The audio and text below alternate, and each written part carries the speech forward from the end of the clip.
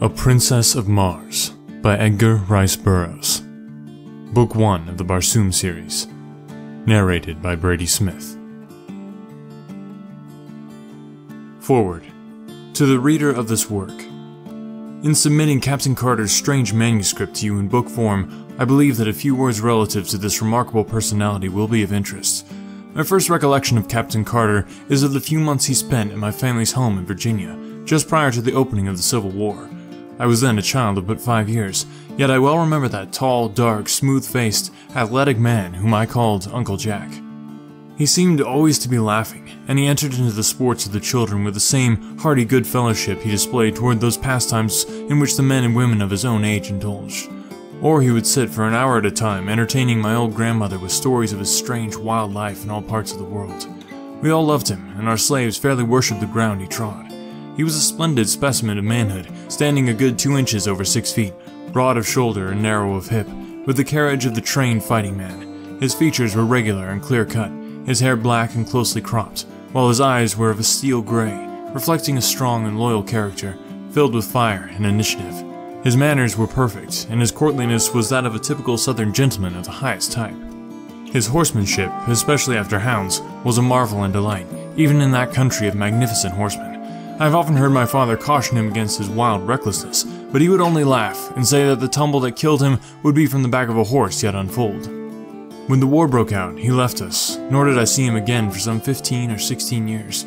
When he returned, it was without warning, and I was much surprised to note that he had not aged apparently a moment, nor had he changed in any other outward way. He was, when others were with him, the same genial, happy fellow we had known of old, but when he thought himself alone, I have seen him sit for hours gazing off into space, his face set in a look of wistful longing and hopeless misery. And at night, he would sit thus, looking up into the heavens, at what I did not know, until I read his manuscript years afterwards. He told us that he had been prospecting and mining in Arizona part of the time since the war, and that he had been very successful was evidenced by the unlimited amount of money with which he was supplied. As to the details of his life during these years, he was very reticent. In fact, he would not talk of them at all. He remained with us for about a year, and then went to New York, where he purchased a little place on the Hudson, where I visited him once a year on the occasion of my trips to the New York market, my father and I owning and operating a string of general stores throughout Virginia at the time. Captain Carter had a small but beautiful cottage, situated on a bluff overlooking the river, and during one of my last visits, in the winter of 1885, I observed he was much occupied in writing, I presume now, upon this manuscript. He told me at this time that if anything should happen to him, he wished me to take charge of his estate, and he gave me a key to a compartment in the safe which stood in his study, telling me I would find his will there and some personal instructions which he had me pledge myself to carry out with absolute fidelity. After I had retired for the night, I have seen him from my window standing in the moonlight on the brink of a bluff, overlooking the Hudson, with his arms stretched out to the heavens, as though in appeal. I thought at the time he was praying. Several months ago, after I had returned home from my last visit, the 1st of March, 1886, I think, I received a telegram from him asking me to come to him at once. I had always been his favorite among the younger generation of Carters, and so I hastened to comply with his demand. I arrived at the little station about a mile from his grounds on the morning of March 4th, 1886, and when I asked the liveryman to drive me out to Captain Carter's, he replied that if I was a friend of the captain's, he had some very bad news for me. The captain had been found dead shortly after daylight that very morning by the watchman attached to an adjoining property. For some reason, this news did not surprise me, but I hurried out to his place as quickly as possible so that I could take charge of the body and his affairs. I found the watchman who had discovered him, together with the local police chief and several townspeople, assembled in his little study. The watchman related the few details connected with the finding of the body, which he said had been still warm when he came upon it. It lay, he said, stretched full in the snow, with the arm outstretched above the head towards the edge of the bluff, and when he showed me the spot, it flashed upon me that it was the identical one where I had seen him on those other nights, with his arms raised in supplication to the skies. There were no marks of violence on the body, and with the aid of a local physician, the coroner's jury quickly reached a decision of death from heart failure. Left alone in the study, I opened the safe and withdrew the contents of the drawer in which he had told me I would find my instructions. They were in part peculiar indeed, but I followed them to each last detail as faithfully as I was able. He directed me that I remove his body to Virginia without embalming, and that he be laid in an open coffin within a tomb which he previously had constructed and which, as I later learned, was well ventilated. The instructions impressed upon me that I must personally see that this was carried out just as he directed, even in secrecy if necessary. His property was left in such a way that I was to receive the entire income for 25 years, when the principal was to become mine. His further instructions related to this manuscript, which I was to retain sealed and unread, just as I found it, for 11 years. Nor was I to divulge its contents until 21 years after his death. A strange feature about the tomb, where his body still lies, is that the massive door is equipped with a single huge gold-plated spring lock, which can be opened only from the inside. Yours very sincerely, Edgar Rice Burroughs. Chapter 1. On the Arizona Hills. To my son, Jack. I am a very old man. How old, I do not know. Possibly I am 100, possibly more. But I cannot tell because I have never aged as other men, nor do I remember any childhood. So far as I can recollect, I have always been a man of about 30. I appear today as I did 40 years and more ago, and yet I feel that I cannot go on living forever. That someday I shall die the real death from which there is no resurrection. I do not know why I should fear death, I who have died twice and am still alive. But yet I have the same horror of it as you who have never died, and it is because of this terror of death, I believe, that I am so convinced of my mortality. And because of this conviction, I have determined to write down the story of the interesting periods of my life and of my death. I cannot explain the phenomena. I can only set down here in the words of an ordinary soldier of fortune a chronicle of the strange events that befell me during the 10 years that my dead body lay undiscovered in an Arizona cave. I have never told this story, nor shall mortal man see this manuscript until I have passed over for eternity. I know that the average human mind will not believe what it cannot grasp, and so I do not propose being pilloried by the public, the pulpit, and the press, and held up as a colossal liar when I am but telling the simple truths which someday science will substantiate. Possibly the suggestions which I gained upon Mars, and the knowledge which I can set down in this chronicle, will aid in an earlier understanding of the mysteries of our sister planet, mysteries to you, but no longer mysteries to me. My name is John Carter. I am better known as Captain John Carter of Virginia. At the close of the Civil War, I found myself possessed of several $100,000 Confederate dollars, and a captain's commission in the cavalry arm of an army which no longer existed, a servant of a state which had vanished with the hopes of the South. Masterless, penniless, and with my only means of livelihood fighting gone, I determined to work my way to the southwest, and attempt to revive my fallen fortunes in a search for gold. I spent nearly a year prospecting in the company of another Confederate officer, Captain James K. Powell of Richmond. We were extremely fortunate, for late in the winter of 1865, after many hardships and privations, we located the most remarkable gold-bearing quartz vein that our wildest dreams had ever pictured. Powell, who was a mining engineer by education, stated that we had uncovered over $1 million worth of ore in a trifle over 3 months. As our equipment was crude in the extreme, we decided that one of us must return to civilization, purchase the necessary machinery, and return with a sufficient force of men properly to work the mine.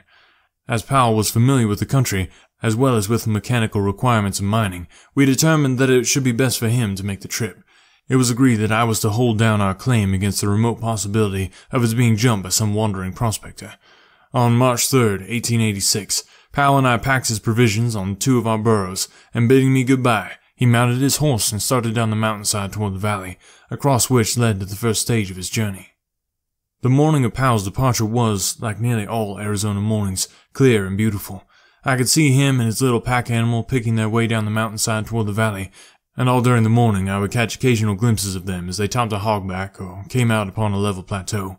My last sight of Powell was about 3 in the afternoon, as he entered the shadows of the range on the opposite side of the valley.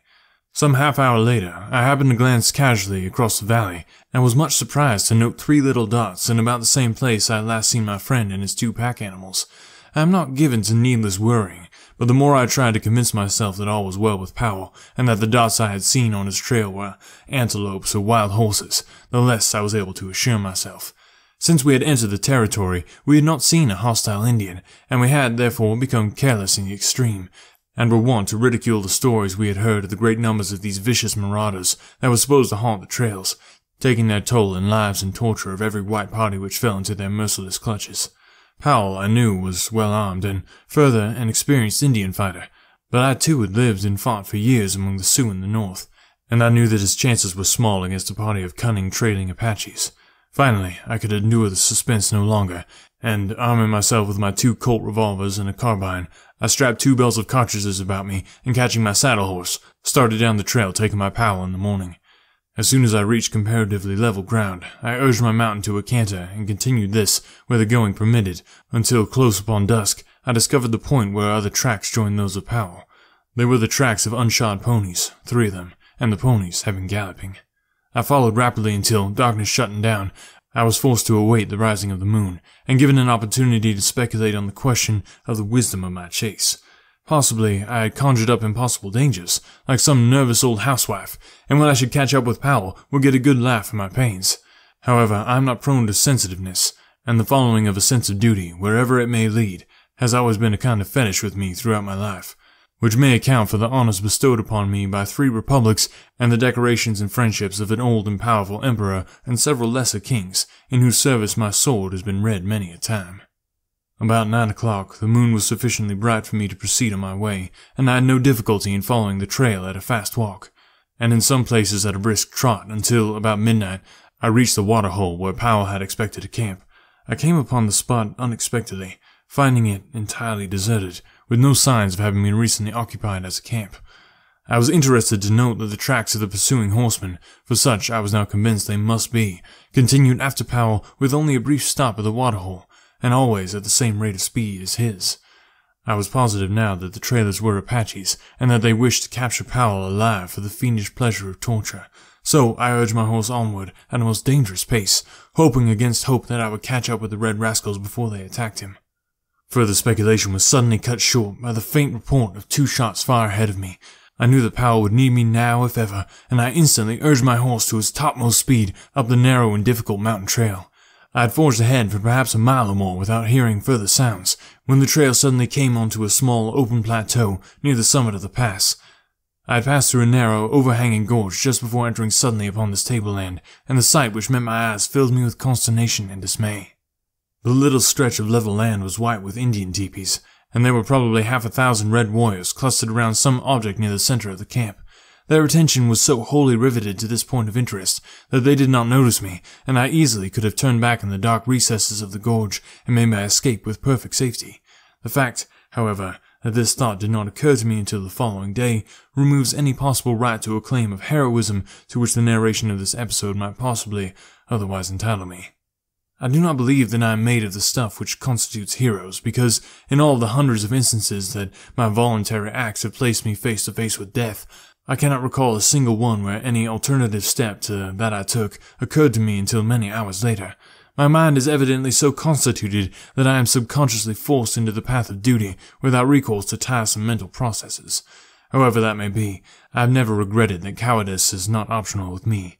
In this instance I was, of course, positive that Powell was the center of attraction, but whether I thought or acted first I do not know, but within an instant from the moment the scene broke upon my view, I had whipped out my revolvers and was charging down upon the entire army of warriors, shooting rapidly and whooping at the top of my lungs.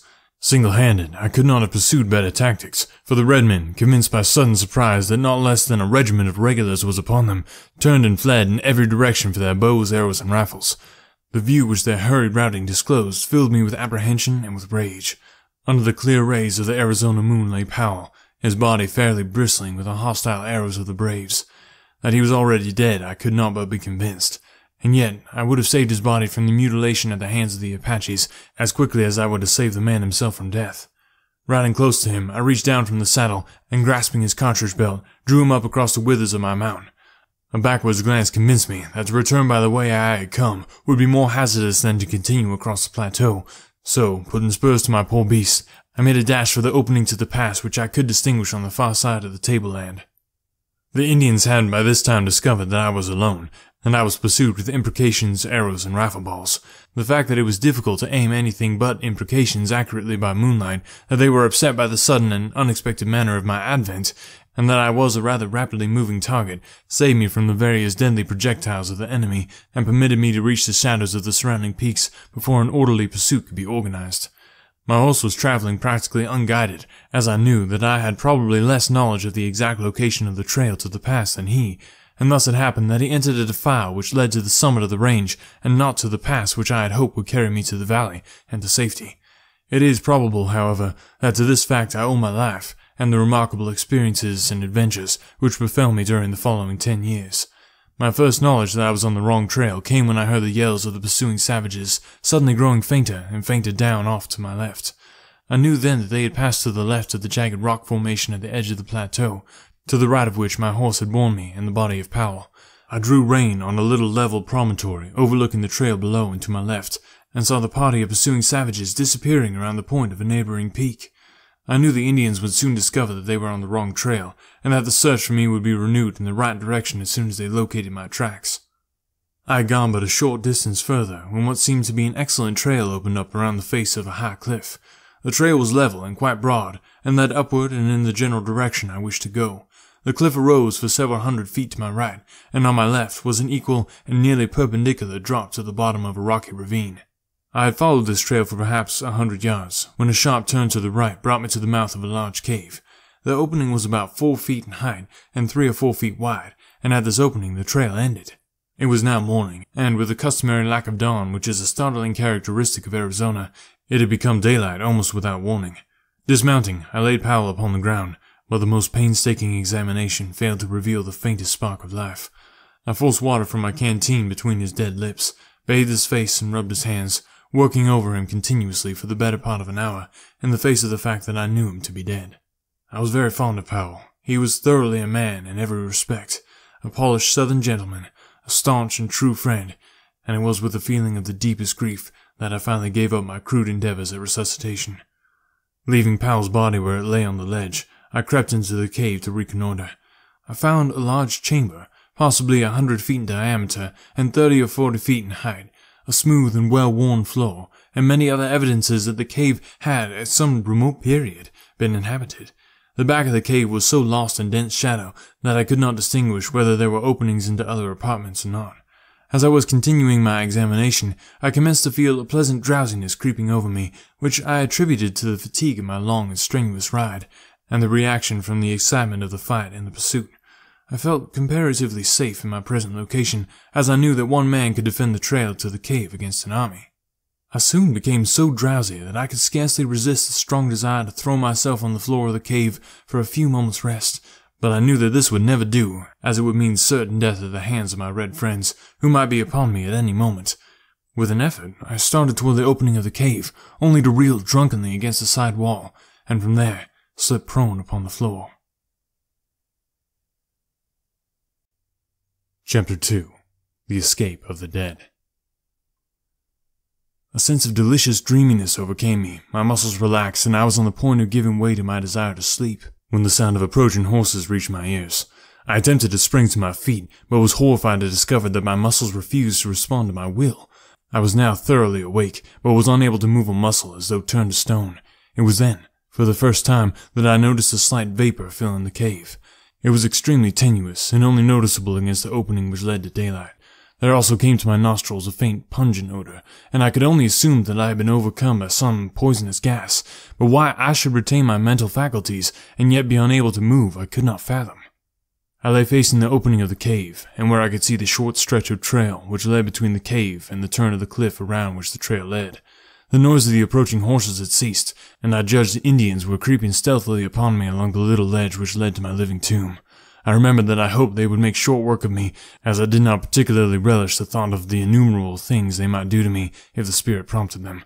I had not long to wait before a stealthy sound apprised me of their nearness, and when a war-bonnet and paint-streaked face was thrust cautiously around the shoulder of the cliff, the savage eyes looked into mine.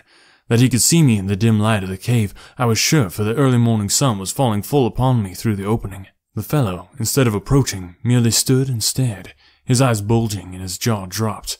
And then another savage face appeared, and a third and fourth and fifth, craning their necks over the shoulders of their fellows, whom they could not pass upon the narrow ledge. Each face was a picture of awe and fear, but for what reason I did not know, nor did I learn until 10 years later. That there were still other braves behind those who regarded me was apparent from the fact that the leaders passed back whispered words to those behind them. Suddenly, a low but distinct moaning sound issued from the recesses of the cave behind me, and, as it reached the ears of the Indians, they turned and fled in terror, panic-stricken. So frantic were their efforts to escape from the unseen thing behind me that one of the braves was hurled headlong from the cliff to the rocks below. Their wild cries echoed in the canyon for a short time, and then all was still once more. The sound which had frightened them was not repeated, but it had been sufficient as it was to stop me speculating on the possible horror which lurked in the shadows at my back. Fear is a relative term, and so I can only measure my feelings at that time by what I had experienced in previous positions of danger, and by those that I had passed through since. But I can say without shame that if the sensations I endured during the next few minutes were fear, then may God help the coward, for cowardice is of a surety its own punishment. To be held paralyzed, with one's back towards some horrible and unknown danger from the very sound of which the ferocious Apache warriors turn in wild stampede, as a flock of sheep would madly flee from a pack of wolves, seems to me the last word in fearsome predicaments for a man who has ever been used to fighting for his life with all the energy of a powerful physique. Several times I thought I heard faint sounds behind me, as of somebody moving cautiously, but eventually even these ceased, and I was left to the contemplation of my position without interruption. I could but vaguely conjecture the cause of my paralysis, and my only hope lay in that it might pass off as suddenly as it had fallen upon me. Late in the afternoon my horse, which had been standing with dragging rein before the cave, started slowly down the trail, evidently in search of food and water, and I was left alone with my mysterious unknown companion and the dead body of my friend, which lay just within my range of vision upon the ledge where I had placed it in the early morning. From then until possibly midnight all was silence, the silence of the dead. Then, suddenly, the awful moan of the morning broke upon my startled ears, and there came again from the black shadows the sound of a moving thing, and a faint rustling as of dead leaves. The shock to my already overstrained nervous system was terrible in the extreme, and with a superhuman effort I strove to break my awful bonds. It was an effort of the mind, of the will, of the nerves, not muscular, for I could not move even so much as my little finger, but none the less mighty for all that.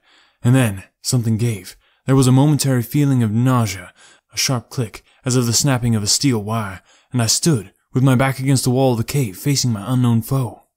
And then the moonlight flooded the cave, and there before me lay my own body, as it had been lying all these hours, with the eyes staring toward the open ledge, and the hand resting limply upon the ground. I looked first at my lifeless clay there upon the floor of the cave, and then down on myself in utter bewilderment, for there I lay clothed, and yet here I stood, but naked as the minute of my birth. The transition had been so sudden and so unexpected that it left me for a moment forgetful of aught else than my strange metamorphosis. My first thought was, is this then death? Have I indeed passed over forever into that other life? But I could not well believe this, as I could feel my heart pounding against my ribs from the exertion of my efforts to release myself from the anaesthesis which had held me. My breath was coming in quick, short gasps. Cold sweat stood out from every pore of my body, and the ancient experiment of pinching revealed that I was anything other than a wraith. Again was I suddenly recalled to my immediate surroundings by a repetition of the weird moan from the depths of the cave. Naked and unarmed as I was, I had no desire to face the unseen thing which menaced me. My revolvers were strapped to my lifeless body, which, for some unfathomable reason, I could not bring myself to touch. My carbine was in its boot, strapped to my saddle, and as my horse had wandered off, I was left without means of defense. My only alternative seemed to lie in flight, and my decision was crystallized by a reoccurrence of the rustling sound from the thing which now seemed, in the darkness of the cave, and to my distorted imagination, to be creeping stealthily upon me. Unable longer to resist the temptation to escape this horrible place, I leaped quickly through the opening into the starlight of the clear Arizona night. The crisp, fresh mountain air outside the cave acted as an immediate tonic, and I felt new life and new courage coursing through me. Pausing upon the brink of the ledge, I upbraided myself for what now seemed to me wholly unwarranted apprehension. I reasoned with myself that I had lain helpless for many hours within the cave, yet nothing had molested me, and my better judgment, when permitted the direction of clear and logical reasoning, convinced me that the noises I had heard must have resulted from purely natural and harmless causes. Probably the conformation of the cave was such that a slight breeze had caused the sounds I had heard. I decided to investigate, but first I lifted my head to fill my lungs with the pure, invigorating night air of the mountains. As I did so, I saw stretching far below me the beautiful vista of rocky gorge, and the level, cacti-studded flat, wrought by the moonlight into a miracle of soft splendor and wondrous enchantment. Few western wonders are more inspiring than the beauties of an Arizona moonlit landscape. The silvered mountains in the distance, the strange lights and shadows upon hogback and arroyo, and the grotesque details of the stiff yet beautiful cacti form a picture at once enchanting and inspiring. as though one were catching for the first time a glimpse of some dead and forgotten world, so different in its aspect from any other spot upon our earth. As I stood thus meditating, I turned my gaze from the landscape to the heavens, where the myriad stars formed a gorgeous and fitting canopy for the wonders of this earthly scene. My attention was quickly riveted by a large red star close to the distant horizon. As I gazed upon it, I felt a spell of overpowering fascination.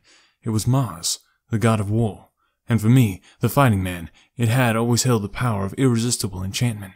As I gazed at it on that far-gone night, it seemed to call across the unthinkable void, to lure me to it, to draw me as the lodestone attracts a particle of iron. My longing was beyond the power of opposition. I closed my eyes, stretched out my arms toward the god of my vocation, and felt myself drawn with the suddenness of thought through the trackless immensity of space. There was an instant of extreme cold and utter darkness. Chapter 3. My Advent on Mars. I opened my eyes upon a strange and weird landscape. I knew that I was on Mars. Not once did I question either my sanity or my wakefulness. I was not asleep. No need for pinching here. My inner consciousness told me as plainly that I was upon Mars as your conscious mind tells you that you are upon Earth. You do not question the fact. Neither did I. I found myself lying prone upon a bed of yellowish, moss-like vegetation, which stretched around me in all directions for interminable miles. I seemed to be lying in a deep, circular basin, along the outer verge of which I could distinguish the irregularities of low hills. It was midday, the sun was shining full upon me, and the heat of it was rather intense upon my naked body, yet no greater than would have been true under similar conditions on an Arizona desert. Here and there were slight outcroppings of quartz-bearing rock which glistened in the sunlight, and a little to my left, perhaps 100 yards, appeared a low, walled enclosure about 4 feet in height. No water and no other vegetation than the moss was in evidence, and as I was somewhat thirsty, I determined to do a little exploring.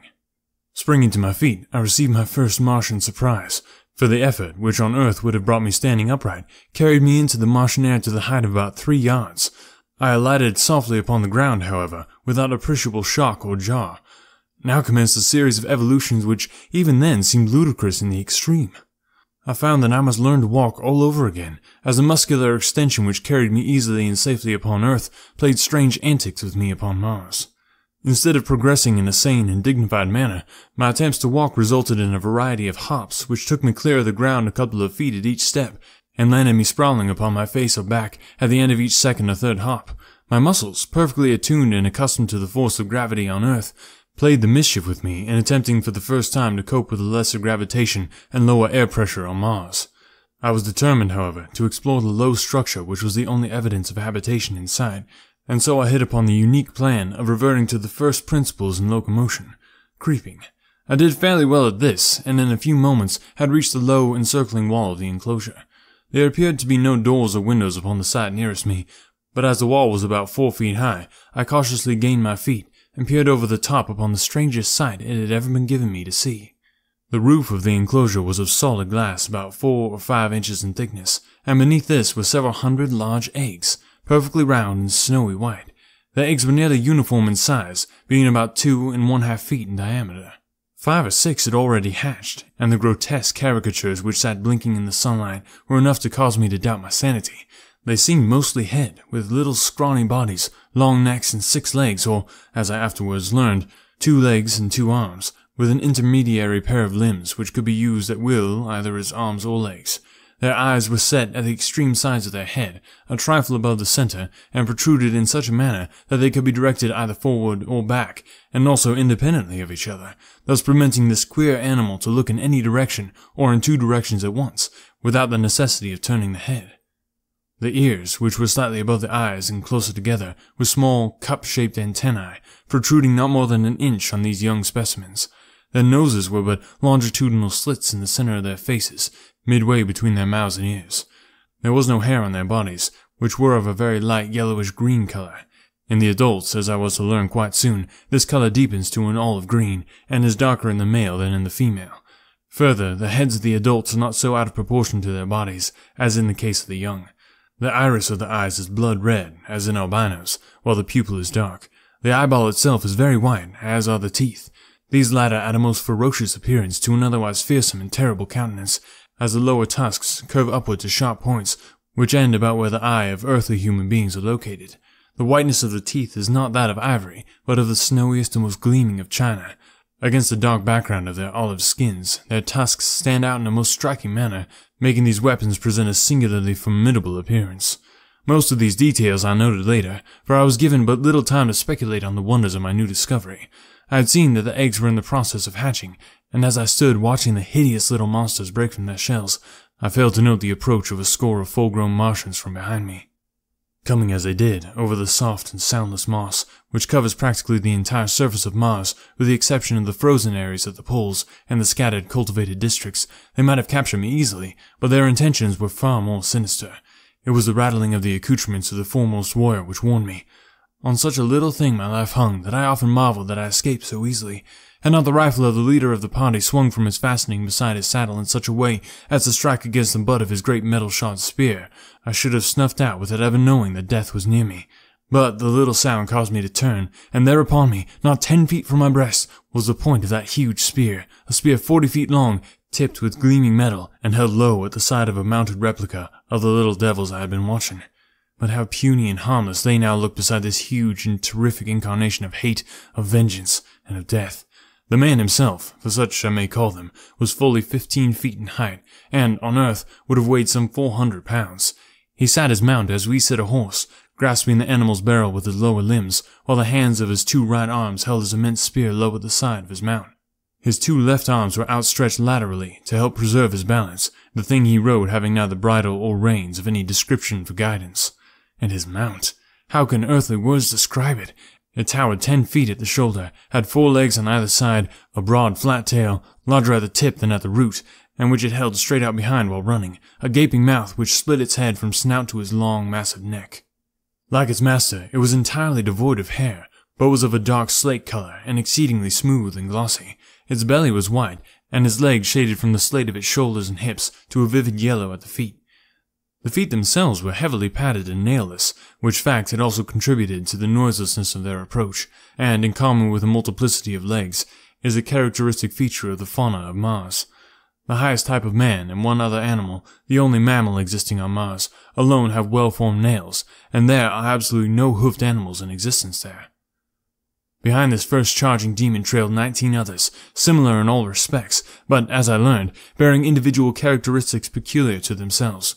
Precisely as no 2 of us are identical, although we are all cast in a similar mold. This picture, or rather materialized nightmare, which I have described at length, made but one terrible and swift impression on me as I turned to meet it. Unarmed and naked as I was, the first law of nature manifested itself in the only possible solution of my immediate problem, and that was to get out of the vicinity of the point of the charging spear. Consequently, I gave a very earthly and at the same time superhuman leap to reach the top of the Martian incubator, for such I had determined it must be. My effort was crowned with a success which appalled me no less than it seemed to surprise the Martian warriors, for it carried me fully 30 feet into the air and landed me 100 feet from my pursuers and on the opposite side of the enclosure. I alighted upon the soft moss easily and without mishap, and turning saw my enemies lined up upon the further wall. Some were surveying me with expressions which I afterward discovered marked extreme astonishment, and the others were evidently satisfying themselves that I had not molested their young. They were conversing together in low tones, and gesticulating and pointing towards me. Their discovery that I had not harmed the little Martians, and that I was unarmed, must have caused them to look upon me with less ferocity. But, as I was to learn later, the thing which weighed most in my favor was my exhibition of hurdling. While the Martians are immense, their bones are very large, and they are muscled only in proportion to the gravitation which they must overcome. The result is that they are infinitely less agile and less powerful, in proportion to their weight, than an Earthman, and I doubt that were one of them suddenly to be transported to Earth, he could lift his own weight from the ground. In fact, I am convinced that he could not do so. My feat then was as marvelous upon Mars as it would have been upon Earth, and from desiring to annihilate me, they suddenly looked upon me as a wonderful discovery to be captured and exhibited among their fellows. The respite my unexpected agility had given me permitted me to formulate plans for the immediate future and to note more closely the appearance of the warriors, for I could not disassociate these people in my mind from those warriors who, only the day before, had been pursuing me. I noted that each was armed with several other weapons in addition to the huge spear which I have described. The weapon which caused me to decide against any attempt at escape by flight was what was evidently a rifle of some description, and which, I felt for some reason, they were peculiarly efficient in handling. These rifles were of a white metal stocked with wood. which I learned later was a very light and intensely hard growth much prized on Mars, and entirely unknown to us denizens of Earth. The metal of the barrel is an alloy composed principally of aluminum and steel, which they have learned to temper to a hardness far exceeding that of steel with which we are familiar. The weight of these rifles is comparatively little, and with the smaller caliber, explosive radium projectiles which they use, and the great length of the barrel, they are deadly in the extreme, and at ranges which would be unthinkable on Earth. The theoretic effective radius of this rifle is 300 miles, but the best they can do in actual service when equipped with their wireless finders and sighters is but a trifle over 200 miles. This is quite far enough to imbue me with great respect for the Martian firearm, and some telepathic force must have warned me against an attempt to escape in broad daylight from under the muzzles of 20 of these death-dealing machines. The Martians, after conversing for a short time, turned and rode away in the direction from which they had come, leaving one of their number alone by the enclosure. When they had covered perhaps 200 yards, they halted, and turning their mounts toward us, watched the warrior by the enclosure. He was the one whose spear had so nearly transfixed me, and was evidently the leader of the band, as I noted that they seemed to have moved to their present position at his direction. When his force had come to a halt, he dismounted, threw down his spear and small arms, and came around the end of the incubator towards me, entirely unarmed and as naked as I, except the ornaments strapped about his head, limbs, and breast. When he was within about 50 feet of me, he unclasped an enormous metal armlet, and holding it towards me in the open palm of his hand, addressed me in a clear, resonant voice, but in a language it is needless to say I could not understand. He then stopped as though waiting for my reply, pricking up his antenna-like ears and cocking his strange-looking eyes still further toward me. As the silence became painful, I concluded to hazard a little conversation on my own part, as I had guessed that he was making overtures of peace. The throwing down of his weapons, and the withdrawing of his troop before his advance toward me, would have signified a peaceful mission anywhere on Earth, so why not then on Mars? Placing my hand over my heart, I bowed low to the Martian, and explained to him that while I did not understand his language, his actions spoke for peace and friendship that at the present moment were most dear to my heart. Of course, I might have been a babbling brook for all the intelligence my speech carried to him, but he understood the action with which I immediately followed my words. Stretching my hand toward him, I advanced and took the armlet from his open palm, clasping it about my arm above the elbow, smiled at him, and stood waiting. His wide mouth spread into an answering smile, and locking one of his intermediary arms with mine, we turned and walked back toward his mount. At the same time, he motioned his followers to advance. They started toward us on a wild run, but were checked by a signal from him. Evidently he feared that were I to be really frightened again, I might jump entirely out of the landscape. He exchanged a few words with his men, motioned to me that I would ride behind one of them, and then mounted his own animal. The fellow designated reached down 2 or 3 hands and lifted me up behind him on the glossy back of his mount, where I hung on as best I could by the belts and straps which held the Martian's weapons and ornaments. The entire cavalcade then turned and galloped away toward the range of hills in the distance. Chapter 4. A Prisoner. We had gone perhaps 10 miles when the ground began to rise very rapidly. We were, as I was later to learn, nearing the edge of one of Mars' long-dead seas, in the bottom of which my encounter with the Martians had taken place. In a short time we gained the foot of the mountains, and after traversing a narrow gorge, came to an open valley, at the far extremity of which was a low tableland, upon which I beheld an enormous city. Toward this we galloped, entering it by what appeared to be a ruined roadway leading out of the city, but only to the edge of the tableland, where it ended abruptly in a flight of broad steps. Upon closer observation, I saw, as we passed them, that the buildings were deserted, and while not greatly decayed, had the appearance of not having been tenanted for years, possibly for ages. Toward the center of the city was a large plaza, and upon this and in the buildings immediately surrounding it were camped some 900 or 1,000 creatures of the same breed as my captors, for such I now considered them despite the suave manner in which I had been trapped. With the exception of their ornaments, all were naked. The women varied in appearance but little from the men, except their tusks were much larger in proportion to their height, in some instances curving nearly to their high-set ears. Their bodies were smaller and lighter in color, and their fingers and toes bore the rudiments of nails, which were entirely lacking among the males. The adult females ranged in height from 10 to 12 feet. The children were light in color, even lighter than the women, and all looked precisely alike to me, except that some were taller than others, older, I presumed. I saw no signs of extreme age among them, nor was there any appreciable difference in their appearance from the age of maturity, about 40, until at about the age of 1,000 years, they go voluntarily upon their last strange pilgrimage down the river Is, which leads, no living Martian knows whither, and from whose bosom no Martian has ever returned, or would be allowed to live did he return after once embarking upon its cold, dark waters. Only about 1 Martian in 1,000 dies of sickness or disease, and possibly about 20 take the voluntary pilgrimage. The other 979 die violent deaths in duels, in hunting, in aviation, and in war. But perhaps by far the greatest death loss comes during the age of childhood, when vast numbers of the little Martians fall victims to the great white apes of Mars. The average life expectancy of a Martian after the age of maturity is about 300 years, but would be nearer the 1,000 mark were it not for the various means leading to violent death. Owing to the waning resources of the planet, it evidently became necessary to counteract the increasing longevity which their remarkable skill in therapeutics and surgery produced, and so human life has come to be considered but lightly on Mars, as is evidenced by their dangerous sports and the almost continual warfare between the various communities. There are other unnatural causes tending toward a diminution of population, but nothing contributes so greatly to this end as the fact that no male or female Martian is ever voluntarily without a weapon of destruction. As we neared the plaza and my presence was discovered, we were immediately surrounded by hundreds of the creatures, who seemed anxious to pluck me from my seat behind my guard.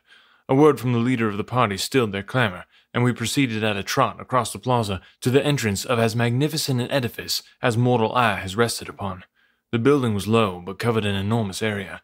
It was constructed of gleaming white marble, inlaid with gold, and brilliant stones which sparkled in the sunlight. The main entrance was some 100 feet in width, and projected from the building proper to form a huge canopy above the entrance hall. There was no stairway, but a gentle incline to the first floor of the building opened into an enormous chamber encircled by galleries. On the floor of this chamber, which was dotted with highly carved wooden desks and chairs, were assembled about 40 or 50 male Martians around the steps of a rostrum.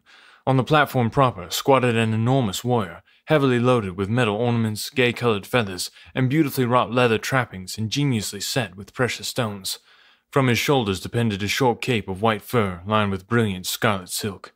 What struck me as most remarkable about this assemblage, and the hall in which they were congregated, was the fact that the creatures were entirely out of proportion to the desks, chairs, and other furnishings, these being of a size adapted to human beings such as I, whereas the great bulks of the Martians could scarcely have squeezed into the chairs, nor was there room beneath the desks for their long legs.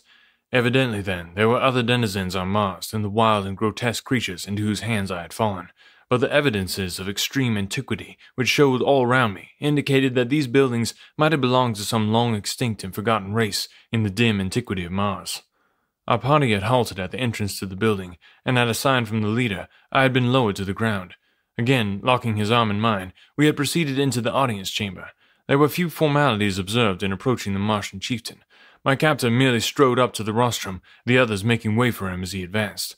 The chieftain rose to his feet and uttered the name of my escort, who, in turn, halted and repeated the name of the ruler, followed by his title. At the time, this ceremony and the words they uttered meant nothing to me, but later I came to know that this was the customary greeting between green Martians. Had the men been strangers, and therefore unable to exchange names, they would have silently exchanged ornaments had their mission been peaceful. Otherwise, they would have exchanged shots, or have fought out their introduction with some of their various weapons. My captor, whose name was Tarkus, was virtually the vice-chieftain of the community, and a man of great ability as a statesman and warrior. He evidently explained briefly the incidents connected with my expedition, including my capture, and when he had concluded, the chieftain addressed me at some length. I replied in our good old English tongue merely to convince him that neither of us could understand the other, but I noticed that when I smiled slightly on concluding, he did likewise. This fact, and the similar occurrence during my first talk with Tarkus, convinced me that we had at least something in common, the ability to smile, therefore to laugh, denoting a sense of humor. But I was to learn that the Martian smile is merely perfunctory, and that the Martian laugh is a thing to cause strong men to blanch in horror. The ideas of humor among the green men of Mars are widely at variance with our conception of incitants to merriment. The death agonies of a fellow being are, to these strange creatures, provocative to the wildest hilarity, while their chief form of commonest amusement is to inflict death on their prisoners of war in various ingenious and horrible ways. The assembled warriors and chieftains examined me closely, feeling my muscles and the texture of my skin. The principal chieftain then evidently signified a desire to see me perform, and, motioning me to follow, he started with Tarkus for the open plaza. Now, I had made no attempt to walk since my first signal failure, except while tightly grasping Tarkus's arm, and so now I went skipping and flitting about among the desks and chairs like some monstrous grasshopper. After bruising myself severely, much to the amusement of the Martians, I again had recourse to creeping, but this did not suit them, and I was roughly jerked to my feet by a towering fellow who had laughed most heartily at my misfortunes. As he banged me down upon my feet, his face was bent close to mine, and I did the only thing a gentleman might do under the circumstances of brutality, boorishness, and a lack of consideration for a stranger's rights. I swung my fist squarely to his jaw, and he went down like a felled ox. As he sunk to the floor, I wheeled around with my back towards the nearest desk, expecting to be overwhelmed by the vengeance of his fellows, but determined to give them as good a battle as the unequaled odds would permit before I gave up my life. My fears were groundless, however, as the other Martians, at first struck dumb with wonderment, finally broke into wild peals of laughter and applause. I did not recognize the applause as such, but later, when I had become acquainted with their customs, I learned that I had won what they seldom accord, a manifestation of approbation. The fellow whom I had struck lay where he had fallen, nor did any of his mates approach him. Tars Tarkas advanced toward me, holding out one of his arms, and we thus proceeded to the plaza without further mishap. I did not, of course, know the reason for which we had come to the open, but I was not long in being enlightened. They first repeated the word sock a number of times, and then Tars Tarkas made several jumps, repeating the same word before each leap. Then, turning to me, he said, "Sock." I saw what they were after, and gathering myself together, I socked, with such marvelous success that I cleared a good 150 feet. Nor did I this time lose my equilibrium, but landed squarely upon my feet without falling. I then returned by easy jumps of 25 or 30 feet to the little group of warriors. My exhibition had been witnessed by several hundred lesser Martians, and they immediately broke into demands for repetition, which the chieftain then ordered me to make. But I was both hungry and thirsty, and determined on the spot that my only method of salvation was to demand the consideration from these creatures which they evidently would not voluntarily accord. I therefore ignored the repeated commands to sock, and each time they were made, I motioned to my mouth and rubbed my stomach. Tars Tarkas and the chief exchanged a few words, and the former, calling to a young female among the throng, gave her some instructions and motioned me to accompany her. I grasped her proffered arm, and together we crossed the plaza toward a large building on the far side. My fair companion was about 8 feet tall, having just arrived at maturity, but not yet to her full height. She was of a light olive green color, with a smooth, glossy hide. Her name, as I afterward learned, was Sola, and she belonged to the retinue of Tars Tarkas. She conducted me to a spacious chamber in one of the buildings fronting on the plaza, and which, from the litter of silks and furs upon the floor, I took to be the sleeping quarters of several of the natives. The room was well lighted by a large number of windows, and was beautifully decorated with mural paintings and mosaics, but upon all these seemed to rest the indefinable touch of the fingers of antiquity, which convinced me that the architects and builders of these wondrous creations had nothing in common with the crude half-brutes which now occupied them. Solo motioned me to be seated upon a pile of silks near the center of the room, and, turning, made a peculiar hissing sound, as though signaling to someone in an adjoining room. In response to her call, I obtained my first sight of a new Martian wonder. It waddled in on its 10 short legs, and squatted down before the girl like an obedient puppy. The thing was about the size of a Shetland pony, but its head bore a slight resemblance to that of a frog, except that the jaws were equipped with 3 rows of long, sharp tusks. Chapter 5. I Elude My Watchdog. Sola stared into the brute's wicked-looking eyes, muttered a word or two of command, pointed to me, and left the chamber. I could not but wonder what this ferocious-looking monstrosity might do when left alone in such close proximity to such a relatively tender morsel of meat.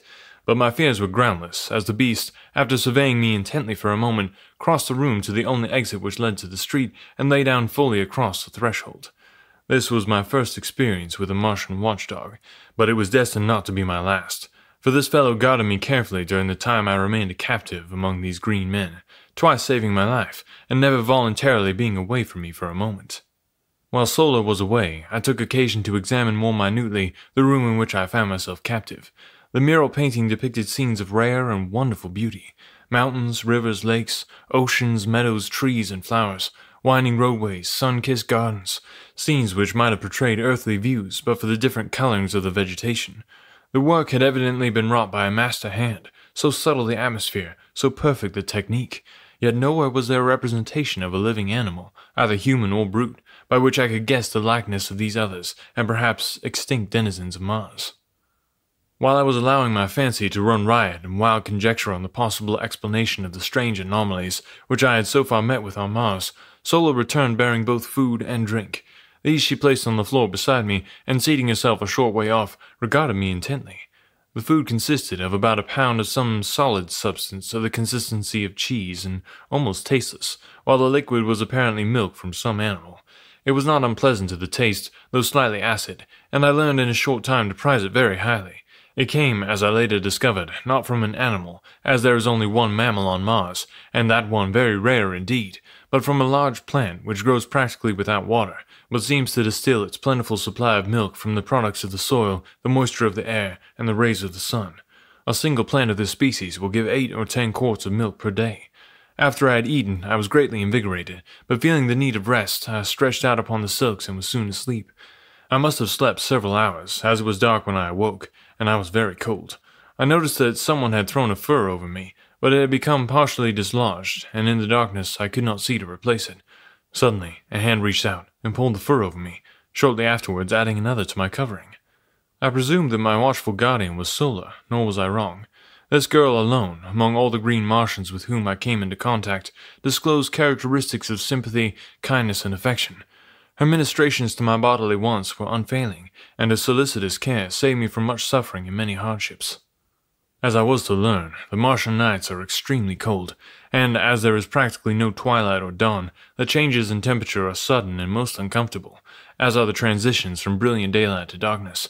The nights are either brilliantly illuminated or very dark, for if neither of the 2 moons of Mars happens to be in the sky, almost total darkness results, since the lack of atmosphere, or rather the very thin atmosphere, fails to diffuse the starlight to any great extent.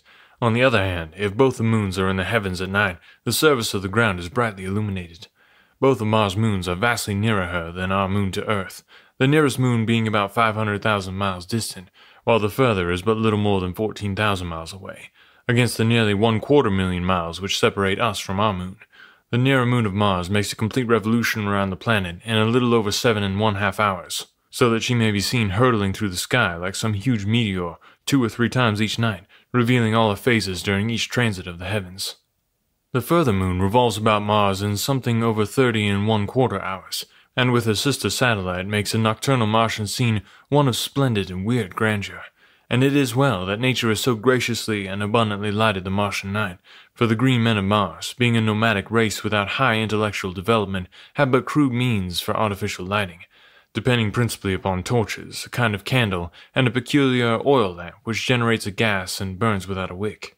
This last device produces an intensely brilliant, far-reaching white light, but as the natural oil which it requires can only be obtained by mining in one of the several widely separated and remote localities, it is seldom used by these creatures whose only thought is for today, and whose hatred of manual labor has kept them in a semi-barbaric state for countless ages.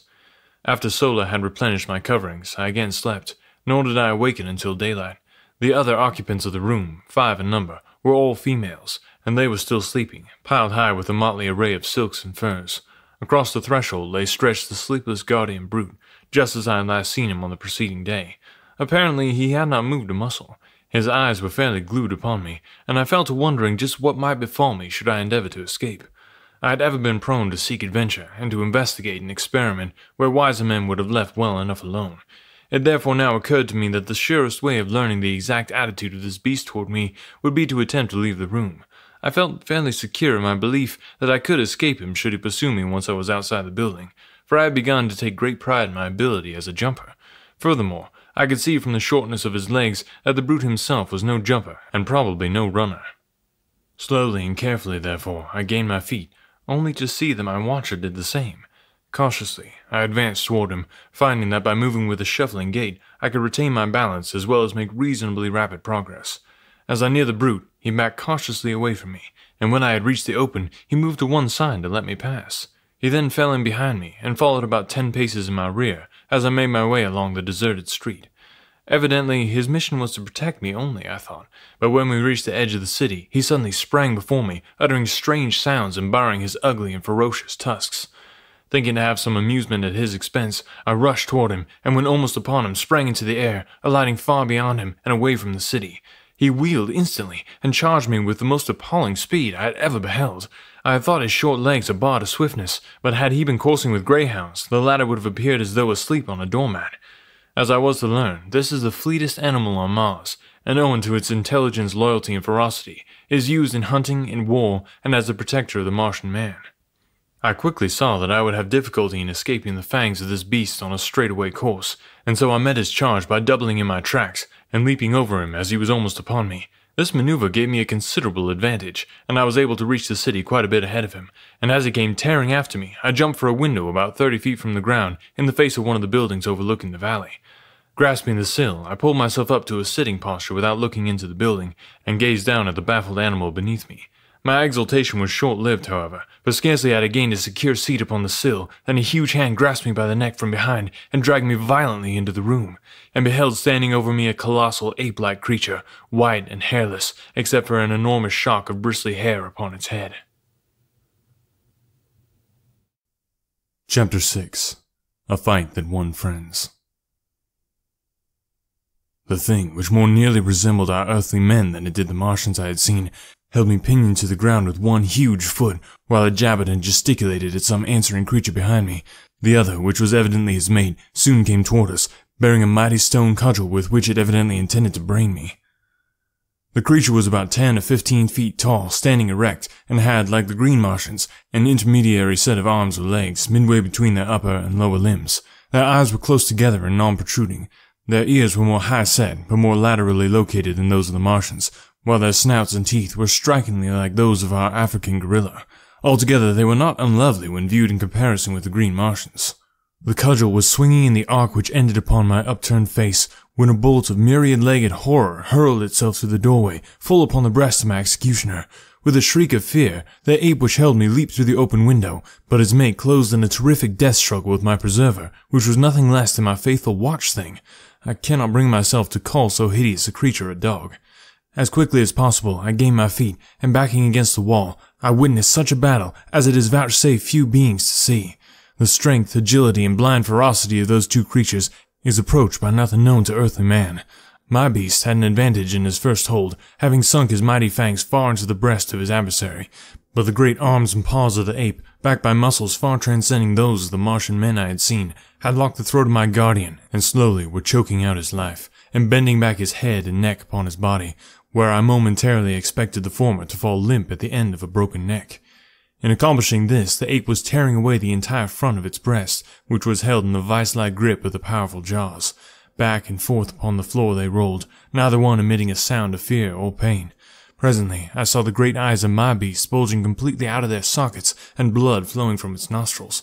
That he was weakening perceptibly was evident, but so also was the ape, whose struggles were grown momentarily less.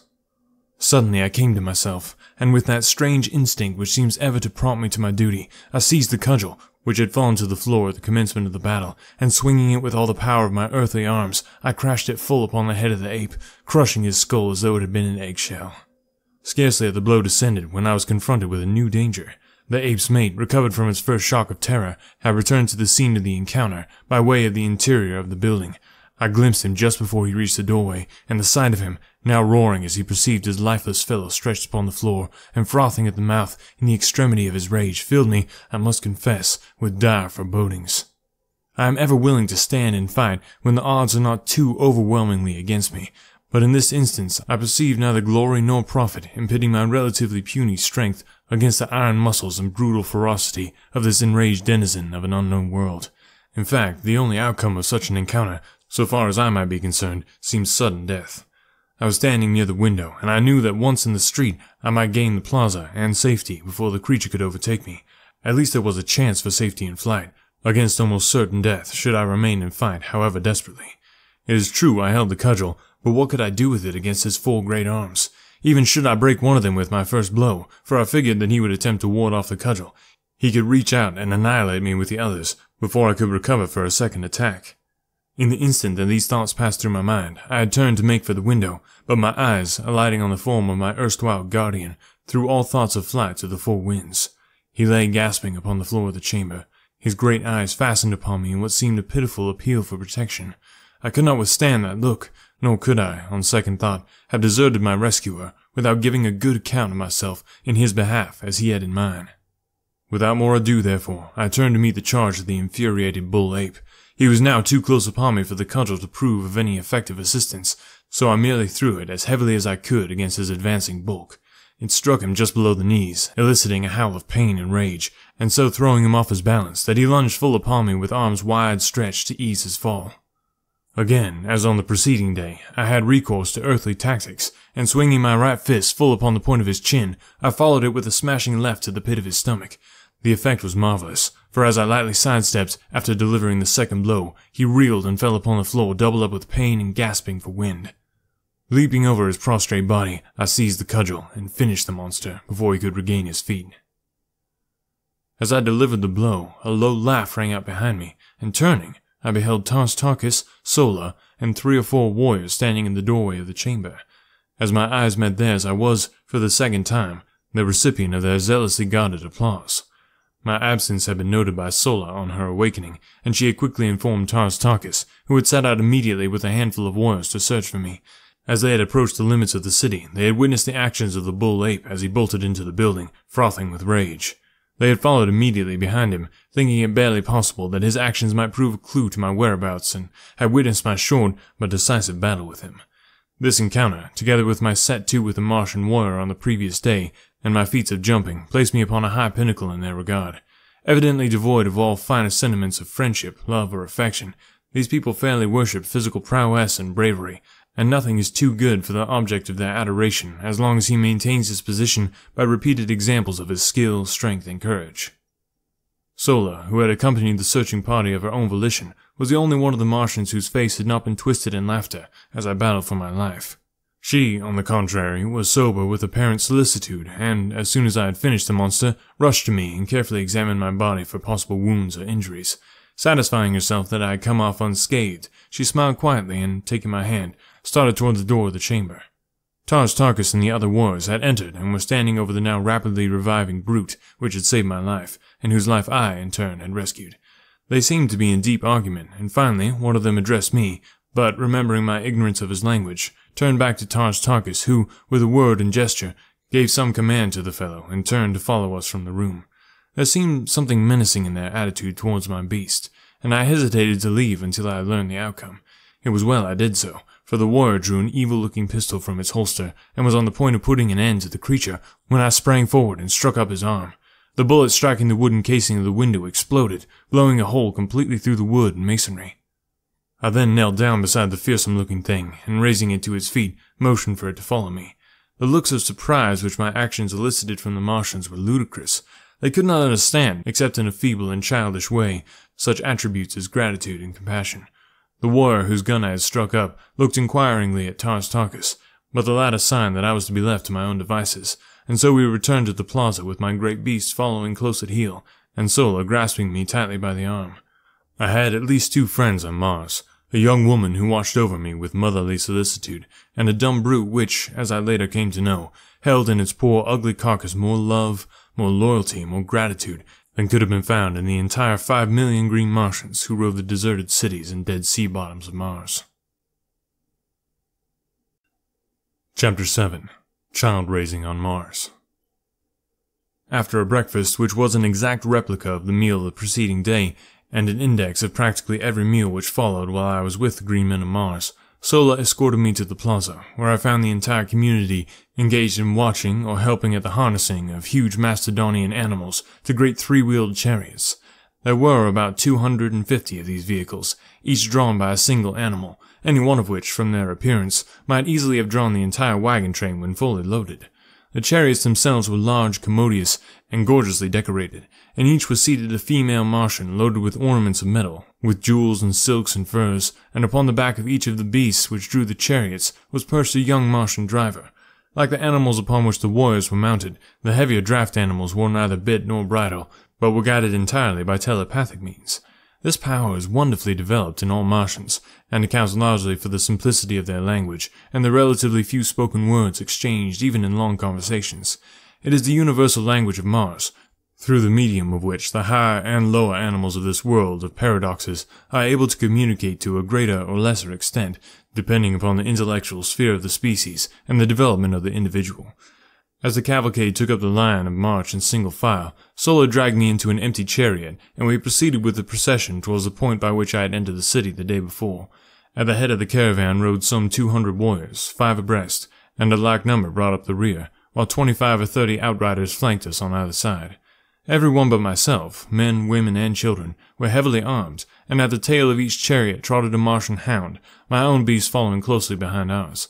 In fact, the faithful creature never left me voluntarily during the entire 10 years I spent on Mars. Our way led out across the little valley before the city, through the hills, and down into the dead sea bottom which I had traversed on my journey from the incubator to the plaza. The incubator, as it proved, was the terminal point of our journey this day, and as the entire cavalcade broke into a mad gallop as soon as we reached the level expanse of the sea bottom, we were soon within sight of our goal. On reaching it, the chariots were parked with military precision on the four sides of the enclosure, and half a score of warriors, headed by the enormous chieftain, and including Tars Tarkas and several other lesser chiefs, dismounted and advanced toward it. I could see Tars Tarkas explaining something to the principal chieftain, whose name, by the way, was, as nearly as I can translate it into English, Lorcas Tormal Jed, Jed being his title. I was soon apprised of the subject of their conversation, as, calling to Sola, Tars Tarkas signed to her to send me over to him. I had by this time mastered the intricacies of walking under Martian conditions, and quickly responding to his command, I advanced to the side of the incubator where the warriors stood. As I reached their side, a glance showed me that all but a very few eggs had hatched, the incubator being fairly alive with the hideous little devils. They ranged in height from 3 to 4 feet, and were moving restlessly about the enclosure as though searching for food. As I came to a halt before him, Tars Tarkas pointed over the incubator and said, "Sock." I saw that he wanted me to repeat my performance of yesterday for the edification of Lorcas Tomel, and, as I must confess that my prowess gave me no little satisfaction, I responded quickly, leaping entirely over the parked chariots on the far side of the incubator.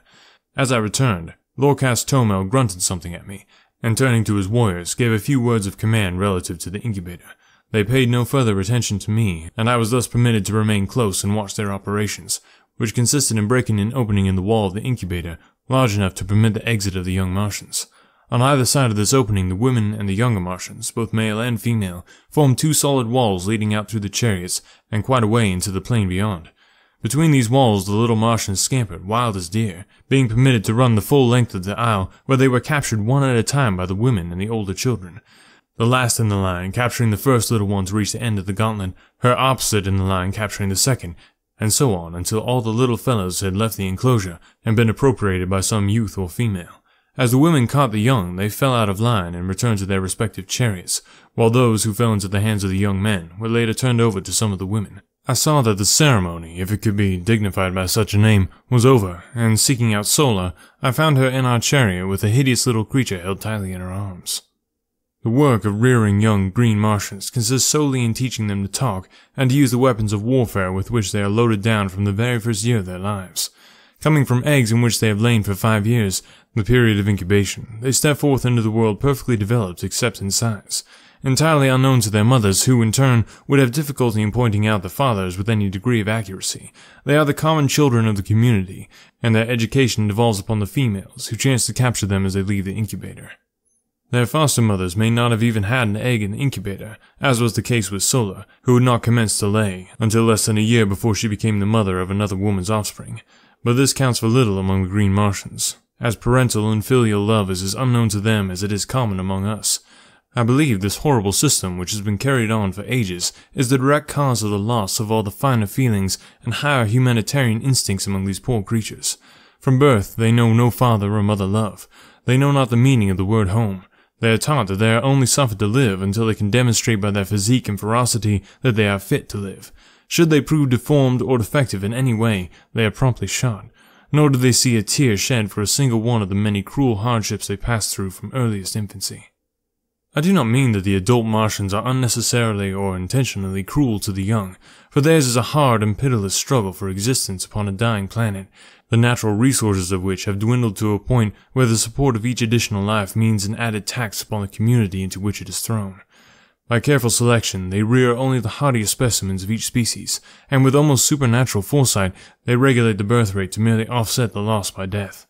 Each adult Martian female brings forth about 13 eggs each year, and those which meet the size, weight, and specific gravity tests are hidden in the recess of some subterranean vault where the temperature is too low for incubation.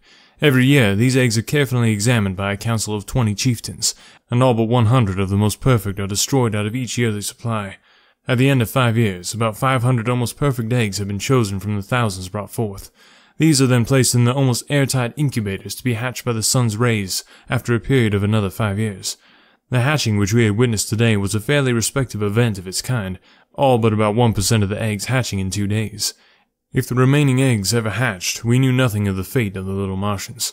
They were not wanted, as their offspring might inherit and transmit the tendency to prolonged incubation, and thus upset the system which has maintained for ages and which permits the adult Martians to figure the proper time for return to the incubators almost to an hour. The incubators are built in remote fastness, where there is little or no likelihood of their being discovered by other tribes. The result of such a catastrophe would mean no children in the community for another 5 years. I was later to witness the results of the discovery of an alien incubator. The community of which the green Martians with whom my lot was cast was composed of some 30,000 souls. They roamed an enormous tract of arid and semi-arid land between 40 and 80 degrees south latitude, and bound on the east and west by 2 large fertile tracts.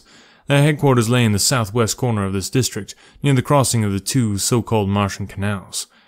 As the incubator had been placed far north of their own territory, in a supposedly uninhabited and unfrequented area, we had before us a tremendous journey, concerning which I, of course, knew nothing. After our return to the dead city, I passed several days in comparative idleness. On the day following our return, all the warriors had ridden forth early in the morning, and had not returned until just before darkness fell.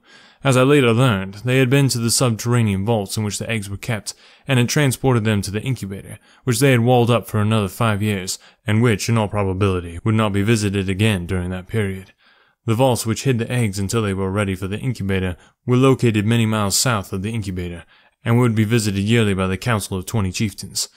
Why they did not arrange to build their vaults and incubators nearer home has always been a mystery to me, and, like many other Martian mysteries, unsolved and unsolvable by earthly reasonings and customs. Sola's duties were now doubled, as she was compelled to care for the young Martian as well as for me, but neither one of us required much attention, and as we were both about equally advanced in Martian education, Sola took it upon herself to train us together. Her prize consisted in a male of about 4 feet tall, very strong and physically perfect. Also, he learned quickly, and we had considerable amusement, at least I did, over the keen rivalry we displayed. The Martian language, as I have said, is extremely simple, and in a week I can make all my wants known and understand nearly everything that was said to me. Likewise, under Sola's tutelage, I developed my telepathic powers, so that I shortly could sense practically everything that went on around me. What surprised Sola most in me was that while I could catch telepathic messages easily from others, and often when they were not intended for me, no one could read a jot of my mind under any circumstance. At first, this vexed me, but later I was very glad of it, as it gave me an undoubted advantage over the Martians. Chapter 8. A Fair Captive from the Sky. The 3rd day after the incubator ceremony, we set forth toward home, but scarcely had the head of the procession come into the open ground before the city, than orders were given for an immediate and hasty return. As though trained for years in this particular evolution, the green Martians melted like mist into the spacious doorways of the nearby buildings, until, in less than 3 minutes, the entire cavalcade of chariots, mastodons, and mounted warriors was nowhere to be seen. Sola and I had entered a building upon the front of the city, in fact, the same one in which I had had my encounter with the apes, and, wishing to see what had caused the sudden retreat, I mounted to an upper floor and peered from the window out over the valley and the hills beyond, and there I saw the cause of their sudden scurrying to cover. A huge craft, long, low, and grey-painted, swung slowly over the crest of the nearest hill. Following it came another, and another, and another, until 20 of them, swinging low above the ground, sailed slowly and majestically towards us. Each carried a banner swung from stem to stern upon the upper works, and upon the prow of each was painted some odd device that gleamed in the sunlight and showed plainly, even at the distance at which we were from the vessels. I could see figures crowding the forward decks and upper works of the aircraft. Whether they had discovered us or simply were looking at the deserted city, I could not say, but in any event they received a rude reception, for suddenly, and without warning, the green Martians fired a terrific volley from the windows of the buildings facing the little valley, across which the great ships were so peacefully advancing. Instantly, the scene changed as by magic. The foremost vessel swung broadside toward us, and bringing her guns into play, returned our fire, at the same time moving parallel to our front for a short distance, and then turning back with the evident intention of completing a great circle which would bring her up to a position once more opposite our firing line. The other vessels followed in her wake, each one opening upon us as she swung into position. Our own fire never diminished, and I doubt if 25% of our shots went wild. It had never been given me to see such deadly accuracy of aim, and it seemed as though a little figure on one of the craft dropped to the explosion of each bullet, while the banners and upper works dissolved into spurts of flame as the irresistible projectiles of our warriors mowed through them. The fire from the vessels was most ineffectual, owing, as I afterward learned, to the unexpected suddenness of the first volley, which caught the ship's crew entirely unprepared, and the sighting apparatus of the guns unprotected from the deadly aim of our warriors. It seemed that each green warrior had certain objective points for his fire under relatively identical circumstances of warfare.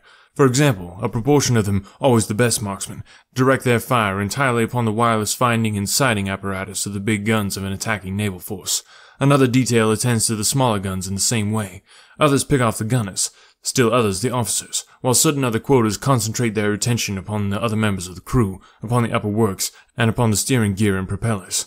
20 minutes after the first volley, the great fleet swung trailing off in the direction from which it had first appeared.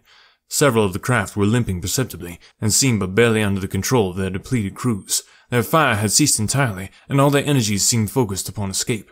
Our warriors then rushed up to the roofs of the buildings which we occupied, and followed the retreating armada with a continuous fusillade of deadly fire. One by one, however, the ships managed to dip below the crests of the outlying hills, until only one barely moving craft was in sight. This had received the brunt of our fire, and seemed to be entirely unmanned, as not a moving figure was visible upon her decks. Slowly, she swung from her course, circling back toward us in an erratic and pitiful manner.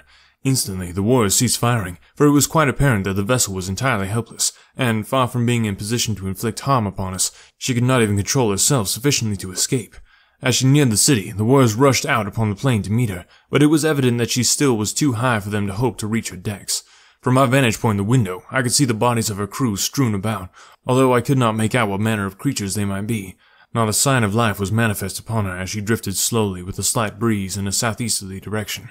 She was drifting some 50 feet above the ground, followed by all but some 100 of the warriors who had been ordered back to the roofs to cover the possibility of a return of the fleet or of reinforcements. It soon became evident that she would strike the face of the building about a mile south of our position, and as I watched the progress of the chase, I saw a number of warriors gallop ahead, dismount, and enter the building she seemed destined to touch. As the craft neared the building, and just before she struck, the Martian warriors swarmed upon her from the windows, and with their great spears eased the shock of the collision, and in a few moments they had thrown out grappling hooks, and the big boat was being hauled to ground by their fellows below. After making her fast, they swarmed the sides and searched the vessel from stem to stern. I could see them examining the dead sailors, evidently for signs of life, and presently a party of them appeared from below, dragging a little figure among them. The creature was considerably less than half as tall as the green Martian warriors, and from the balcony I could see that it walked erect upon two legs, and surmised that it was some new and strange Martian monstrosity with which I had not yet become acquainted. They removed their prisoner to the ground, and then commenced a systematic rifling of the vessel. Their operation required several hours, during which a number of the chariots were relinquished to transport the loot, which consisted in arms, ammunition, silks, furs, jewels, strangely carved stone vessels, and a quantity of solid foods and liquids, including many casks of water, the first I had seen since my advent upon Mars. After the last load had been removed, the warriors made lines fast to the craft, and towed her far out into the valley in a southwesterly direction. A few of them boarded her, and were busily engaged in what appeared, from my distant position, as the emptying of the contents of various carboys upon the dead bodies of the sailors, and over the decks and works of the vessel.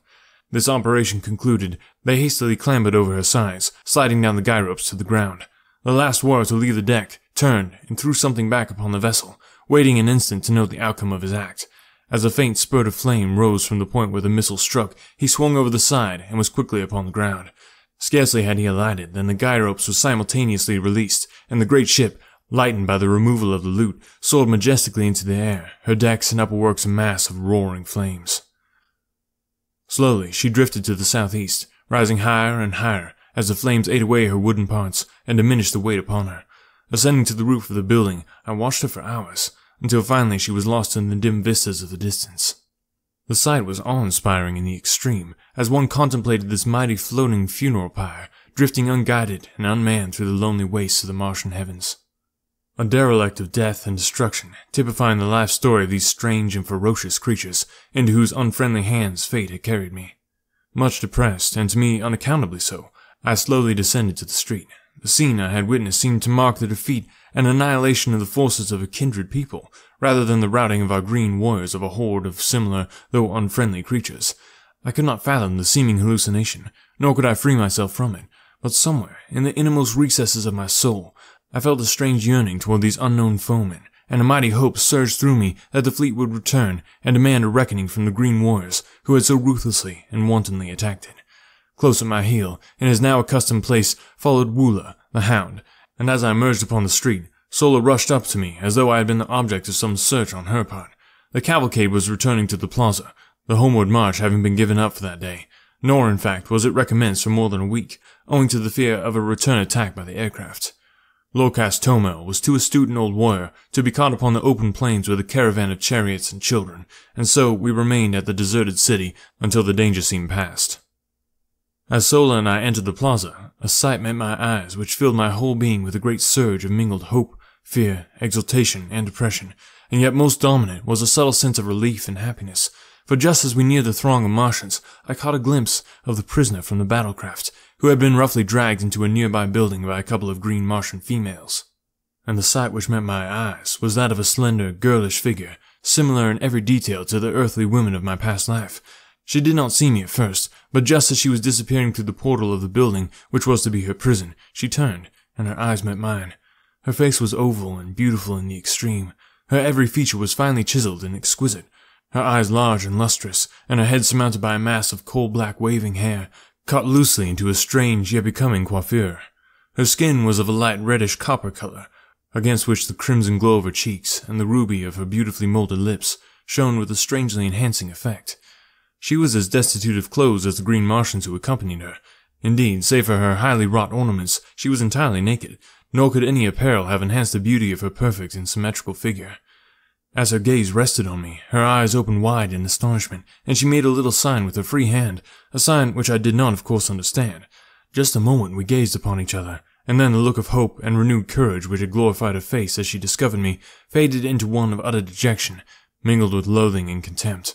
I realized I had not answered a signal, and ignorant as I was of Martian customs, I intuitively felt that she had made an appeal for succor and protection, which my unfortunate ignorance had prevented me from answering, and then she was dragged out of my sight into the depths of the deserted edifice.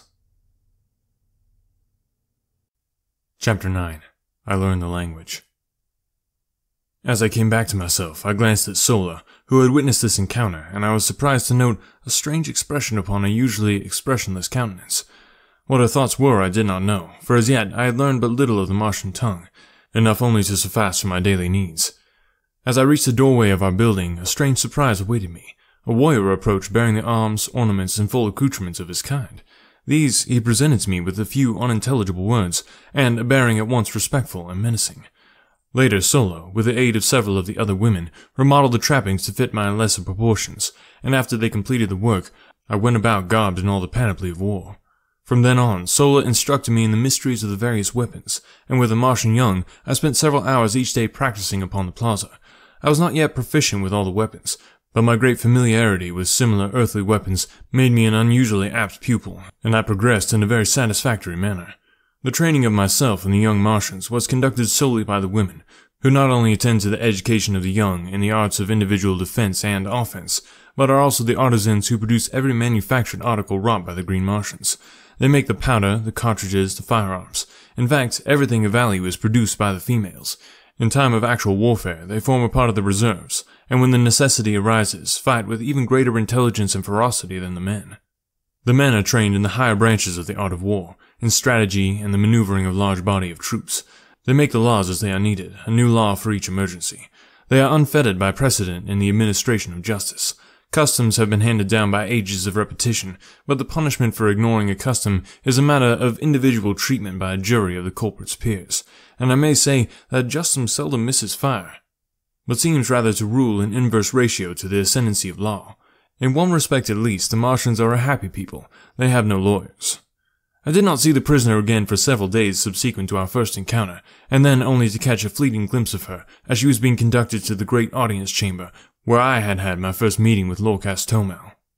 I could not but note the unnecessary harshness and brutality with which the gods treated her, so different from the almost maternal kindness which Solo manifested toward me, and the respectful attitude of the few green Martians who took the trouble to notice me at all.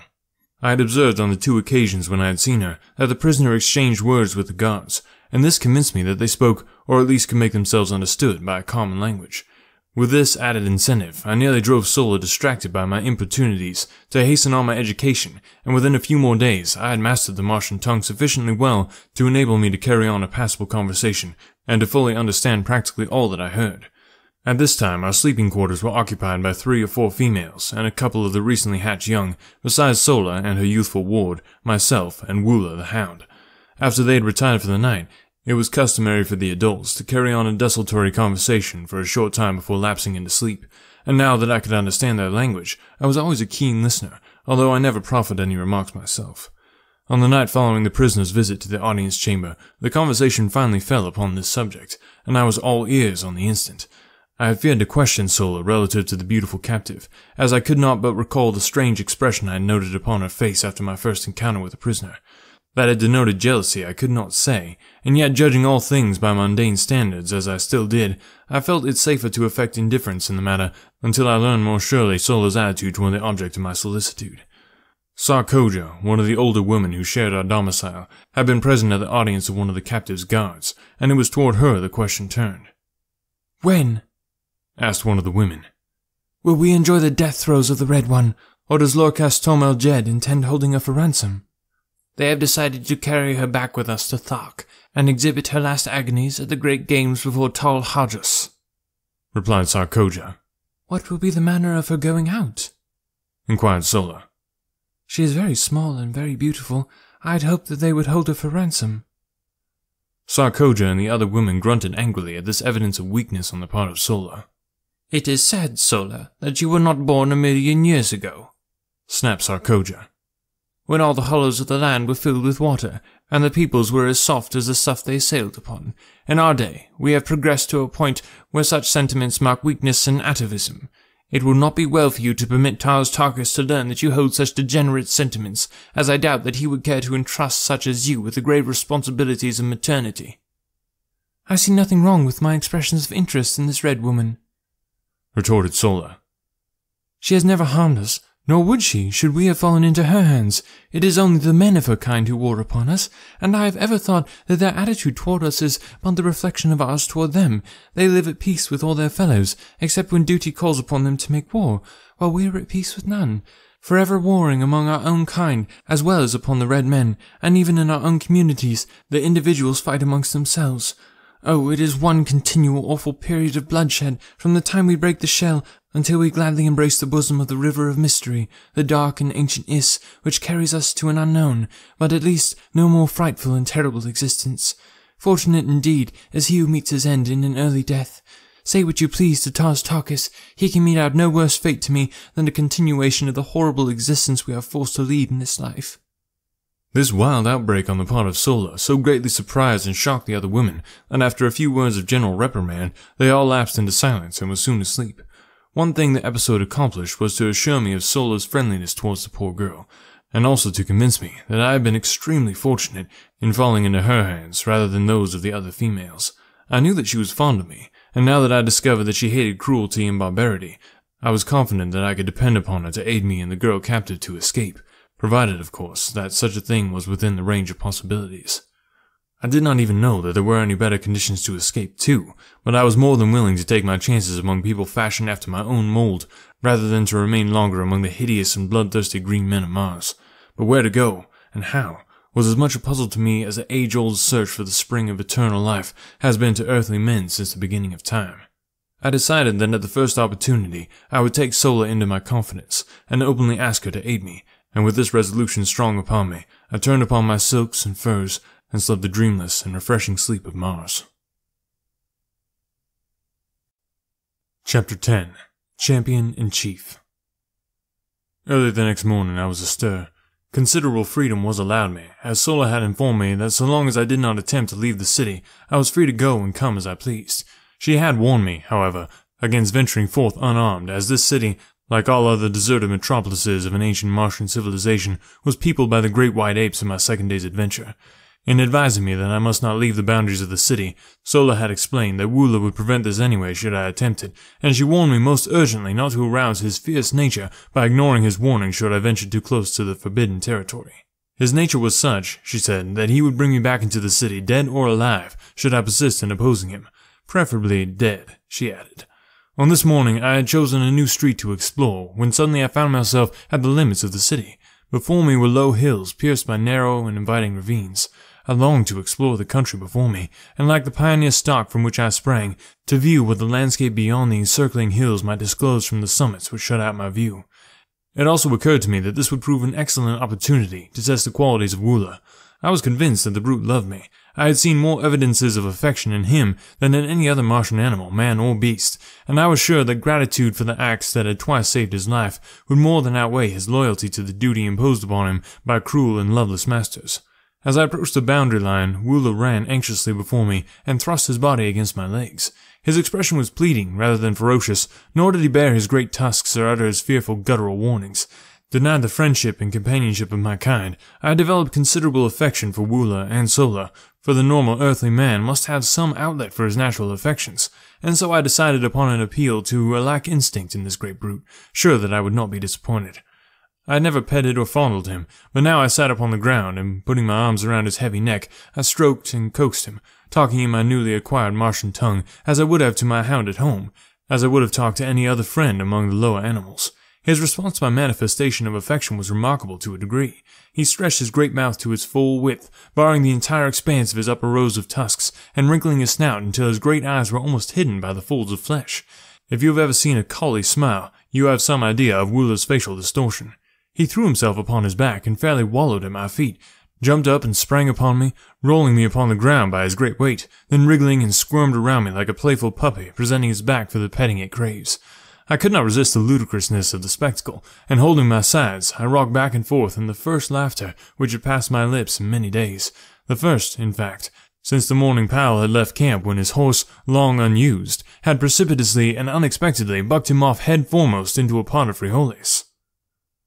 My laughter frightened Woola. His antics ceased and he crawled pitifully toward me, poking his ugly head far into my lap. And then I remembered what laughter signifies on Mars: torture, suffering, and death. Quieting myself, I rubbed the poor old fellow's head and back, talked to him for a few minutes, and then, in an authoritative tone, commanded him to follow me, and arising, started for the hills. There was no further question of authority between us. Woola was my devoted slave from that moment hence, and I his only and undisputed master. My walk to the hills occupied but a few minutes, and I found nothing of particular interest to reward me. Numerous brilliantly colored and strangely formed wild flowers dotted the ravines, and from the summit of the first hill I saw still other hills stretching off toward the north, and rising one range above another, until lost in mountains of quite respectable dimensions, though I afterwards found that only a few peaks on all Mars exceed 4,000 feet in height. The suggestion of magnitude was merely relative. My morning's walk had been large with importance to me, for it had resulted in a perfect understanding with Woola, upon whom Tars Tarkas relied for my safekeeping. I now knew that while theoretically a prisoner, I was virtually free, and I hastened to regain the city limits before the defection of Woola could be discovered by his erstwhile masters. The adventure decided me never again to leave the limits of my prescribed stamping grounds until I was ready to venture forth for good and all, as it would certainly result in a curtailment of my liberties, as well as the probable death of Woola were we to be discovered. On regaining the plaza, I had my third glimpse of the captive girl. She was standing with her guards before the entrance to the audience chamber, and as I approached, she gave me one haughty glance and turned her back full upon me.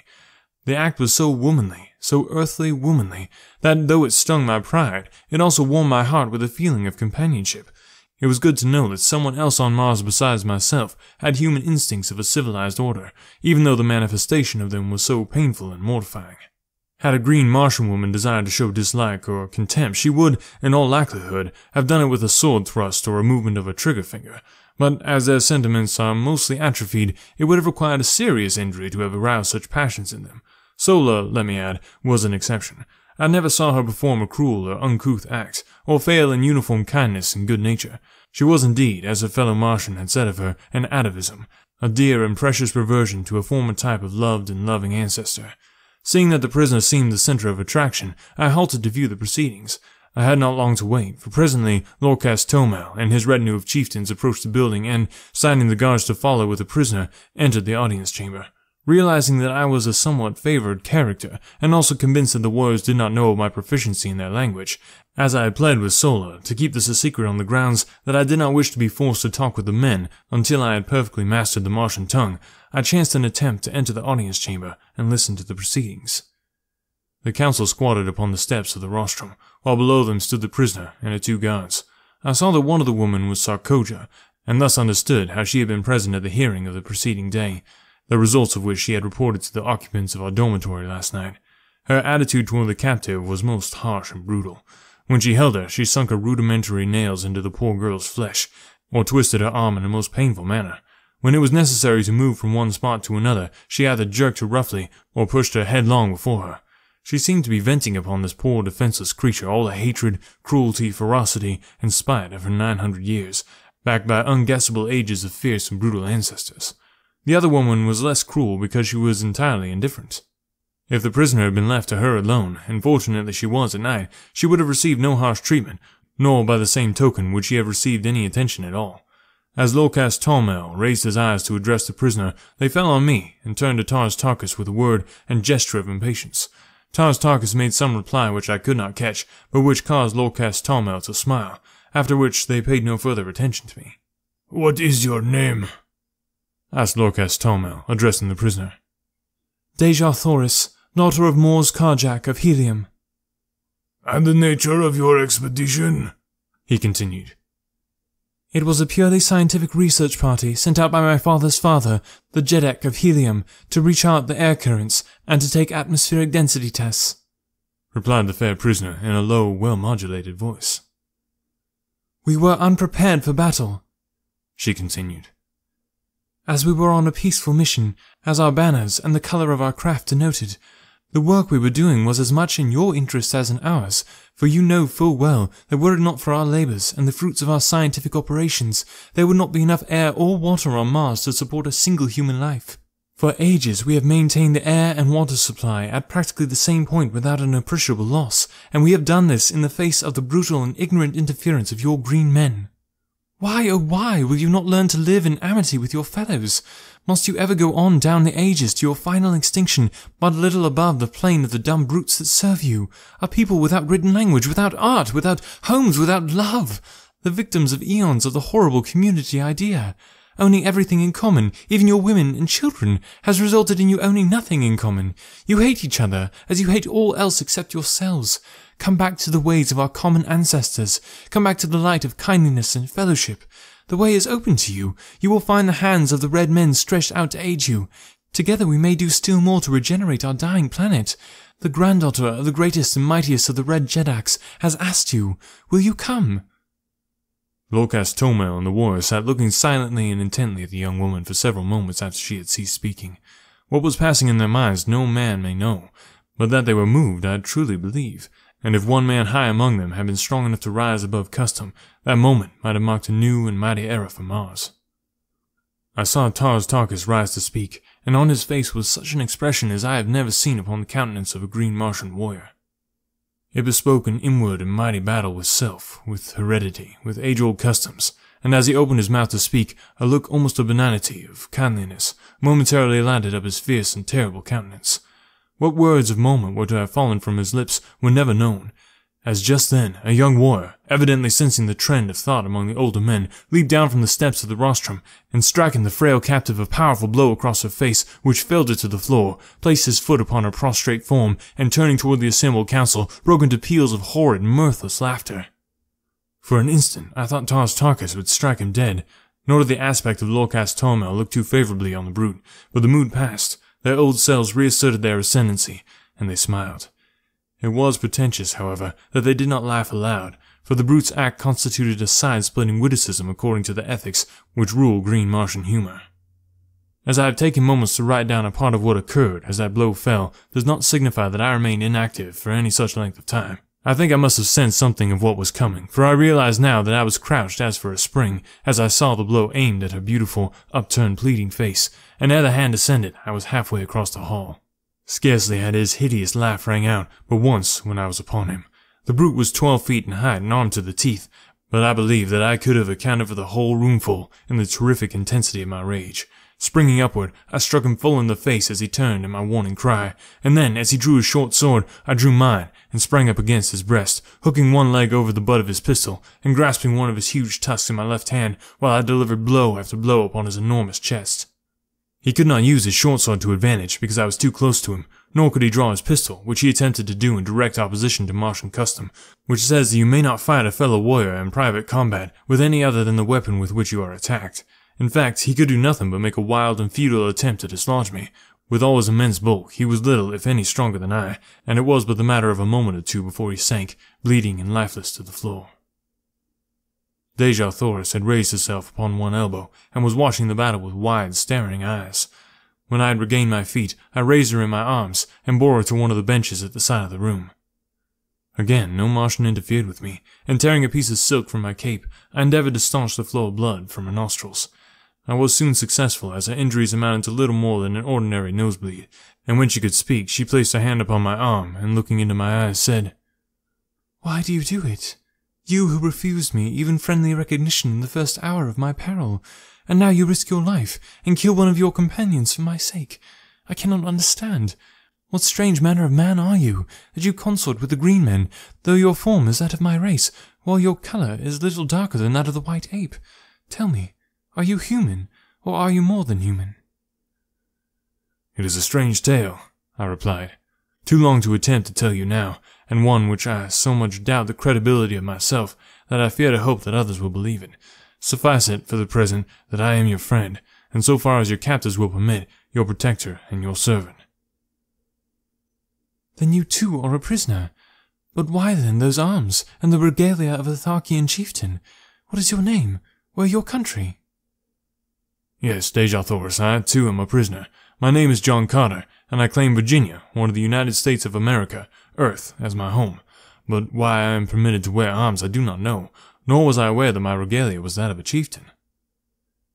We were interrupted at this juncture by the approach of one of the warriors, bearing arms, accoutrements, and ornaments, and in a flash one of her questions was answered, and a puzzle cleared up for me.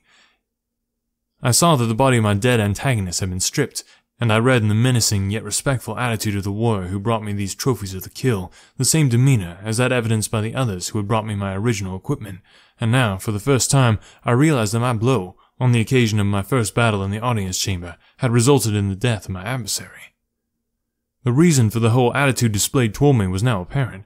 I had won my spurs, so to speak, and in the crude justice which always marks Martian dealings, and which, among other things, had caused me to call her the planet of paradoxes, I was accorded the honor due a conqueror, the trappings and the position of the man I killed. In truth, I was a Martian chieftain, and this, I learned later, was the cause of my great freedom and my toleration in the audience chamber. As I had turned to receive the dead warrior's things, I had noticed that Tarkus and several others had pushed forward toward us, and the eyes of the former rested upon me in a most quizzical manner. Finally, he addressed me. "You speak the tongue of Barsoom quite readily for one who was deaf and dumb to us a few short days ago. Where did you learn it, John Carter?" "You yourself are responsible, Tarkus," I replied, "and that you furnished me with an instructress of remarkable ability. I have to thank Sola for my learning." "She has done well," he answered, "but your education in other respects needs considerable polish. Do you know what your unprecedented temerity would have cost you had you failed to kill either of the two chieftains whose medal you now wear?" "I presume that one whom I had failed to kill would have killed me," I answered, smiling. "No, you are wrong. Only in the last extremity of self-defense would a Martian warrior kill a prisoner. We like to save them for other purposes." And his face bespoke possibilities that were not pleasant to dwell upon. "But one thing can save you now," he continued. "Should you, in recognition of your remarkable valor, ferocity, and prowess, be considered by Tal Hajus as worthy of his service, you may be taken into the community and become a full-fledged Tharkian. Until we reach the headquarters of Tal Hajus, it is the will of Lorcas Toma that you be accorded the respect your acts have earned you. You will be treated by us as a Tharkian chieftain, but you must not forget that every chief who ranks you is responsible for your safe delivery to our mighty and most ferocious ruler. I am done." "I hear you, Tarkus," I answered. "As you know, I am not a Barsoom. Your ways are not my ways, and I can only act in the future as I have in the past, in accordance with the dictates of my conscience and guided by the standards of my own people. If you will leave me alone, I will go in peace, but if not, that the individual Barsoomians with whom I must deal either respect my rights as a stranger among you or take whatever consequences may befall. Of one thing let us be sure, Whatever may be your ultimate intentions towards this unfortunate young woman, whoever would offer her injury or insult in the future must figure on making a full accounting to me. I understand that you belittle all sentiments of generosity and kindliness, but I do not, and I can convince your most powerful warrior that these characteristics are not incompatible with an ability to fight. Ordinarily, I was not given to long speeches, nor ever before had I descended to bombast, but I guessed at the keynote which would strike an answering chord in the breasts of the Green Martians, nor was I wrong, for my harangue evidently deeply impressed them, and their attitude toward me thereafter was still further respectful. Tars Tarkas himself seemed pleased with my reply, but his only comment was more or less enigmatical. "And I think I know Tal Hajus, Jeddak of Thark." I now turned my attention to Dejah Thoris, and assisting her to her feet, I turned with her toward the exit, ignoring my hovering guardian harpies, as well as the inquiring glancing of the chieftains. Was I not now a chieftain also? Well then, I would assume the responsibilities of one. They did not molest us, and so Dejah Thoris, Princess of Helium, and John Carter, Gentleman of Virginia, followed by the faithful Woola, passed through utter silence from the audience chamber of Lorcas Tomel, Jed among the Tharks of Barsoom. Chapter 11. With Dejah Thoris. As we reached the open, the two female guards who had been detailed to watch over Dejah Thoris hurried up and made as though to assume custody of her once more. The poor child shrank against me, and I felt her two little hands fold tightly over my arm. Waving the women away, I informed them that Sola would attend the captive hereafter, and I further warned Sarkojak that any more of her cruel attentions bestowed upon Dejah Thoris would result in Sarkojak's sudden and painful demise. My threat was unfortunate, and resulted in more harm than good to Dejah Thoris, for, as I learned later, men do not kill women upon Mars, nor women men. So Sarkoja merely gave us an ugly look, and departed to hatch up deviltries against us. I soon found Sola, and explained to her that I wished her to guard Dejah Thoris, as she had guarded me, that I wished her to find other quarters, where they would not be molested by Sarkoja, and I finally informed her that I myself would take up my quarters among the men. Sola glanced at the accoutrements which were carried in my hand and slung across my shoulder. "You are a great chieftain now, John Carter," she said, "and I must do your bidding, though indeed I am glad to do it under any circumstances. The man whose metal you carry was young, but he was a great warrior, and had by his promotions and kills won his way close to the rank of Tars Tarkas, who, as you know, is second to Lorcas Tomel only. You are 11th. There are but 10 chieftains in this community who rank you in prowess." "And if I should kill Lorcas Tomel?" I asked. "You would be first, John Carter, but you may only win that honor by the will of the entire council that Lorcas Tomel meet you in combat, or should he attack you, you may kill him in self-defense and thus win first place." I laughed and changed the subject. I had no particular desire to kill Lorcas Tomel, and less to be a Jed among the Tharks. I accompanied Sola and Dejah Thoris in a search for new quarters, which we found in a building near the audience chamber, and of far more pretentious architecture than our former habitation. We also found in this building real sleeping apartments with ancient beds of highly wrought metal swinging from enormous gold chains depending from the marble ceilings. The decoration of the walls was most elaborate, and, unlike the frescoes in the other buildings I had examined, portrayed many human figures in the compositions. These were of people like myself, and of a much lighter color than Dejah Thoris. They were clad in graceful flowing robes, highly ornamented with metal and jewels, and their luxuriant hair was of a beautiful golden and reddish bronze. The men were beardless, and only a few wore arms. The scene depicted for the most part a fair-skinned, fair-haired people at play. Dejah Thoris clasped her hands with an exclamation of rapture as she gazed upon these magnificent works of art, wrought by a people long extinct, while Sola, on the other hand, apparently did not see them. We decided to use this room, on the second floor and overlooking the plaza, for Dejah Thoris and Sola, and another room adjoining and in the rear for the cooking and supplies. I then dispatched Sola to bring the bedding and such food and utensils as she might need, telling her that I would guard Dejah Thoris until her return. As Sola departed, Dejah Thoris turned to me with a faint smile.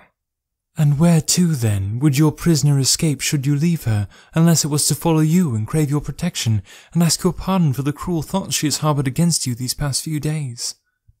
"You are right," I answered. "There is no escape for either of us unless we go together." "I heard your challenge to the creature you call Tars Tarkas, and I think I understand your position among these people, but what I cannot fathom is your statement that you are not of Barsoom." "In the name of my first ancestor, then," she continued, Where may you be from? You are like unto my people, and yet so unlike. You speak my language, and yet I heard you tell Tars Tarkas that you had but learned it recently. All Barsoomians speak the same tongue from the ice-clad south to the ice-clad north, though their written languages differ. Only in the Valley of Dor, where the river Is empties into the lost sea of Chorus, is there supposed to be a different language spoken, and except in the legends of our ancestors, there is no record of a Barsoomian returning up the river Is from the shores of Chorus in the Valley of Dor. Do not tell me that you have thus returned. They would kill you horribly, anyone on the surface of Barsoom, if that were true. Tell me it is not. Her eyes filled with a strange, weird light. Her voice was pleading, and her little hands, reached up upon my breast, were pressed against me as though to wring a denial from my very heart. I do not know your customs, Deja Thoris, but in my own Virginia, a gentleman does not live to save himself. I am not of Dor. I have never seen the mysterious Is. The lost sea of Chorus is still lost so far as I'm concerned. Do you believe me? And then it struck me suddenly that I was very anxious that she should believe me. It was not that I feared the results which would follow a general belief that I had returned from the Barsoomian heaven or hell or whatever it was. Why was it then? Why should I care what she thought? I looked down at her beautiful face upturned, and her wonderful eyes opening up the very depth of her soul, and as my eyes met hers I knew why, and I shuddered. A similar wave of feeling seemed to stir her. She drew away from me with a sigh, and with her earnest, beautiful face turned up to mine, she whispered, "I believe you, John Carter. I do not know what a gentleman is, nor have I ever heard before of Virginia, but on Barsoom no man lies. If he does not wish to speak the truth, he is silent. Where is this Virginia, your country, John Carter?" she asked, and it seemed that this fair name of my fair land had never sounded more beautiful than as it fell from those perfect lips on that far-gone day. "I am of another world," I answered, "the great planet Earth, which revolves about our common sun, and next within the orbit of your Barsoom, which we know as Mars. How I came here I cannot tell you, for I do not know, but here I am, and since my presence has permitted me to serve Deja Thoris, I am glad that I am here." She gazed at me with troubled eyes, long and questioningly. That it was difficult to believe my statement I well knew, nor could I hope that she would do so, however much I craved her confidence and respect. I would much rather not have told her anything of my antecedents, but no man could look into the depth of those eyes and refuse her slightest behest. Finally, she smiled and, rising, said, "I shall have to believe, even though I cannot understand. I can readily perceive that you are not a Barsoom of today. You are like us, yet different. But why should I trouble my poor head with such a problem, when my heart tells me that I believe, because I wish to believe?" It was good logic, good, earthly, feminine logic, and if it satisfied her, I certainly could pick no flaws in it. As a matter of fact, it was about the only kind of logic that could be brought to bear upon my problem. We fell into a general conversation then, asking and answering many questions on each side. She was curious to learn of the customs of my people, and displayed a remarkable knowledge of events on Earth. When I questioned her closely on this seeming familiarity with earthly things, she laughed and cried out, "Why, every schoolboy on Barsoom knows the geography, and much concerning the fauna and flora, as well as the history of your planet, fully as well as of his own. Can we not see everything which takes place on Earth, as you call it? Is it not hanging there in the heavens in plain sight?" This baffled me, I must confess, fully as much as my statements had confounded her, and I told her so. She then explained in general the instruments her people had used and been perfecting for ages, which permit them to throw upon a screen a perfect image of what is transpiring upon any planet, and upon many of the stars.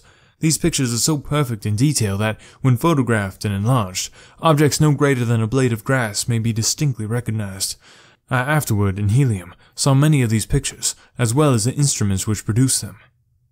"If, then, you are so familiar with earthly things," I asked, "why is it that you do not recognize me as identical with the inhabitants of that planet?" She smiled again, as one might in bored indulgence of a questioning child. "Because, John Carter," she replied, "nearly every planet and star, having atmospheric conditions at all approaching those of Barsoom, shows forms of animal life almost identical with you and me. And further, Earthmen, almost without exception, cover their bodies with strange, unsightly pieces of cloth, and their heads with hideous contraptions, the purpose of which we have been unable to conceive, while you, when found by the Tharkian warriors, were entirely undisfigured and unadorned. The fact that you wore no ornaments is a strong proof of your un-Barsoomian origin. while the absence of grotesque coverings might cause a doubt as to your earthliness." I then narrated the details of my departure from Earth, explaining that my body there lay fully clothed in all the, to her, strange garments of mundane dwellers. At this point, Sola returned with our meager belongings and her young Martian protege, who of course would have to share the quarters with them. Sola asked us if we had a visitor during her absence, and seemed much surprised when we answered in the negative. It seemed that as she had mounted the approach to the upper floors where our quarters were located, she had met Sarkoja descending. We decided that she must have been eavesdropping, but as we could recall nothing of importance that had passed between us, we dismissed the matter as of little consequence, merely promising ourselves to be warned to the utmost caution in the future. Deja Thoris and I then fell to examining the architecture and decorations of the beautiful chambers of the building we were occupying. She told me that these people had presumably flourished over 100,000 years before.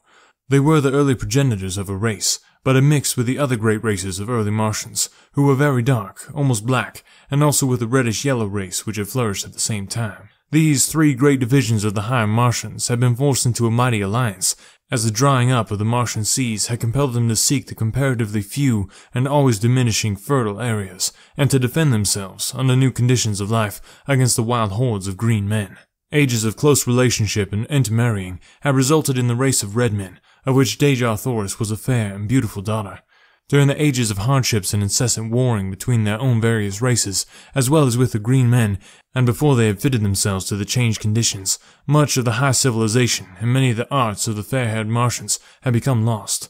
But the red race of today has reached a point where it feels that it is made up in new discoveries and in a more practical civilization, for all that lies irretrievably buried with the ancient Barsoomians beneath the countless intervening ages.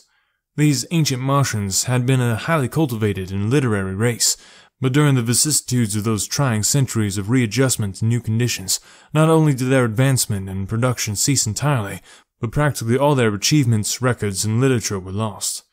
Deja Thoris related many interesting facts and legends concerning this lost race of noble and kindly people. She said that the city in which we were camping was supposed to have been a center of commerce and culture, known as Korad. It had been built upon a beautiful natural harbor, landlocked by magnificent hills. The little valley on the west front of the city, she explained, was all that remained of the harbor, while the pass through the hills to the old sea bottom had been the channel through which the shipping passed up to the city's gates. The shores of the ancient seas were dotted with just such cities, and lesser ones in diminishing numbers were to be found converging towards the center of the oceans, as the people had found it necessary to follow the receding waters until necessity had forced upon them their ultimate salvation, the so-called Martian canals. We had been so engrossed in exploration of the building and in our conversation that it was late in the afternoon before we realized it. We were brought back to a realization of our present conditions by a messenger bearing a summons from Lorcas Tomel, directing me to appear before him forthwith. Bidding Deja Thoris and Sola farewell, and commanding Wooler to remain on guard, I hastened to the audience chamber, where I found Lorcas Tomel and Tars Tarkas seated upon the rostrum. Chapter 12. A Prisoner with Power. As I entered and saluted, Lorcas Tomel signaled me to advance, and, fixing his great, hideous eyes upon me, addressed me thus. You have been with us a few days, yet during that time you have by your prowess won a high position among us. Be that as it may, you are not one of us. You owe us no allegiance. Your position is a peculiar one, he continued. You are a prisoner, and yet you give commands which must be obeyed. You are an alien, and yet you are a Tharkian chieftain. You are a midget, and yet you can kill a mighty warrior with one blow of your fist. And now, you are reported to have been plotting to escape with another prisoner of another race. A prisoner who, from her own admission, half believes you are returned from the Valley of Dor. Either one of these accusations, if proved, would be sufficient grounds for your execution, but we are a just people, and you shall have a trial on our return to Thark, if Tal Hajus so commands. But, he continued in his fierce guttural tones, if you run off with the red girl, it is I who shall have to account to Tal Hajus. It is I who shall have to face Tars Tarkas, and either demonstrate my right to command, or the metal of my dead carcass will go to a better man, for such is the custom of the Tharks. I have no quarrel with Tars Tarkas. Together we rule supreme the greatest of the lesser communities among the green men. We do not wish to fight between ourselves, and so, if you were dead, John Carter, I should be glad. Under 2 conditions only, however, may you be killed by us without orders from Tal Hajus. In personal combat in self-defense, should you attack one of us, or were you apprehended in an attempt to escape. As a matter of justice, I must warn you that we only await one of these 2 excuses for ridding ourselves of so great a responsibility. The safe delivery of the Red Girl to Tal Hajus is of the greatest importance. Not in 1,000 years have the Tharks made such a capture. She is the granddaughter of the greatest of the Red Jedaks, who is also our bitterest enemy. I have spoken. The Red Girl told us that we were without the softer sentiments of humanity, but we are a just and truthful race. You may go. Turning, I left the audience chamber. So this was the beginning of Sarkoja's persecution. I knew that none other could be responsible for this report, which had reached the ears of Lorcas Tomel so quickly, and now I recalled those portions of our conversation which had touched upon escape and upon my origin. Sarkoja was at this time Tars Tarkus's oldest and most trusted female. As such, she was a mighty power behind the throne, for no warrior had the confidence of Lorcas Tomel to such an extent as did his ablest lieutenant, Tars Tarkus. However, instead of putting thoughts of possible escape from my mind, my audience with Lorcas Tomel only served to center my every faculty on this subject. Now, more than ever, the absolute necessity of escape, insofar as Deja Thoris was concerned, was impressed upon me, for I was convinced that some horrible fate awaited her at the headquarters of Tal Hajus. As described by Sola, this monster was the exaggerated personification of all the ages of cruelty, ferocity, and brutality from which he had descended. Cold, cunning, calculated. He was also, in a marked contrast to most of his fellows, a slave to that brute passion which the waning demands of procreation upon their dying planet has almost stilled in the Martian breast. The thought that the divine Deja Thoris might fall into the clutches of such an abysmal atavism started the cold sweat upon me. Far better that we saved friendly bullets for ourselves at the last moment, as did those brave frontier women of my lost land, who took their own lives rather than fall into the hands of the Indian braves. As I wandered about the plaza, lost in my gloomy forebodings, Tars Tarkus approached me on his way from the audience chamber. His demeanor toward me was unchanged, and he greeted me as though we had not just parted a few moments before. "Where are your quarters, John Carter?" he asked. "I have selected none," I replied. "It seemed best that I quartered either by myself or among the other warriors, and I was awaiting an opportunity to ask your advice. As you know," and I smiled, "I am not yet familiar with all the customs of the Tharks." "Come with me," he directed, and together we moved off across the plaza to a building which I was glad to see adjoin that occupied by Sola and her charges. "My quarters are on the first floor of this building," he said, "and the second floor also is fully occupied by warriors, but the third floor and the floors above are vacant. You may take your choice of these." "I understand," he continued, "that you have given up your woman to the Red Prisoner. Well, as you have said, your ways are not our ways, but you can fight well enough to do about as you please. And so, if you wish to give your woman to a captive, it is your own affair. But as a chieftain, you should have those to serve you, and in accordance with our customs, you may select any or all the females from the retinues of the chieftains whose metal you now wear." I thanked him, but assured him that I could get along very nicely without assistance, except in the matter of preparing food, and so he promised to send women to me for this purpose, and also for the care of my arms and the manufacture of my ammunition, which he said would be necessary. I suggested that they might also bring some of the sleeping silks and furs which belonged to me as spoils of combat, for the nights were cold, and I had none of my own. He promised to do so, and departed. Left alone, I ascended the winding corridor to the upper floors in search of suitable quarters. The beauties of the other buildings were repeated in this, and as usual, I was soon lost in a tour of investigation and discovery. I finally chose a front room on the third floor, because this brought me nearer to Deja Thoris, whose apartment was on the second floor of the adjoining building, and it flashed upon me that I could rig up some means of communication, whereby she might signal me in case she needed either my services or my protection.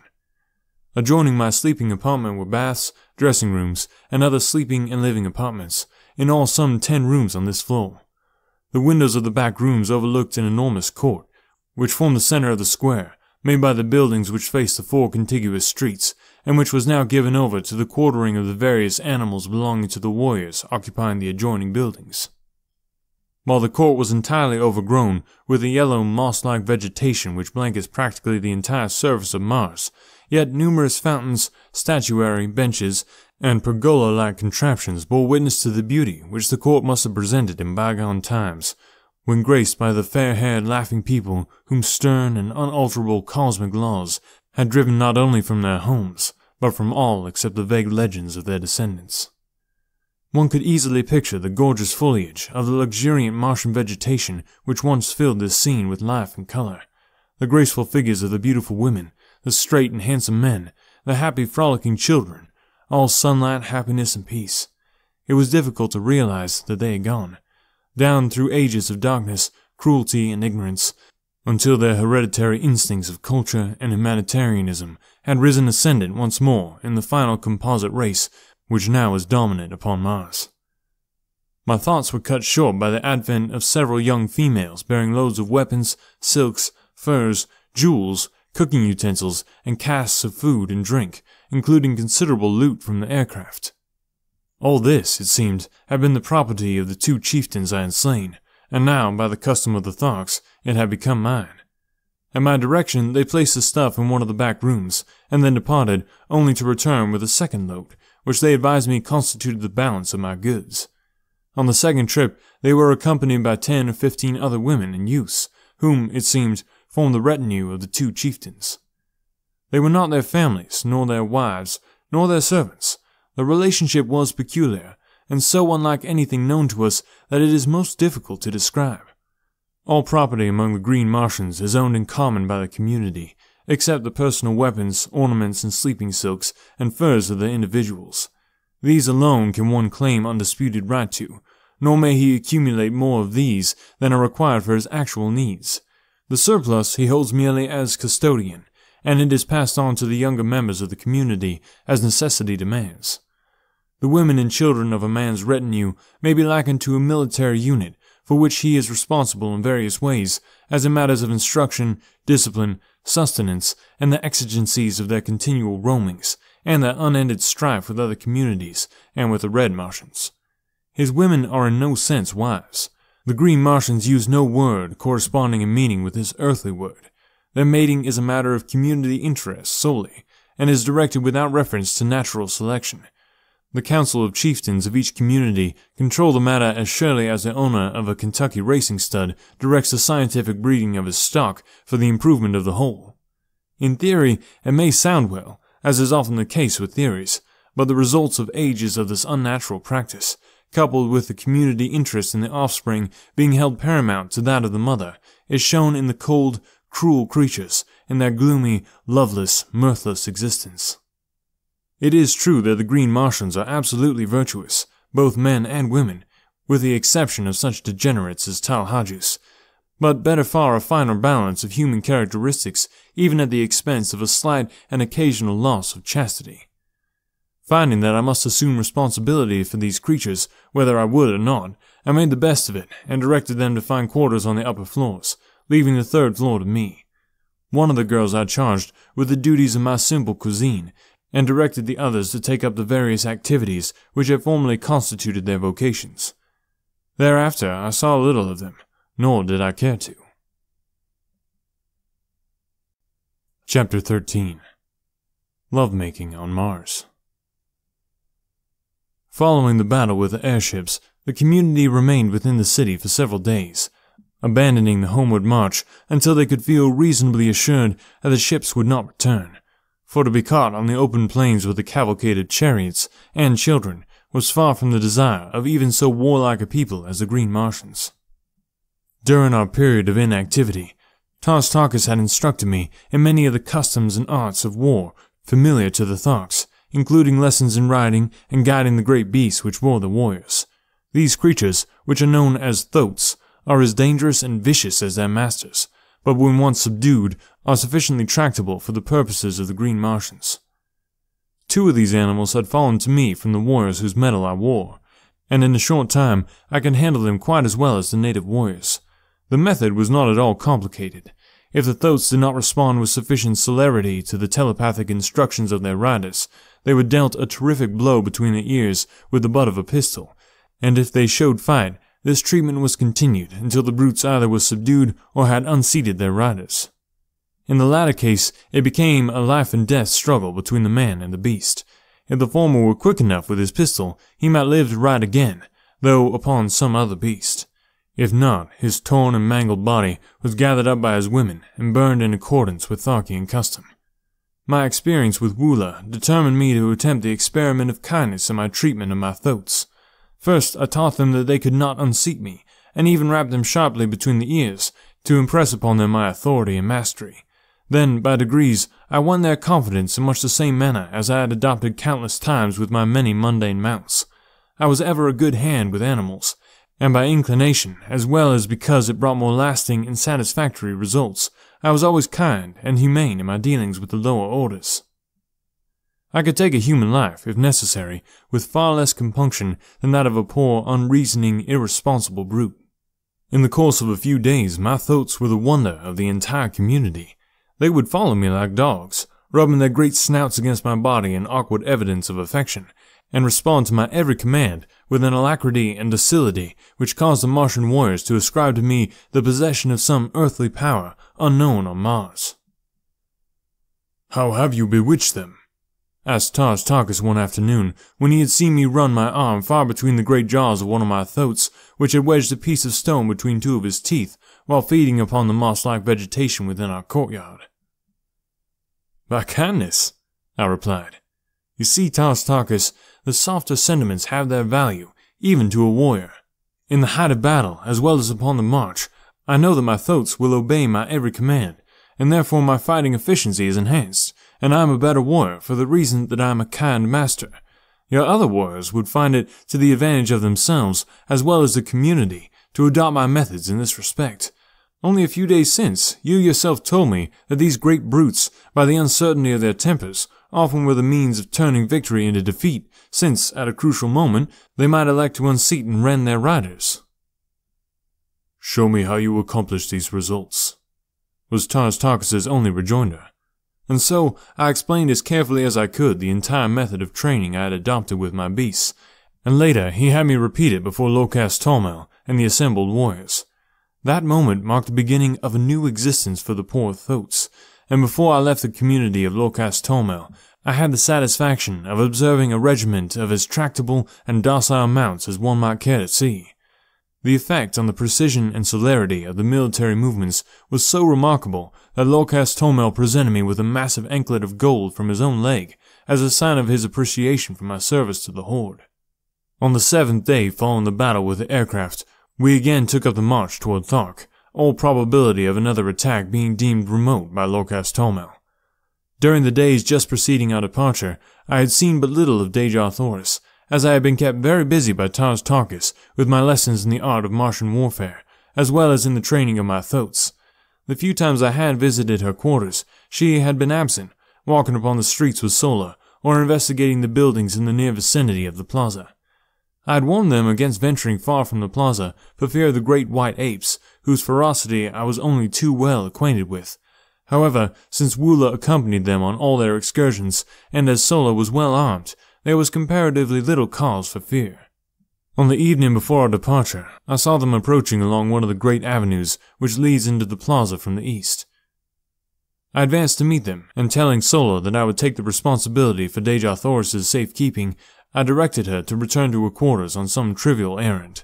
I liked and trusted Sola, but for some reason I desired to be alone with Dejah Thoris, who represented to me all that I left behind upon earth in agreeable and congenial companionship. There seemed bonds of mutual interest between us, as powerful as though we had been born under the same roof, rather than upon different planets, hurtling through space some 48 million miles apart. That she shared my sentiments in this respect, I was positive, for on my approach the look of pitiful hopelessness left her sweet countenance, to be replaced by a smile of joyful welcome, as she placed her little right hand upon my left shoulder in true red Martian salute. Sarkoja told Sola you had become a true Thark, she said, and that I would now see no more of you than any of the other warriors. Sarkoja is a liar of the first magnitude, I replied, notwithstanding the proud claim of the Tharks to absolute verity.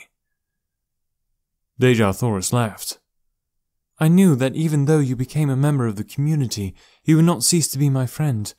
A warrior may change his metal, but not his heart, as the saying is upon Barsoom. I think they have been trying to keep us apart, she continued. For whenever you have been off duty, one of the older women of Tars Tarkus's retinue has always arranged to trump up some excuse to get Sola and me out of sight. They have had me down in the pits below the buildings, helping them mix their awful radium powder and make their terrible projectiles. You know that these have to be manufactured by artificial light, as exposure to sunlight always results in an explosion. You have noticed that their bullets explode when they strike an object? Well, the opaque outer coating is broken by the impact, exposing a glass cylinder, almost solid, in the forward end of which is a minute particle of radium powder. The moment the sunlight, even though diffused, strikes this powder, it explodes with a violence which nothing can withstand. If you ever witness a night battle, you will note the absence of these explosions, while the morning following the battle will be filled at sunrise with the sharp detonations of exploding missiles fired the preceding night. As a rule, however, non-exploding projectiles are used at night. I have used the word radium in describing this powder, because in light of recent discoveries on Earth, I believe it to be a mixture of which radium is the base. In Captain Carter's manuscript, it is mentioned always by the name used in the written language of helium, and is spelled in hieroglyphics, which would be difficult and useless to reproduce. While I was much interested in Dejah Thoris's explanation of this wonderful adjunct to Martian warfare, I was more concerned by the immediate problem of their treatment of her. That they were keeping her away from me was not a matter for surprise, but that they should subject her to dangerous and arduous labor filled me with rage. Have they ever subjected you to cruelty and ignominy, Dejah Thoris? I asked, feeling the hot blood of my fighting ancestors leap into my veins as I awaited her reply. Only in little ways, John Carter, she answered. Nothing that can harm me outside my pride. They know that I am the daughter of 10,000 Jedaks, that I trace my ancestry straight back, without a break, to the builder of the first great waterway, and they, who do not even know their own mothers, are jealous of me. At heart, they hate their horrid fates, and so wreak their poor spite on me, who stand for everything they have not, and for all they most crave, and never can attain. Let us pity them, my chieftain, for even though we die at their hands, we can afford them pity, since we are greater than they, and they know it. Had I known the significance of those words, my chieftain, as applied by a red Martian woman to a man, I should have had the surprise of my life, but I did not know at that time, nor for many months thereafter. Yes, I still had much to learn upon Barsoom. I presume it is the better part of wisdom that we bow to our fate with as good a grace as possible, Dejah Thoris, but I hope, nevertheless, that I may be present the next time that any Martian, green, red, pink, or violet, has the temerity to even so much as frown on you, my princess. Dejah Thoris caught her breath at my last words, and gazed upon me with dilated eyes and quickening breath, and then, with an odd little laugh, which brought roguish dimples to the corners of her mouth, she shook her head and cried, What a child! A great warrior, and yet a stumbling little child. What have I done now? I asked in sore perplexity. Some day you shall know, John Carter, if we live, but I may not tell you, and I, the daughter of Mors Kajak, son of Tardos Mors, have listened without anger, she soliloquized in conclusion. Then she broke out again into one of her gay, happy laughing moods, joking with me on my prowess as a Thark warrior, as contrasted with my soft heart and natural kindliness. I presume that should you accidentally wound an enemy, you would take him home and nurse him back to health. She laughed. That is precisely what we do on Earth, I answered, at least among civilized men. This made her laugh again. She could not understand it, for with all her tenderness and womanly sweetness, she was still a Martian, and to a Martian the only good enemy is a dead enemy, for every dead foeman means so much more to divide between those who live. I was very curious to know what I had said or done to cause her so much perturbation a moment before, and so I continued to importune her to enlighten me. "No," she exclaimed. "It is enough that you have said it, and that I have listened. And when you learn, John Carter, and if I be dead, as likely I shall be, ere the further moon has circled Barsoom another 12 times, remember that I listened, and that I smiled." It was all Greek to me, but the more I begged her to explain, the more positive became her denials of my request, and so, in very hopelessness, I desisted. Day had now given way to night, and as we wandered along the great avenue lighted by the 2 moons of Barsoom, and with Earth looking down upon us out of her luminous green eye, it seemed that we were alone in the universe, and I, at least, was content that it should be so. The chill of the Martian night was upon us, and removing my silks, I threw them across the shoulders of Dejah Thoris. As my arm rested for an instant upon her, I felt a thrill pass through every fibre of my being, such as contact with no other mortal had ever produced, and it seemed to me that she had leaned slightly toward me, but of that I was not sure.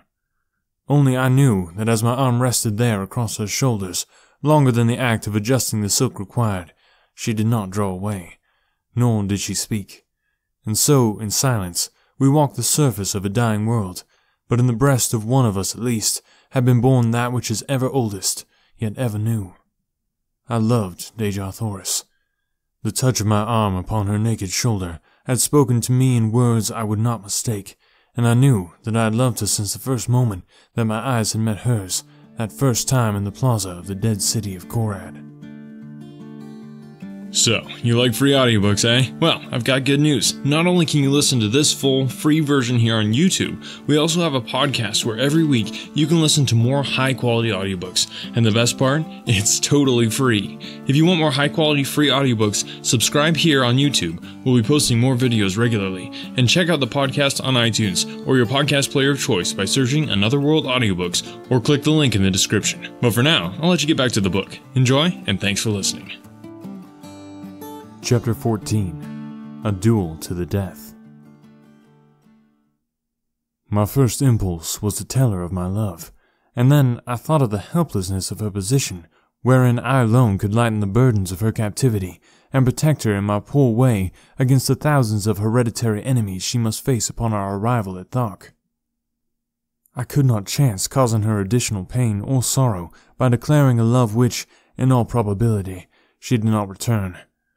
Should I be so indiscreet, her position would be even more unbearable than now, and the thought that she might feel that I was taking advantage of her helplessness to influence her decision was the final argument which sealed my lips. "Why are you so quiet, Dejah Thoris?" I asked. "Possibly you would rather return to Sola in your quarters." "No," she murmured. "I am happy here. I do not know why it is that I should always be happy and contented when you, John Carter, a stranger, are with me.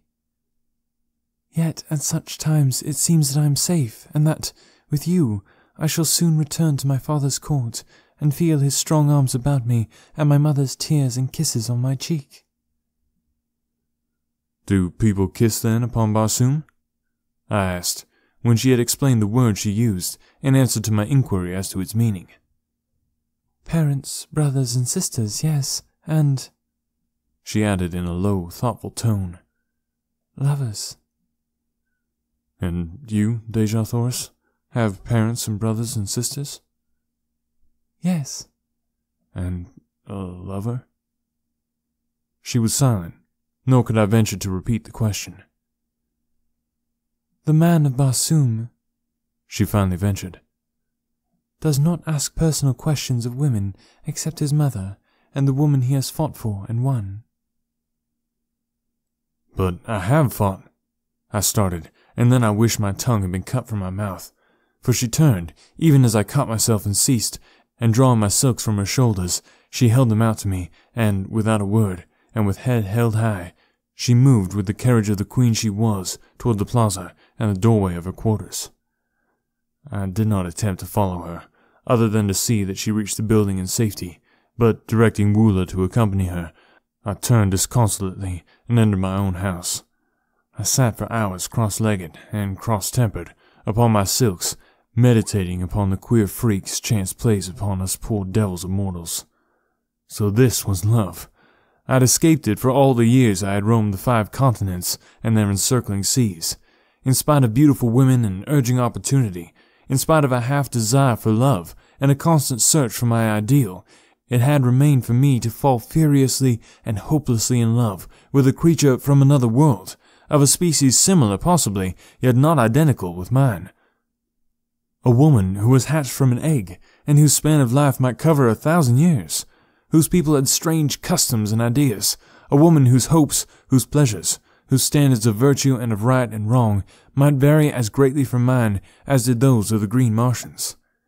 Yes, I was a fool, but I was in love, and though I was suffering the greatest misery I had ever known, I would not have had it otherwise for all the riches of Barsoom.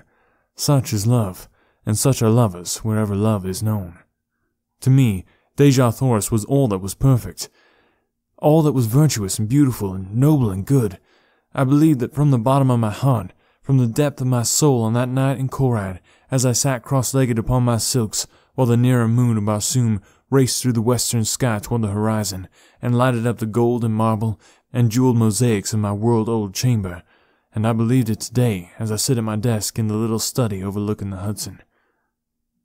20 years have intervened. For 10 of them I lived and fought for Dejah Thoris and her people, and for 10 I have lived upon her memory. The morning of our departure for Thark dawned clear and hot, as do all Martian mornings, except for the 6 weeks when the snow melts at the poles. I sought out Dejah Thoris in the throng of departing chariots, but she turned her shoulder to me, and I could see the red blood mount to her cheeks. With the foolish inconsistency of love, I held my peace when I might have pled ignorance of the nature of my offense, or at least the gravity of it, and so have effected, at worst, a half-conciliation. My duty dictated that I must see that she was comfortable, and so I glanced into her chariot and rearranged her silks and furs.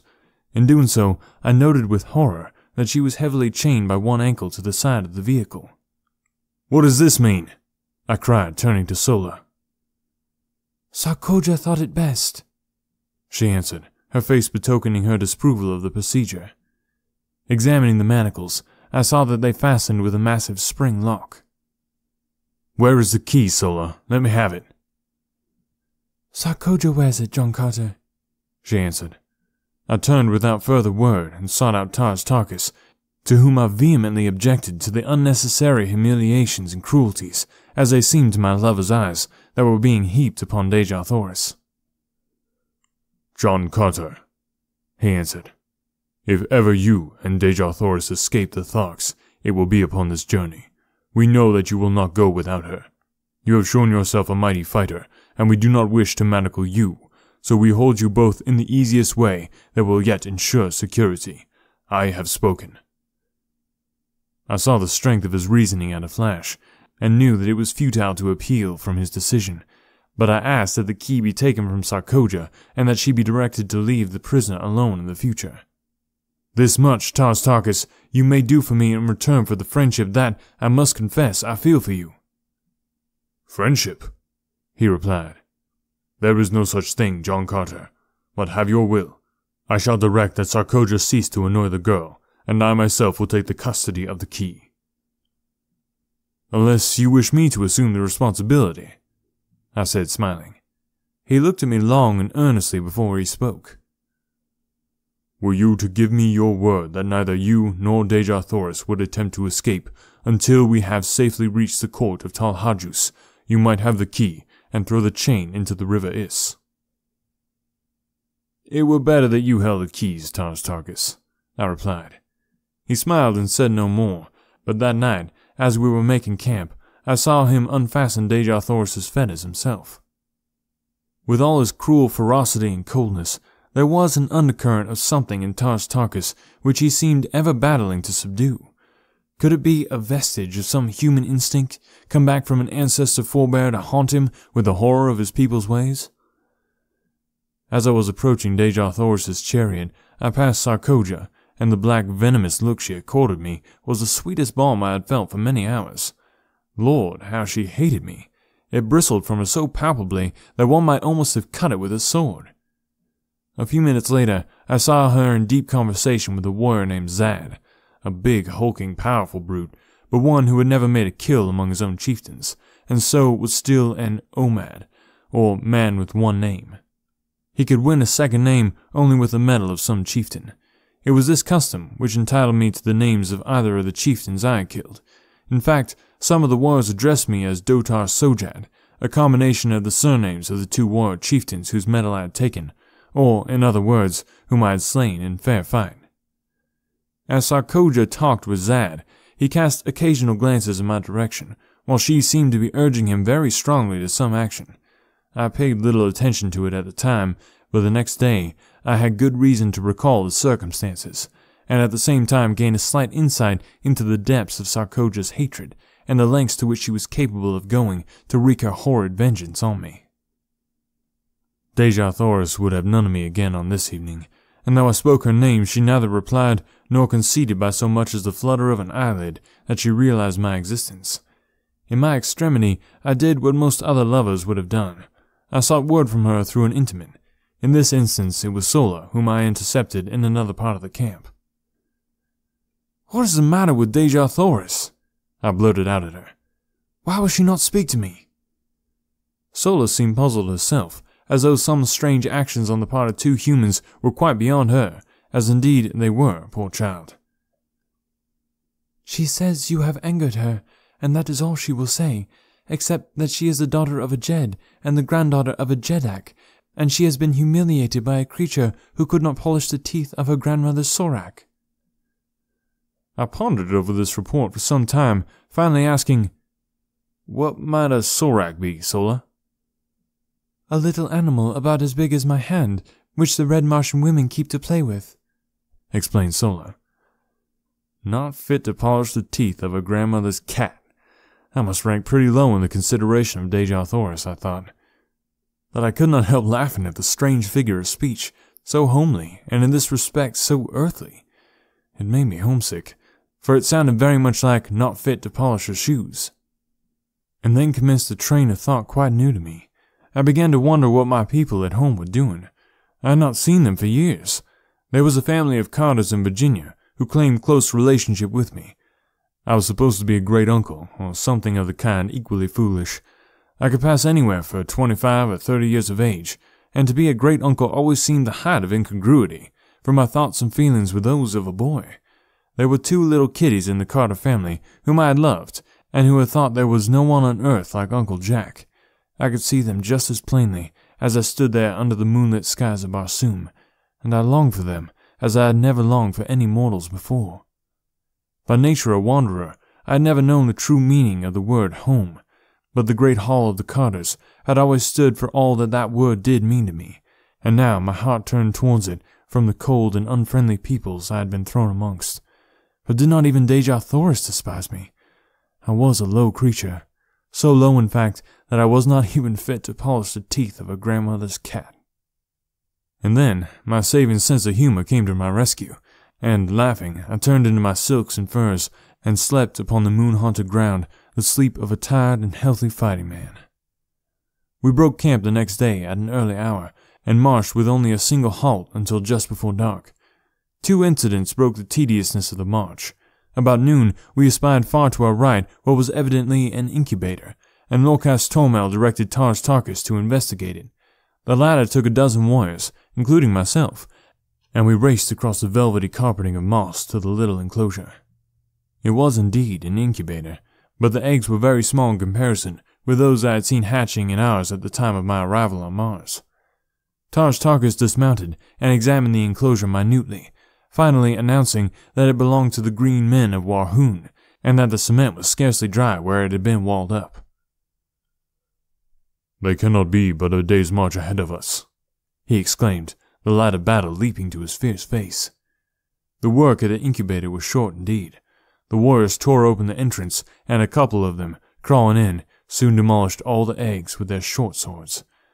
Then, remounting, we dashed back to join the cavalcade. During the ride, I took occasion to ask Tars Tarkus if these Warhoons whose eggs we had destroyed were a smaller people than his thoughts. I noticed that the eggs were so much smaller than those I saw hatching in your incubator, I added.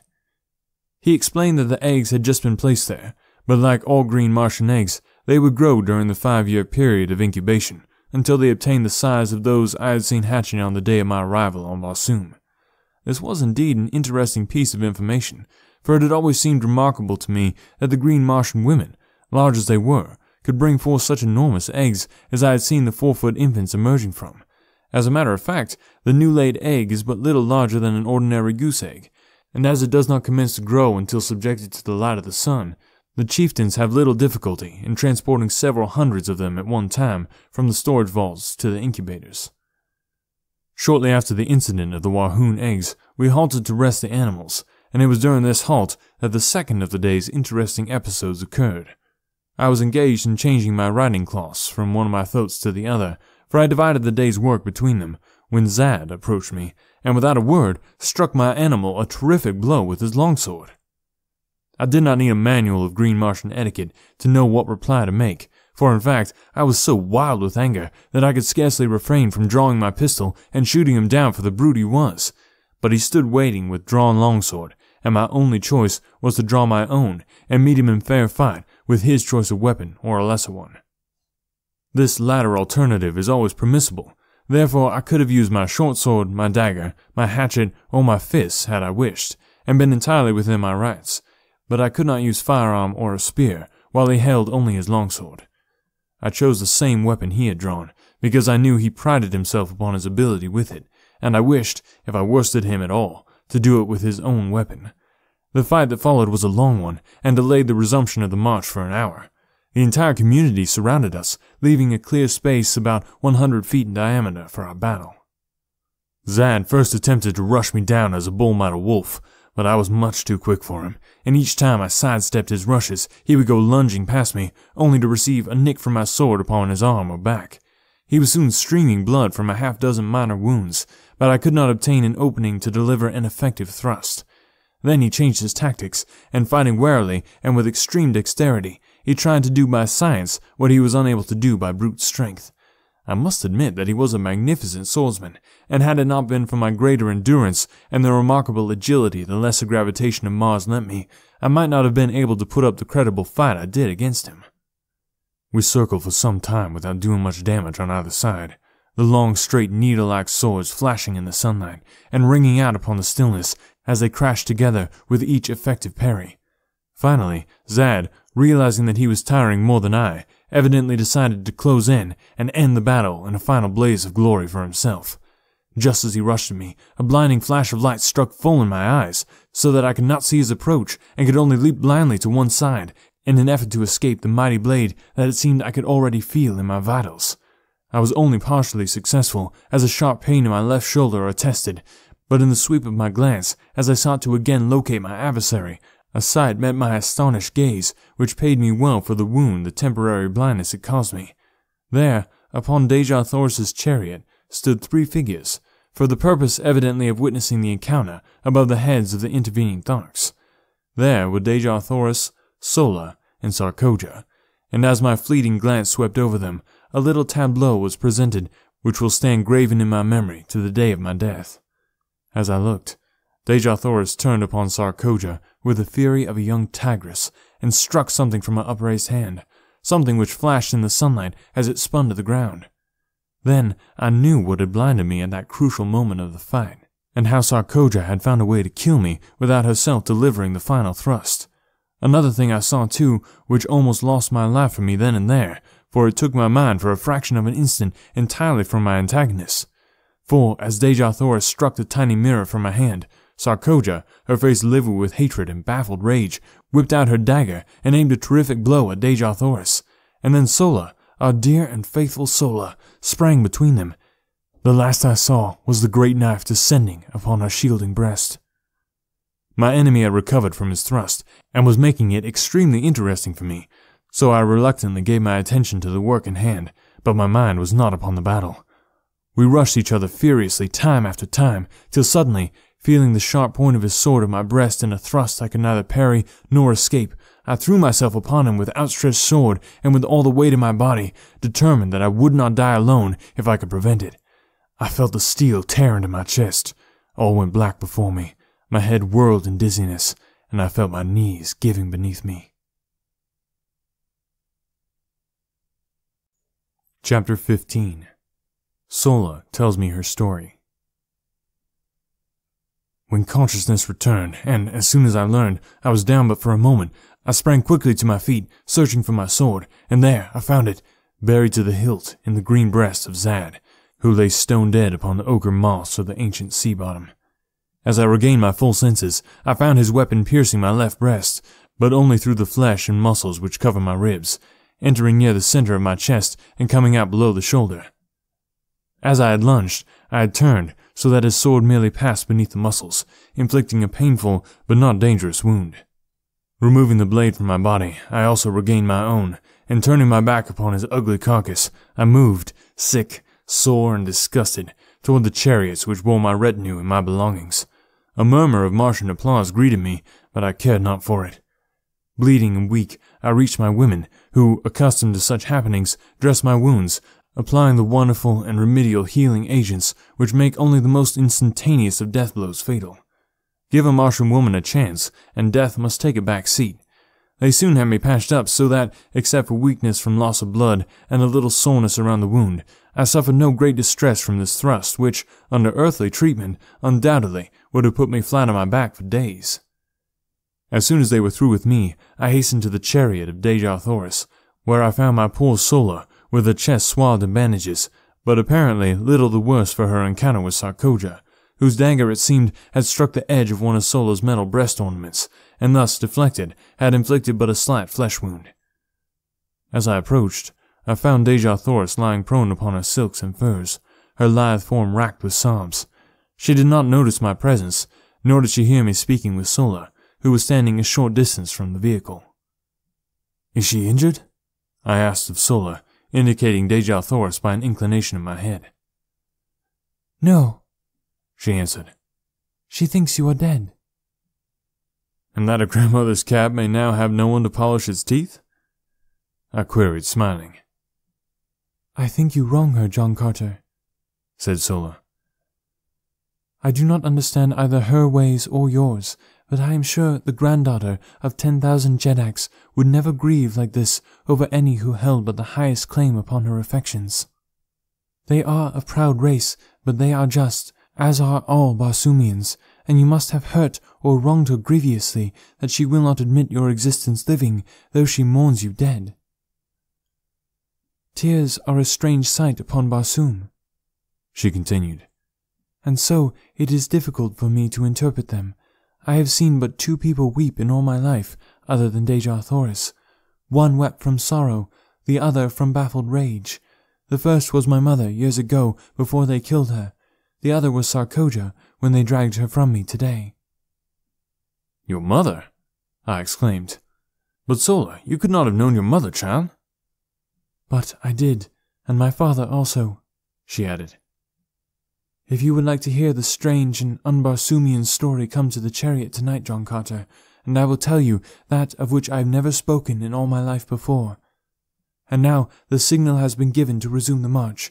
You must go." "I will come tonight, Sola," I promised. "Be sure to tell Dejah Thoris I am alive and well. I shall not force myself upon her, and be sure that you do not let her know I saw her tears. If she would speak with me, I but await her command." Sola mounted the chariot, which was swinging into its place in line, and I hastened to my waiting thoat and galloped to my station beside Tars Tarkas at the rear of the column. We made a most imposing and awe-inspiring spectacle as we strung out across the yellow landscape. The 250 ornate and brightly colored chariots, preceded by an advanced guard of some 200 mounted warriors and chieftains, riding 5 abreast and 100 yards apart, and followed by a like number in the same formation, with a score or more of flankers on either side, the 50 extra mastodons or heavy draft animals, known as zitadars, and the 500 or 600 extra thoats of the warriors, running loose within the hollow square formed by the surrounding warriors.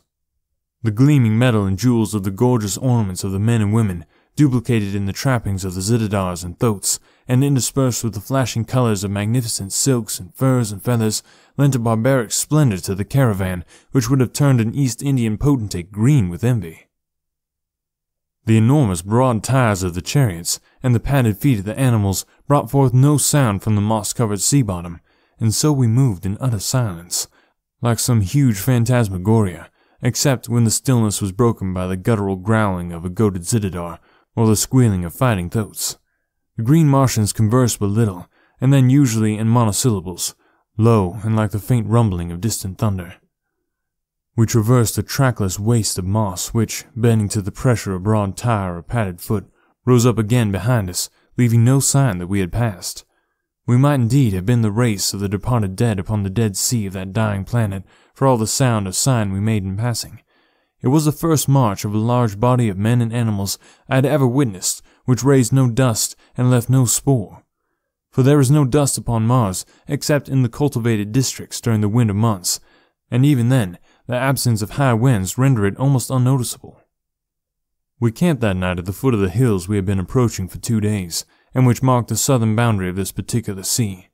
Our animals had been 2 days without drink, nor had they had water for nearly 2 months, not since shortly after leaving Thark. But, as Tartarchus explained to me, they require but little, and can live almost indefinitely upon the moss which covers Barsoom, and which, he told me, holds in its tiny stems sufficient moisture to meet the limited demands of the animals. After partaking of my evening meal of cheese-like food and vegetable milk, I sought out Sola, whom I found working by the light of a torch upon some of Tartarchus's trappings. She looked up at my approach, her face lighting with pleasure and with welcome. "I am glad you came," she said. "Deja Thoris sleeps, and I am lonely. Mine own people do not care for me, John Carter. I am too unlike them. It is a sad fate, since I must live my life amongst them, and I often wish that I were a true green Martian woman, without love and without hope, but I have no love, and so I am lost. I promised to tell you my story, or rather the story of my parents. From what I have learned of you and the ways of your people, I am sure that the tale will not seem strange to you, but among green Martians it has no parallel within the memory of the oldest living Thark. Nor do our legends hold many similar tales. My mother was rather small, in fact, too small to be allowed the responsibilities of maternity, as our chieftains breed principally for size. She was also less cold and cruel than most green Martian women, and caring little for their society, she often roamed the deserted avenues of Thark alone, or went and sat among the wild flowers that decked the nearby hills, thinking thoughts and wishing wishes, which I believe I alone among Tharkian women today may understand, for am I not the child of my mother? And there, among the hills, she met a young warrior, whose duty it was to guard the feeding zitidars and thoats, and see that they roamed not beyond the hills. They spoke at first only of such things as interest a community of Tharks, but gradually, as they came to meet more often, and, as was now quite evident to both, no longer by chance, they talked about themselves, their likes, their ambitions, and their hopes. She trusted him, and told him of the awful repugnance she felt for the cruelties of their kind, for the hideous, loveless lives they must ever lead, and then she waited for the storm of denunciation to break from his cold, hard lips, but instead he took her in his arms and kissed her. They kept their love a secret for 6 long years. She, my mother, was of the retinue of the great Tal Hajus, while her lover was a simple warrior, wearing only his own metal. Had their defection from the traditions of the Tharks been discovered, both would have paid the penalty in the great arena before Tal Hajus and the assembled hordes. The egg from which I came was hidden beneath a great glass vessel upon the highest and most inaccessible of the partially ruined towers of ancient Thark. Once each year my mother visited it for the 5 long years it lays there in the process of incubation. She dared not come oftener, for in the mighty guilt of her conscience she feared that her every move was watched. During this period my father gained great distinction as a warrior, and had taken the metal from several chieftains. His love for my mother had never diminished, and his own ambition in life was to reach a point where he might wrest the metal from Tal Hajus himself, and thus, as ruler of the Tharks, be free to claim her as his own, as well as, by the might of his power, protect the child, which otherwise would be quickly dispatched should the truth become known. It was a wild dream, that of wresting the metal from Tal Hajus in 5 short years, but his advance was rapid, and he soon stood high in the council of Tharks. But one day the chance was lost forever. insofar as it could come in time to save his loved ones. For he was ordered away upon a long expedition to the ice-clad south, to make war upon the natives there, and despoil them of their furs, for such is the manner of the green Barsoomian. He does not labor for what he can wrest in battle from others. He was gone for 4 years, and when he returned, all had been over for 3. For about a year after his departure, and shortly before the time for the return of an expedition which had gone forth to fetch the fruits of a community incubator, the egg had hatched. Thereafter, my mother continued to keep me in the old tower, visiting me nightly, and lavishing upon me the love the community life would have robbed us both of. She hoped, upon the return of the expedition from the incubator, to mix me with the other young assigned to the quarters of Tal Hajus, and thus escape the fate which would surely follow discovery of her sin against the ancient traditions of the green men. She taught me rapidly the language and customs of my kind, and one night she told me the story I have told you up to this point, impressing upon me the necessity for absolute secrecy and the great caution I must exercise after she had placed me with the other young Tharks, to permit no one to guess that I was further advanced in education than they, nor by any sign to divulge in the presence of others my affection for her or my knowledge of my patronage. And then, drawing me close to her, she whispered in my ear the name of my father. And then a light flashed out upon the darkness of the tower chamber, and there stood Sarkoja, her gleaming baleful eyes fixed in a frenzy of loathing and contempt upon my mother. The torrent of hatred and abuse she poured out upon her turned my young heart cold in terror. That she had heard the entire story was apparent, and that she had suspected something wrong from my mother's long nightly absences from her quarters accounted for her presence there on that fateful night. One thing she had not heard, nor did she know, the whispered name of my father. That was apparent from her repeated demands upon my mother to disclose the name of her partner in sin, but no amount of abuse or threats could wring this from her, and to save me from needless torture she lied, for she told Sarkoja that she alone knew, nor would she ever tell her child. With final imprecations, Sarkoja hastened away to Tal Hajus to report her discovery, and while she was gone, my mother, wrapping me in the silks and furs of her night coverings, so that I was scarcely noticeable, descended to the streets and ran wildly away toward the outskirts of the city, in the direction which led to the far south. Out toward the man whose protection she might not claim, but on whose face she wished to look once more before she died. As we neared the city's southern extremity, a sound came to us from across the mossy flat, from the direction of the only pass through the hills which led to the gates, the pass by which caravans from either north or south or east or west would enter the city. The sounds we heard were the squealing of thoats and the grumbling of zitidars, with the occasional clank of armor which pronounced the approach of a body of warriors. The thought uppermost in her mind was that it was my father returned from his expedition, but the cunning of the Thark held her from headlong and precipitate flight to greet him. Retreating into the shadows of a doorway, she awaited the coming of the cavalcade, which shortly entered the avenue, breaking its formation and thronging the thoroughfare from wall to wall. As the head of the procession passed us, the lesser moon swung clear of the overhanging roofs, and lit up the scene with all the brilliancy of her wondrous light. My mother shrank further back into the friendly shadows, and, from her hiding-place, saw that the expedition was not that of my father, but the returning caravan bearing the young Tharks. Instantly her plan was formed, and as a great chariot swung close to our hiding-place, she slipped stealthily in upon the trailing tailboard, crouching low in the shadow of the high side, straining me to her bosom in a frenzy of love. She knew what I did not, that never again after that night would she hold me to her breast, nor was it likely we would ever look upon each other's face again. In the confusion of the plaza, she mixed me with the other children, whose guardians during the journey were now free to relinquish their responsibility. We were herded together into a great room, fed by women who had not accompanied the expedition, and the next day we were parceled out among the retinues of the chieftains. I never saw my mother after that night. She was imprisoned by Tal Hajus, and every effort, including the most horrible and shameful torture, was brought to bear upon her to wring from her lips the name of my father, but she remained steadfast and loyal, dying at last amidst the laughter of Tal Hajus and his chieftains during some awful torture she was undergoing. I learned afterwards that she told them that she had killed me to save me from a like fate at their hands, and that she had thrown my body to the white apes.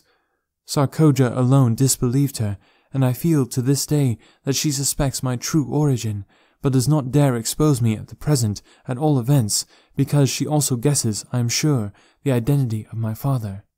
When he returned from his expedition and learned the story of my mother's fate, I was present as Tal Hajus told him, but never, by the quiver of a muscle, did he betray the slightest emotion. Only he did not laugh, as Tal Hajus gleefully described her death struggles. From that moment on, he was the cruelest of the cruel, and I am awaiting the day when he shall win the goal of his ambition and feel the carcass of Tal Hajus beneath his foot. For I am sure that he but waits the opportunity to wreak a terrible vengeance, and that his great love is as strong in his breast as when it first transfigured him nearly 40 years ago, as I am that we sit here on the edge of a world-old ocean while sensible people sleep, John Carter.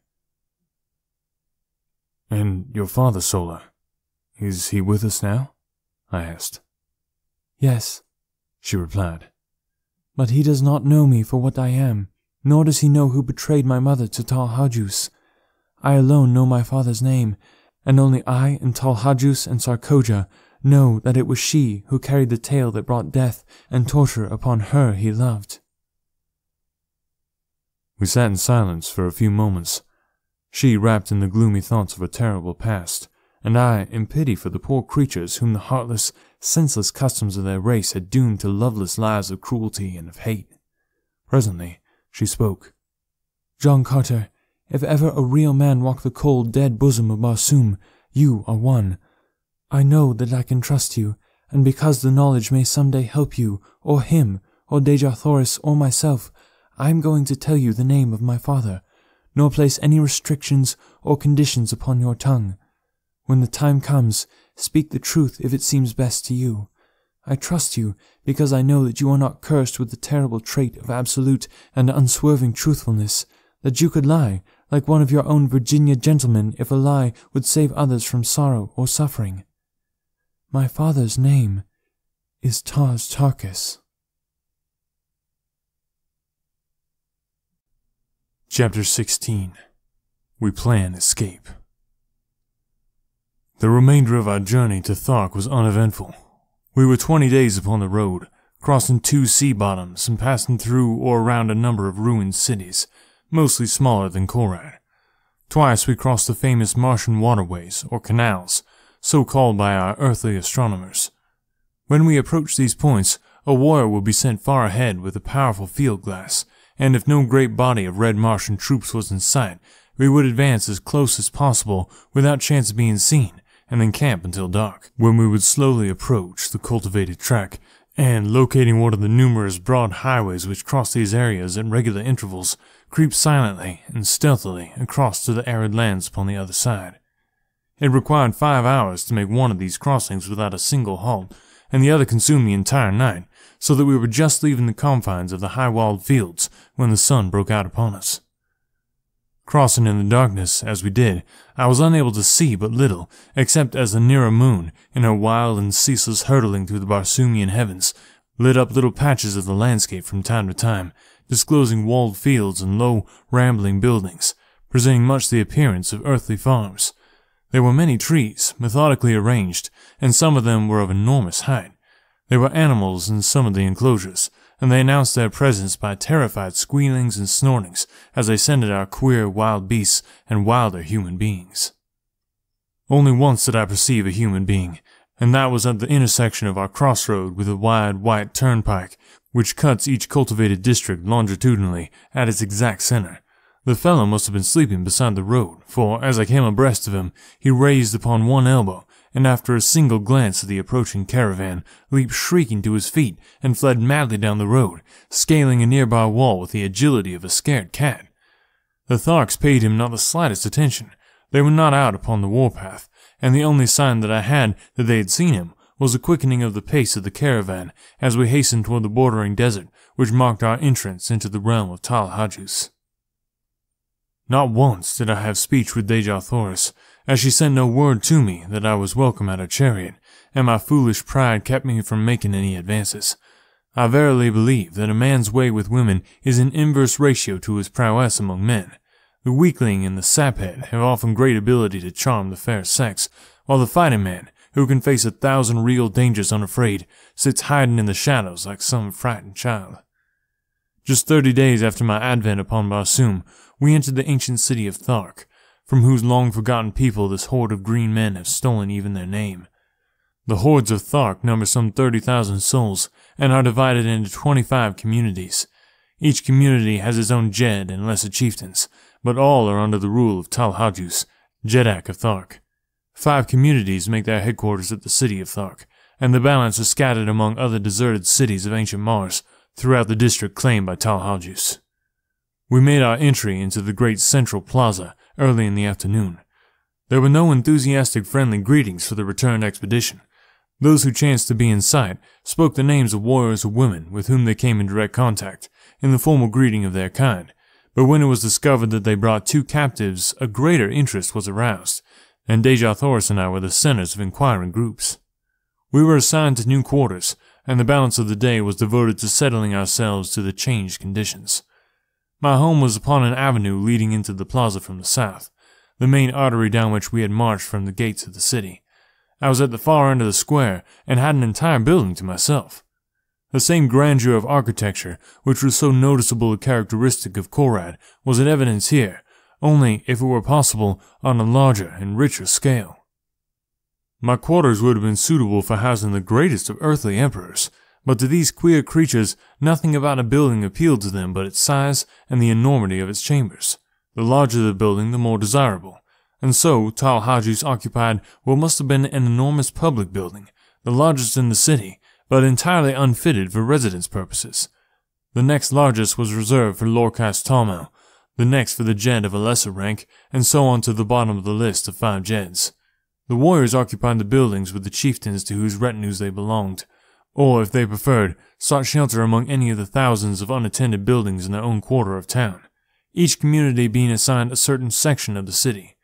The selection of building had to be made in accordance with these divisions, except insofar as the Jeds were concerned, they all occupying edifices which fronted upon the plaza. When I had finally put my house in order, or rather seen that it had been done, it was nearing sunset, and I hastened out with the intention of locating Sola and her charges, as I had determined upon speaking with Deja Thoris and trying to impress on her the necessity of our at least patching up a truce until I could find some way of aiding her to escape. I searched in vain until the upper rim of the great red sun was just disappearing behind the horizon, and then I spied the ugly head of Woola peering from a second-story window on the opposite side of the very street where I was quartered, but nearer the plaza. Without waiting for a further invitation, I bolted up the winding runway which led to the second floor, and entering a great chamber at the front of the building, was greeted by the frenzied Woola, who threw his great carcass upon me, nearly hurling me to the floor. The poor old fellow was so glad to see me that I thought he would devour me, his head split from ear to ear, showing his 3 rows of tusks and his hobgoblin smile. Quieting him with a word of command and a caress, I looked hurriedly through the approaching gloom for a sign of Deja Thoris, and then, not seeing her, I called her name. There was an answering murmur from the far corner of the apartment, and with a couple of quick strides, I was standing beside her where she crouched among the furs and silks upon an ancient carved wooden seat. As I waited, she rose to her full height, and looking me straight in the eye, said, "What would Dotar Sojat, Thark, of Deja Thoris his captive?" "Deja Thoris? I do not know how I have angered you. It was furthest from my desire to hurt or offend you, whom I had hoped to protect and comfort. Have none of me if it is your will, but that you must aid me in effecting your escape, if such a thing be possible, is not my request but my command. When you are safe once more at your father's court, you may do with me as you please, but from now on until that day, I am your master, and you must obey and aid me." She looked at me long and earnestly, and I thought that she was softening towards me. "I understand your words, Dotar Sojat," she replied. "But you I do not understand. You are a queer mixture of child and man, a brute and noble. I only wish that I might read your heart." "Look down at your feet, Deja Thoris. It lies there now, where it has lain since the other night at Korad, and where it will ever lie beating alone for you until death stills it forever." She took a little step towards me, her beautiful hands outstretched in a strange, groping gesture. What do you mean, John Carter? She whispered. What are you saying to me? I'm saying what I had promised myself that I would not say to you, at least until you were no longer a captive among the green men. What from your attitude towards me from the past 20 days, I had thought never to say to you. I'm saying, Deja Thoris, that I'm yours, body and soul, to serve you, to fight for you, and to die for you. Only one thing I ask of you in return, and that is you make no sign, either of condemnation or of approbation of my words, until you are safe among your own people, and that whatever sentiments you harbor towards me, they are not influenced or colored by gratitude. Whatever I may do to serve you will be prompted solely by selfish motives, since it gives me more pleasure to serve you than not. I will respect your wishes, John Carter, because I understand the motives which prompt them, and I accept your service no more willingly than I bow to your authority. Your word shall be my law. I have twice wronged you in my thoughts, and again I ask your forgiveness. Further conversation of a personal nature was prevented by the entrance of Sola, who was much agitated and wholly unlike her usual calm and possessed self. That horrible Sarkoja has been before Tal Hajus, she cried, and from what I have heard upon the plaza, there is little hope for either of you. What do they say? Inquired Deja Thoris. That you will be thrown to the wild Kalats in the great arena as soon as the hordes have assembled for the yearly games. Sola, I said, you are a Thark, but you hate and loathe the customs of your people as much as we do. Will you not accompany us in one supreme effort to escape? I am sure that Deja Thoris can offer you a home and protection among her people, and your fate can be no worse among them than it must ever be here. Yes, cried Deja Thoris. Come with us, Sola. You will be better off among the red men of Helium than you are here, and I can promise you not only a home with us, but the love and affection your nature craves, and which must always be denied you by the customs of your own race. Come with us, Sola. We might go without you, but your fate would be terrible if they thought you had connived to aid us. I know that even that fear would not tempt you to interfere in our escape, but we want you with us. We want you to come to a land of sunshine and happiness, amongst the people who know the meaning of love, of sympathy, and of gratitude. Say that you will, Sola. Tell me that you will. The great waterway which leads to Helium is but 50 miles to the south, murmured Sola, half to herself. A swift thoat might make it in 3 hours, and then to Helium it is 500 miles, most of the way through thinly settled districts. They would know, and they would follow us. We might hide among the great trees for a time, but the chances are small indeed for escape. They would follow us to the very gates of Helium, and they would take toll of life at every step. You do not know them. Is there no other way we might reach Helium? I asked. Can you not draw me a rough map of the country we must traverse, Deja Thoris? Yes, she replied, and taking a great diamond from her hair, she drew upon the marble floor the first map of Barsumian territory I had ever seen. It was crisscrossed in every direction with long straight lines, sometimes running parallel, and sometimes converging towards some great circle. The lines, she said, were waterways, the circles cities, and one far to the northwest of us she pointed out as Helium. There were other cities closer, but she said she feared to enter many of them, as they were not all friendly toward Helium. Finally, after studying the map carefully in the moonlight which now flooded the room, I pointed out a waterway far to the north of us, which also seemed to lead to Helium. Does not this pierce her grandfather's territory? I asked. Yes, she answered. But it is 200 miles north of us. It is one of the waterways we crossed on the trip to Thark. They would never suspect that we would try for that distant waterway, I answered, and that is why I think it is the best route for our escape. Sola agreed with me, and it was decided that we should leave Thark this same night, just as quickly, in fact, as I could find and saddle my thoats. Sola was to ride one, and Deja Thoris and I the other, each of us carrying sufficient food and drink to last us for 2 days, since the animals could not be urged too rapidly for so long a distance. I directed Sola to proceed with Deja Thoris along one of the less frequented avenues to the southern boundary of the city, where I would overtake them with the thoats as quickly as possible. Then, leaving them to gather what food, silks, and furs we were to need, I slipped quietly to the rear of the first floor and entered the courtyard, where our animals were moving restlessly about, as was their habit, before settling down for the night.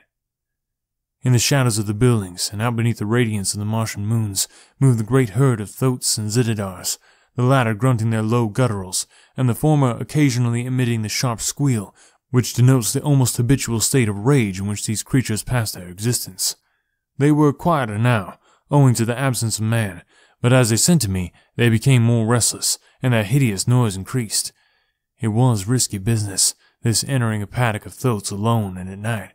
First, because their increasing noisiness might warn the nearby warriors that something was amiss, and also because for the slightest cause, and for no cause at all, some great bull thoat might take it upon himself to lead a charge upon me. Having no desire to awaken their nasty tempers on such a night as this, where so much depended upon secrecy and dispatch, I hugged the shadow of the buildings, ready at an instant's warning to leap into the safety of a nearby door or window. Thus, I moved silently to the great gates which opened upon the street at the back of the court, and as I neared the exit, I called softly to my two animals. How I thanked the kind Providence which had given me the foresight to win the love and confidence of these wild, dumb brutes, for presently, from the far side of the court, I saw two huge bulks forcing their way towards me through the surging mountains of flesh. They came quite close to me, rubbing their muzzles against my body, and nosing for the bits of food it was always my practice to reward them with. Opening the gates, I ordered the two great beasts to pass out, and then slipping quietly after them, I closed the portals behind me. I did not saddle or mount the animals there, but instead walked quietly in the shadows of the buildings towards an unfrequented avenue which led towards the point I had arranged to meet Deja Thoris and Sola. With the noiselessness of disembodied spirits, we moved stealthily along the deserted streets, but not until we were within sight of the plain beyond the city did I commence to breathe freely. I was sure that Sola and Deja Thoris would find no difficulty in reaching our rendezvous undetected, but with my great thoats I was not so sure for myself, as it was quite unusual for warriors to leave the city after dark. In fact, there was no place for them to go within any but a long ride. I reached the appointed meeting place safely, but as Deja Thoris and Sola were not there, I led my animals into the entrance hall of one of the large buildings. Presuming that one of the other women of the same household may have come in to speak to Sola and so delayed their departure, I did not feel any undue apprehension until nearly an hour had passed without a sign of them, and by the time another half-hour had crawled away, I was becoming filled with grave anxiety. Then there broke upon the stillness of the night the sound of an approaching party, which, from the noise, I knew could be no fugitives creeping stealthily towards liberty. Soon the party was near me, and from the black shadows of my entranceway I perceived a score of mounted warriors, who, in passing, dropped a dozen words that fetched my heart clean into the top of my head. He would likely have arranged to meet them just without the city, and so... I heard no more. They had passed on, but it was enough. Our plan had been discovered, and the chances for escape from now on to the fearful end would be small indeed. My one hope now was to return undetected to the quarters of Deja Thoris and learn what fate had overtaken her. But how to do it with these great monstrous thoats upon my hands, now that the city was probably aroused by the knowledge of my escape, was a problem of no mean proportions. Suddenly, an idea occurred to me, and acting on my knowledge of the construction of the buildings of these ancient Martian cities, with a hollow court within the center of each square, I groped my way blindly through the dark chambers, calling the great thoats after me. They had difficulty in negotiating some of the doorways, but as the buildings fronting the city's principal exposures were all designed upon a magnificent scale, they were able to wriggle through without sticking fast. And thus we finally made the inner court, where I found, as I had expected, the usual carpet of moss-like vegetation, which would provide their food and drink until I could return them to their own enclosure. That they would be as quiet and contented here as elsewhere I was confident, nor was there but the remotest possibility that they would be discovered, as the green men had no great desire to enter these outlying buildings, which were frequented by the only thing, I believe, which caused them the sensation of fear, the great white apes of Barsoom. Removing the sandal trappings, I hid them just within the rear doorway of the building through which we had entered the court, and, turning the beast loose, quickly made my way across the court to the rear of the building upon the further side, and thence to the avenue beyond. Waiting in the doorway of the building until I was assured that no one was approaching, I hurried across to the opposite side and through the first doorway to the court beyond. Thus, crossing through court after court, with only the slightest chance of detection which the necessary crossing of the avenues entailed, I made my way in safety to the courtyard in the rear of Deja Thoris's quarters.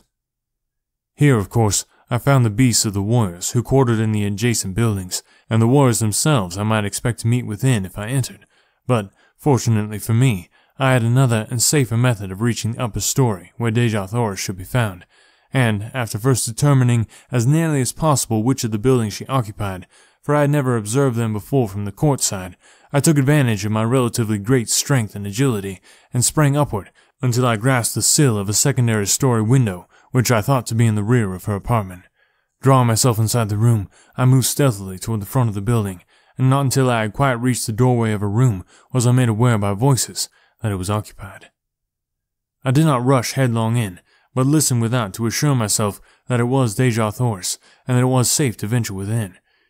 It was well indeed that I took this precaution, for the conversation I heard was in the low gutturals of men, and the words which finally came to me proved a most timely warning. The speaker was a chieftain, and he was giving orders to 4 of his warriors. "And when he returns to his chamber," he was saying, "and as he surely will when he finds she does not meet him at the city's edge, you 4 are to spring upon him and disarm him. It will require the combined strength of all of you to do it if the reports they bring back from Korad are correct. When you have him fast bound, bear him to the vaults beneath the Jedak's quarters, and chain him securely where he may be found when Talhajus wishes him. Allow him to speak with none, nor permit any other to enter this apartment before he comes.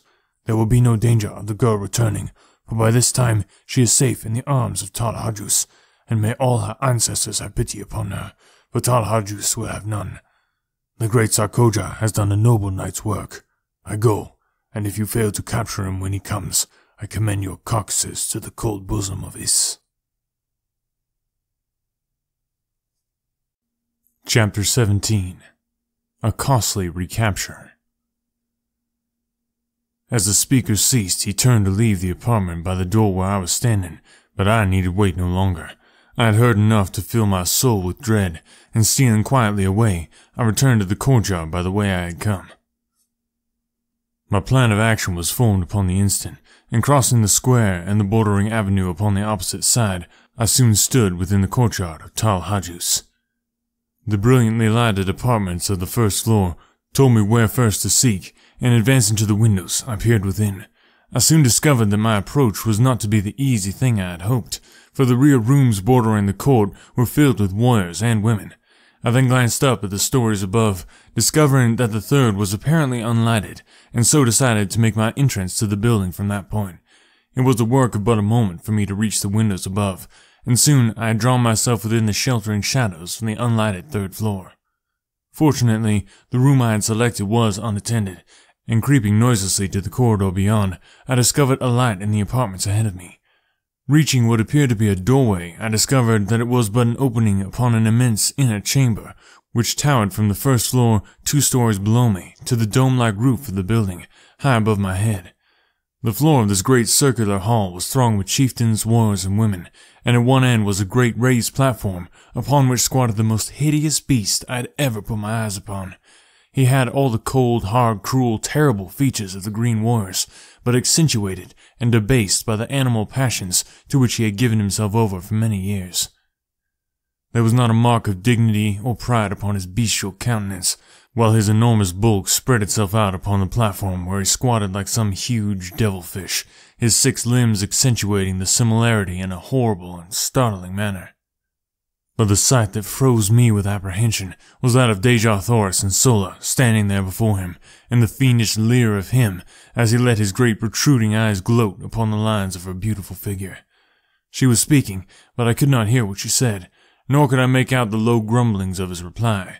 She stood there, erect before him, her head held high, and even at the distance I was from them, I could hear the scorn and disgust upon her face as she let her haughty glance rest without sign of fear upon him. She was indeed the proud daughter of 1,000 Jedaks, every inch of her dear, precious little body, so small, so frail, beside the towering warriors around her, but in her majesty, dwarfing them into insignificance. She was the mightiest figure among them, and I verily believe that they felt it. Presently, Talhajus made a sign that the chamber be cleared, and that the prisoners be left alone before him. Slowly, the chieftains, the warriors, and the women melted away into the shadows of the surrounding chambers, and Deja Thoris and Sola stood alone before the Jedak of the Tharks. One chieftain alone had hesitated before departing. I saw him standing in the shadows of a mighty column, his fingers nervously toying with the hilt of his greatsword, and his cruel eyes bent in implacable hatred upon Talhajus. It was Tarj Tarkas, and I could read his thoughts as they were an open book, for the undisguised loathing upon his face.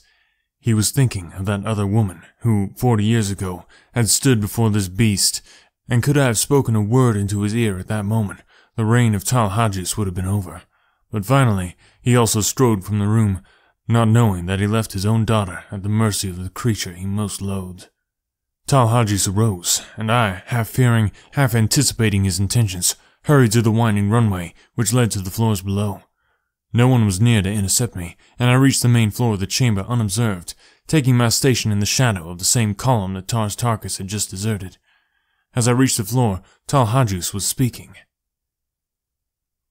Princess of Helium, I might wring a mighty ransom from your people, would I but return you to them unharmed, but 1,000 times rather would I watch that beautiful face writhe in the agony of torture. It shall be long drawn out, that, I promise you. 10 days of pleasure were all too short to show the love I harbor for your race. The terrors of your death shall haunt the slumbers of the red men through all the ages to come. They will shudder in the shadows of the night as their fathers tell them of the awful vengeance of the green men, of the power and might and hate and cruelty of Talhajus. But before the torture you shall be mine for 1 short hour, and word of that too shall go forth to Tardos Mors, Jeddak of Helium, your grandfather, that he may grovel upon the ground in the agony of his sorrow. Tomorrow the torture will commence. Tonight thou art Talhajus. Come.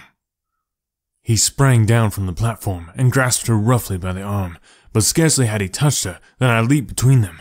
My short sword, sharp and gleaming, was in my right hand. I could have plunged it into his putrid heart before he realized that I was upon him, but as I raised my arm to strike, I thought of Tarj Tarkas, and with all my rage, with all my hatred, I could not rob him of that sweet moment for which he lived and hoped all these long, weary years. And so, instead, I swung my good right fist full upon the point of his jaw. Without a sound, he slipped to the floor as one dead. In the same deathly silence, I grasped Deja Thoris by the hand, and motioning Sola to follow, we sped noiselessly from the chamber and to the floor above.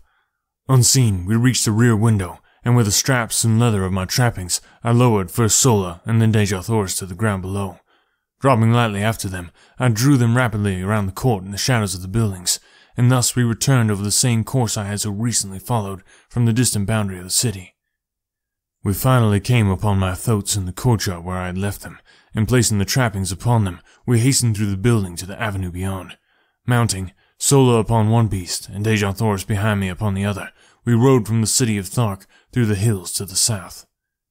Instead of circling back around the city to the northwest and toward the nearest waterway, which lay so short a distance from us, we turned to the northeast and struck out upon the mossy waste across which, for 200 dangerous and weary miles, lay another main artery leading to Helium. No word was spoken until we had left the city far behind, but I could hear the quiet sobbing of Deja Thoris as she clung to me with her dear head resting against my shoulder. If we make it, my chieftain, the debt of Helium will be a mighty one, greater than she can ever pay you. And should we not make it, she continued, the debt is no less, though Helium will never know, for you have saved the last of our line from worse than death. I did not answer, but instead reached to my side and pressed the little fingers of her I loved where they clung to me for support, and then, in unbroken silence, we sped over the yellow moonlit moss, each of us occupied with his own thoughts. For my part, I could not be other than joyful had I tried, with Deja Thoris's warm body pressed close to mine, and with all our unpassed danger, my heart was singing as gaily as though we were already entering the gates of Helium.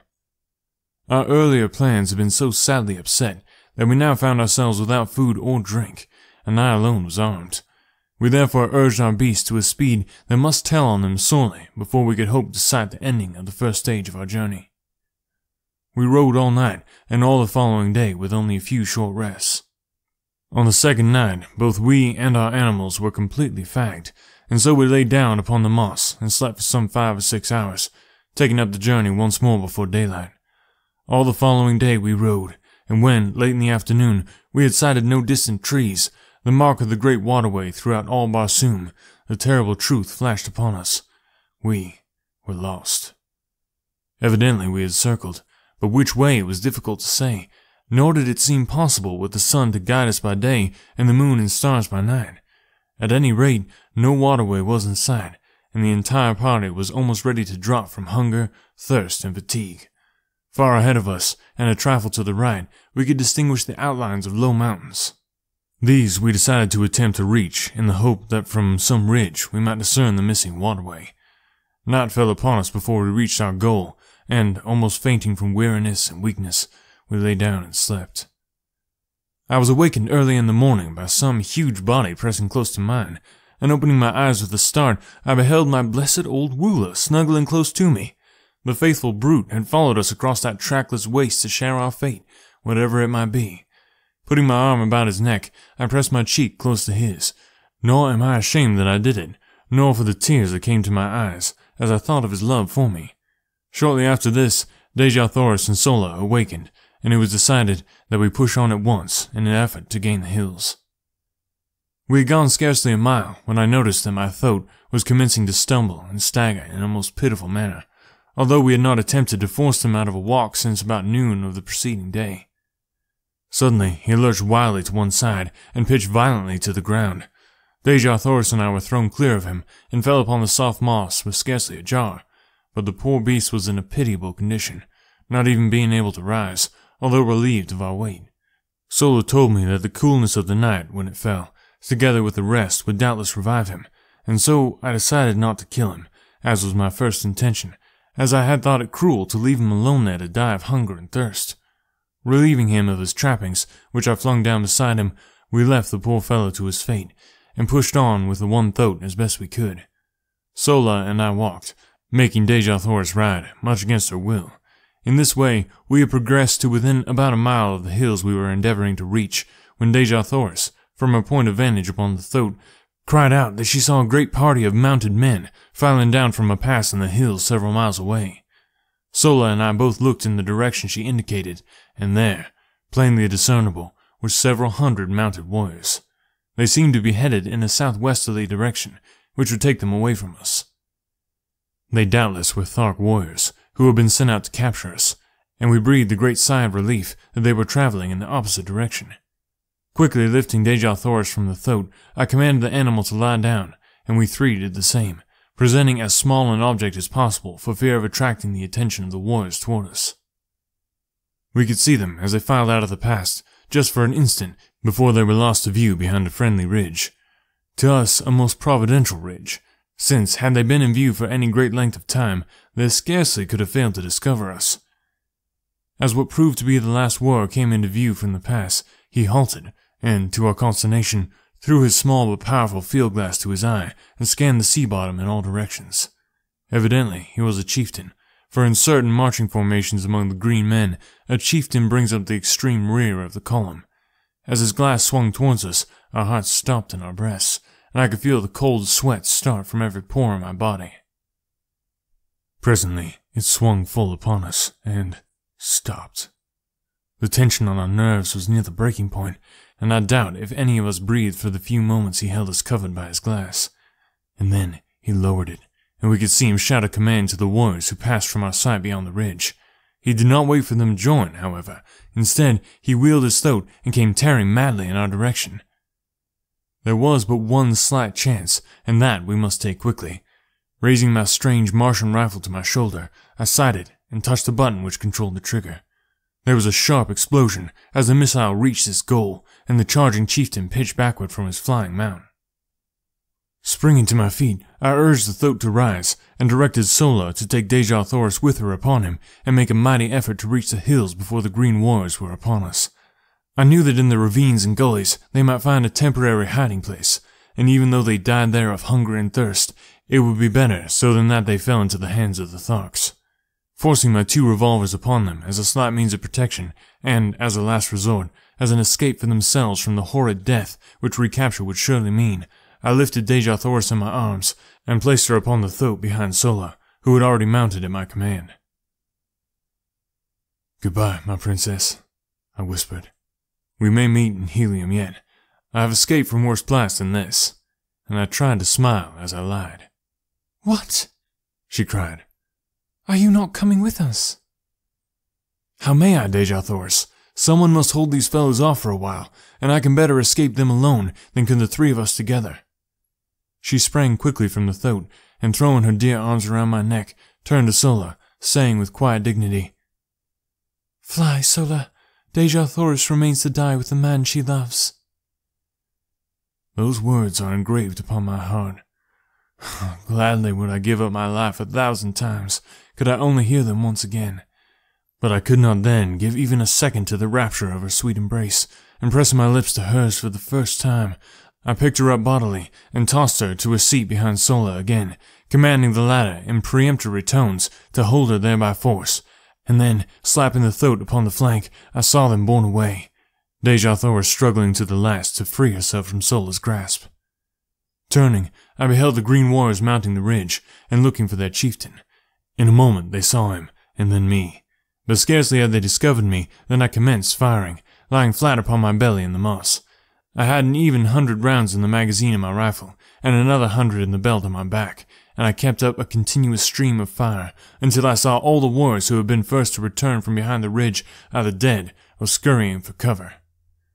My respite was short-lived, however, for soon the entire party, numbering some 1,000 men, came charging into view, racing mad toward me. I fired until my rifle was empty, and they were almost upon me, and then, a glance showing me that Dejah Thoris and Sola had disappeared among the hills, I sprang up, throwing down my useless gun, and started away in the direction opposite to that taken by Sola in her charge.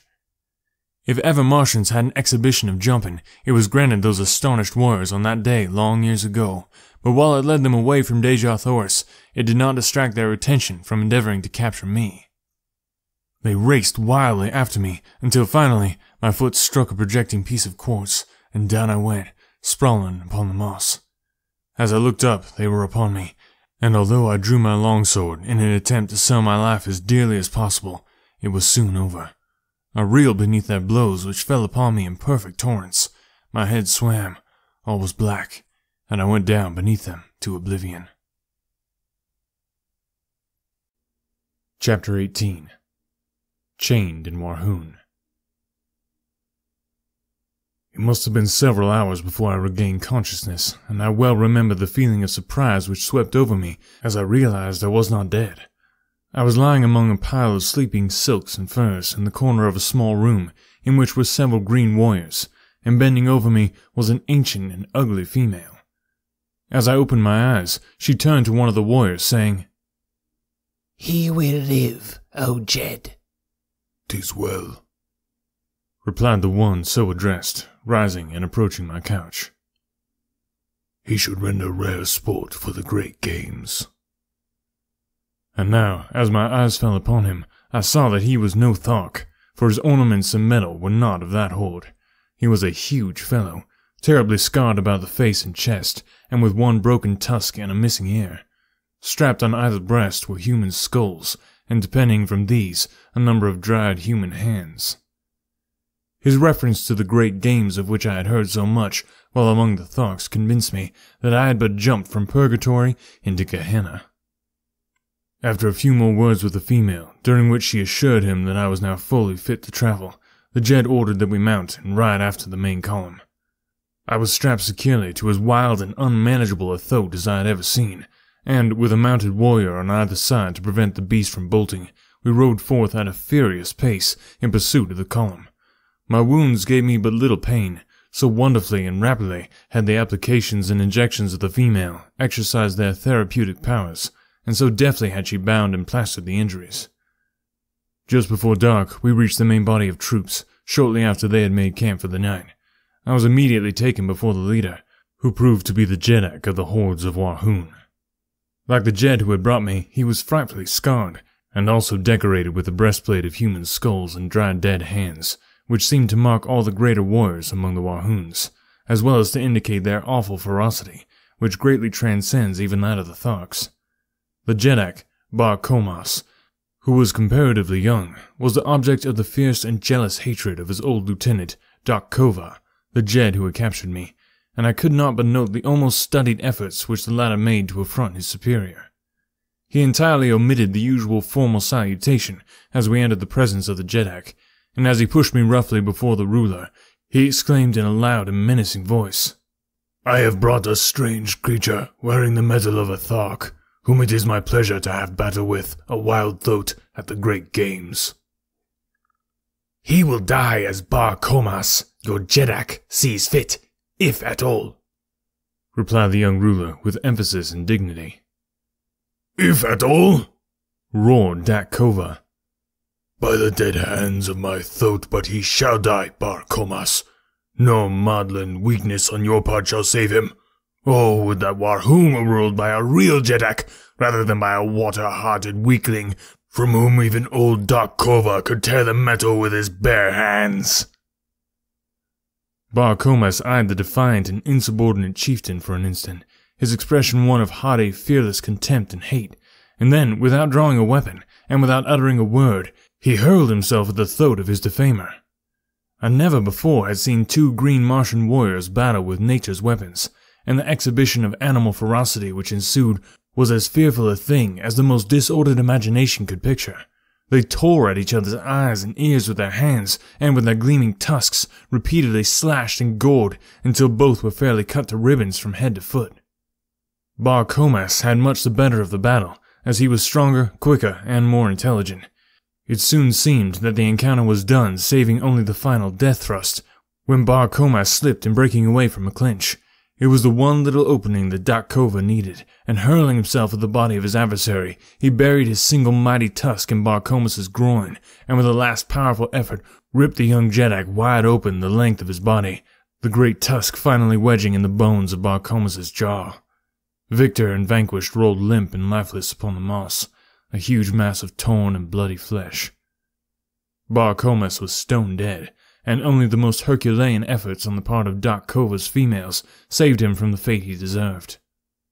3 days later, he walked without assistance to the body of Bar Comas, which, by custom, had not been moved from where it fell, and placing his foot upon the neck of his erstwhile ruler, he assumed the title of Jeddak of Warhoon. The dead Jeddak's hands and head were removed to be added to the ornaments of his conqueror, and then his women cremated what remained, amid wild and terrible laughter. The injuries to Doc Kova had delayed the march so greatly that it was decided to give up the expedition, which was a raid upon a small Thark community in retaliation for the destruction of the incubator, until after the Great Games, and the entire body of warriors, 10,000 in number, turned back toward Warhoon. My introduction to these cruel and bloodthirsty people was but an index to the scenes I witnessed almost daily while with them. They are a smaller horde than the Tharks, but much more ferocious. Not a day passed but that some members of the various Warhoon communities met in deadly combat. I have seen as high as 8 mortal duels within a single day. We reached the city of Warhoon after some 3 days' march, and I was immediately cast into a dungeon and heavily chained to the floor and walls. Food was brought to me at intervals, but owing to the utter darkness of the place, I do not know whether I lay there days or weeks or months. It was the most horrible experience of all my life, and that my mind did not give way to the terrors of that inky blackness has been a wonder to me ever since. The place was filled with creeping, crawling things. Cold, sinuous bodies passed over me when I lay down, and in the darkness I occasionally caught glimpses of gleaming, fiery eyes, fixed in horrible intentness upon me. No sound reached me from the world above, and no word would my jailer vouchsafe when my food was brought to me, although I had first bombarded him with questions. Finally, all the hatred and maniacal loathing for these awful creatures who had placed me in this horrible place was centered by my tottering reason upon this single emissary, who represented to me the entire horde of Warhoons. I had noticed that he always advanced with his dim torch to where he could place the food within my reach, and as he stooped to place it upon the floor, his head was about on a level with my breast. So, with the cunning of a madman, I backed into the far corner of my cell when next I heard him approaching, and gathering a little slack of the great chain which held me in my hand, I waited his coming, crouching like some beast of prey. As he stooped to place my food upon the ground, I swung the chain above my head and crashed the links with all my strength upon his skull. Without a sound, he slipped to the floor, stone dead. Laughing and chattering like the idiot I was fast becoming, I fell upon his prostrate form, my fingers feeling for his dead throat. Presently, they came in contact with a small chain, at the end of which dangled a number of keys. The touch of my fingers on these keys brought back my reason with the suddenness of thought. No longer was I a gibbering idiot, but a sane, reasoning man with the means of escape within my very hands. As I was groping to remove the chain from about my victim's neck, I glanced up into the darkness to see 6 pairs of gleaming eyes fixed, unwinking upon me. Slowly, they approached, and slowly I shrank back from the awful horror of them. Back into my corner I crouched, holding my hands, palms out, before me, and stealthily on came the awful eyes, until they reached the dead body at my feet. Then, slowly, they retreated, but this time with a strange grating sound, and finally they disappeared in some black and distant recess of my dungeon. Chapter 19. Battling in the Arena. Slowly, I regained my composure, and finally essayed again to attempt to remove the keys from the dead body of my former jailer. But as I reached out into the darkness to locate it, I found to my horror that it was gone. Then the truth flashed on me. The owners of those gleaming eyes had dragged my prize away from me to be devoured in their neighboring lair. As they had been waiting for days, for weeks, for months, through all this awful eternity of my imprisonment, to drag my dead carcass to their feast. For 2 days, no food was brought me, but then a new messenger appeared, and my incarceration went on as before, but not again did I allow my reason to be submerged by the horror of my position. Shortly after this episode, another prisoner was brought in and chained near me. By the dim torchlight, I saw that he was a red Martian, and I could scarcely await the departure of his guard to address him. As their retreating footsteps died away in the distance, I called out softly the Martian word of greeting, Kaor. "Who are you who speaks out of the darkness?" He answered, "John Carter, a friend of the Red Men of Helium." "I am of Helium," he said, "but I do not recall your name." And then I told him my story as I have written it here, omitting only any reference to my love for Dejah Thoris. He was much excited by the news of Helium's princess, and seemed quite positive that she and Sola could easily have reached a point of safety from where they left me. He said that he knew the place well, because the defile through which the Warhoon warriors had passed when they discovered us was the only one ever used by them when marching to the south. "Dejah Thoris and Sola entered the hills not 5 miles from a great waterway, and are now probably quite safe," he assured me. My fellow prisoner was Kantos Khan, a Padwar, or lieutenant, in the navy of Helium. He had been a member of the ill-fated expedition which had fallen into the hands of the Tharks at the time of Dejah Thoris' capture, and he briefly related the events which followed the defeat of the battleships. Badly injured and only partially manned, they had limped slowly toward Helium, but while passing near the city of Zodanga, the capital of Helium's hereditary enemies among the Red Men of Barsoom, they had been attacked by a great body of war vessels, and all but the craft to which Kantos Khan belonged were either destroyed or captured. His vessel was chased for days by 3 of the Zodangan warships, but finally escaped during the darkness of a moonless night. 30 days after the capture of Dejah Thoris, or about the time of our coming to Thark, his vessel had reached Helium with about 10 survivors of the original crew of 700 officers and men. Immediately, 7 great fleets, each of 100 mighty warships, had been dispatched to search for Dejah Thoris, and from these vessels 2,000 smaller craft had been kept out continuously in futile search for the missing princess. 2 green Martian communities had been wiped off the face of Barsoom by the avenging fleets, but no trace of Dejah Thoris had been found. They had been searching among the northern hordes, and only within the past few days had they extended their quest to the south. Kantos Khan had been detailed to one of the small one-man flyers, and had had the misfortune to be discovered by the Warhoons while exploring their city. The bravery and daring of the man won my greatest respect and admiration. Alone, he had landed at the city's boundary, and on foot had penetrated to the buildings surrounding the plaza. For 2 days and nights, he had explored their quarters and their dungeons in search of his beloved princess, only to fall into the hands of a party of Warhoons as he was about to leave, after assuring himself that Dejah Thoris was not a captive there. During the period of our incarceration, Kantos Khan and I became well acquainted and formed a warm personal friendship. A few days only elapsed, however, before we were dragged forth from our dungeon from the Great Games. We were conducted early one morning to an enormous amphitheater, which instead of having been built upon the surface of the ground, was excavated below the surface.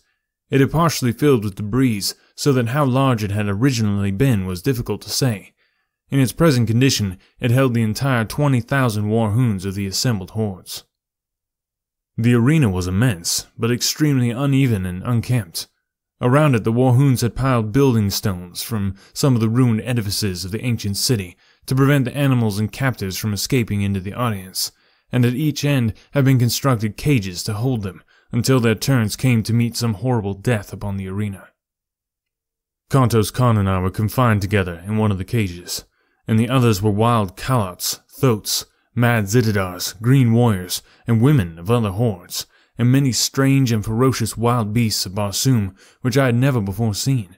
The din of their roaring, growling, and squealing was deafening, and the formidable appearance of any one of them was enough to make the stoutest heart feel grave forebodings. Kantos Khan explained to me that at the end of the day one of these prisoners would gain freedom, and the others would lie dead about the arena. The winners in the various contests of the day would be pitted against each other until only 2 remained alive, the victor in the last encounter being set free, whether animal or man. The following morning the cages would be filled with a new consignment of victims, and so on throughout the 10 days of the games. Shortly after we had been caged, the amphitheater began to fill, and within an hour every available part of the seating space was occupied. Dak Kova, with his Jeds and chieftains, sat at the center of one side of the arena upon a large raised platform. At a signal from Dak Kova, the doors of 2 cages were thrown open, and a dozen green Martian females were driven to the center of the arena. Each was given a dagger, and then, at the far end, a pack of 12 Kalots, or wild dogs, were loosed upon them. As the brutes, growling and foaming, rushed upon the almost defenseless women, I turned my head that I might not see the horrid sight. The yells and laughter of the green horde bore witness to the excellent quality of the sport, and when I turned back to the arena, as Kantos Khan told me it was over, I saw 3 victorious Kalots, snarling and growling over the bodies of their prey. The women had given a good account of themselves. Next, a mad Zitidar was loosed among the remaining dogs, and so it went throughout the long, hot, horrible day. During the day, I was pitted first against men and then beasts, but as I was armed with a longsword and always outclassed my adversary in agility and generally in strength as well, it proved but child's play to me. Time and time again, I won the applause of the bloodthirsty multitude, and toward the end there were cries that I be taken from the arena and be made a member of the hordes of Warhoon. Finally, there were but 3 of us left, a great green warrior of some far northern horde, Kantos Khan, and myself. The other 2 were to battle, and then I to fight the conqueror for the liberty which was accorded the final winner. Kantos Khan had fought several times during the day, and like myself had always proven victorious, but occasionally by the smallest of margins, especially when pitted against the green warriors. I had little hope that he could best his giant adversary, who had mowed down all before him during the day. The fellow tottered nearly 16 feet in height, while Kantos Khan was some inches under 6 feet. As they advanced to meet one another, I saw for the first time a trick of Martian swordsmanship, which centered Kantos Khan's every hope of victory and life on one cast of the dice, for as he came to within about 20 feet of the huge fellow, he threw his sword arm far behind him over his shoulder, and with a mighty sweep hurled his weapon's point foremost at the green warrior. It flew true as an arrow, and piercing the poor devil's heart, laid him dead upon the arena.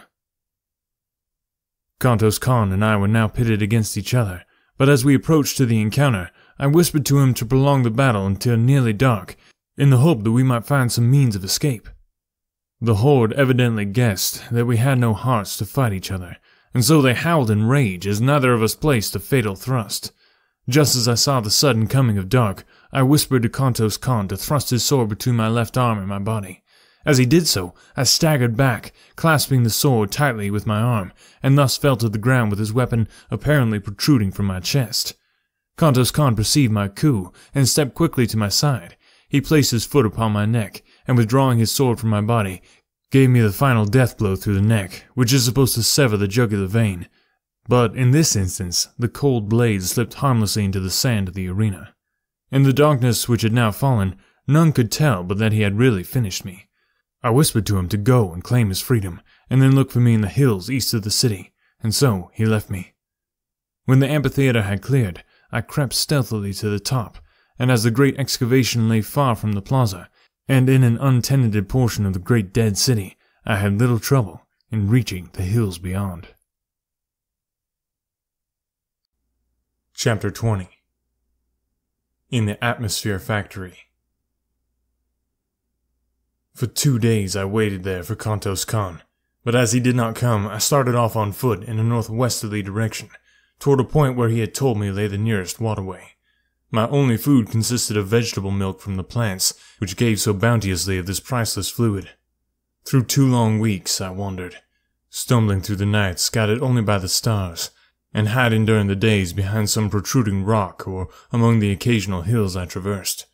Several times I was attacked by wild beasts, strange, uncouth monstrosities that leaped upon me in the dark, so that I had ever to grasp my long sword in my hand that I might be ready for them. Usually my strange, newly acquired telepathic power warned me in ample time, but once I was down with vicious fangs in my jugular and a hairy face pressed close to mine before I knew that I was even threatened. What manner of thing was upon me I did not know, but that it was large and heavy and many-legged I could feel.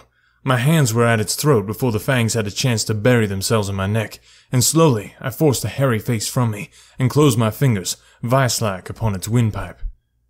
Without sound we lay there, the beast exerting every effort to reach me with those awful fangs, and I straining to maintain my grip and choke the life from it as I kept it from my throat.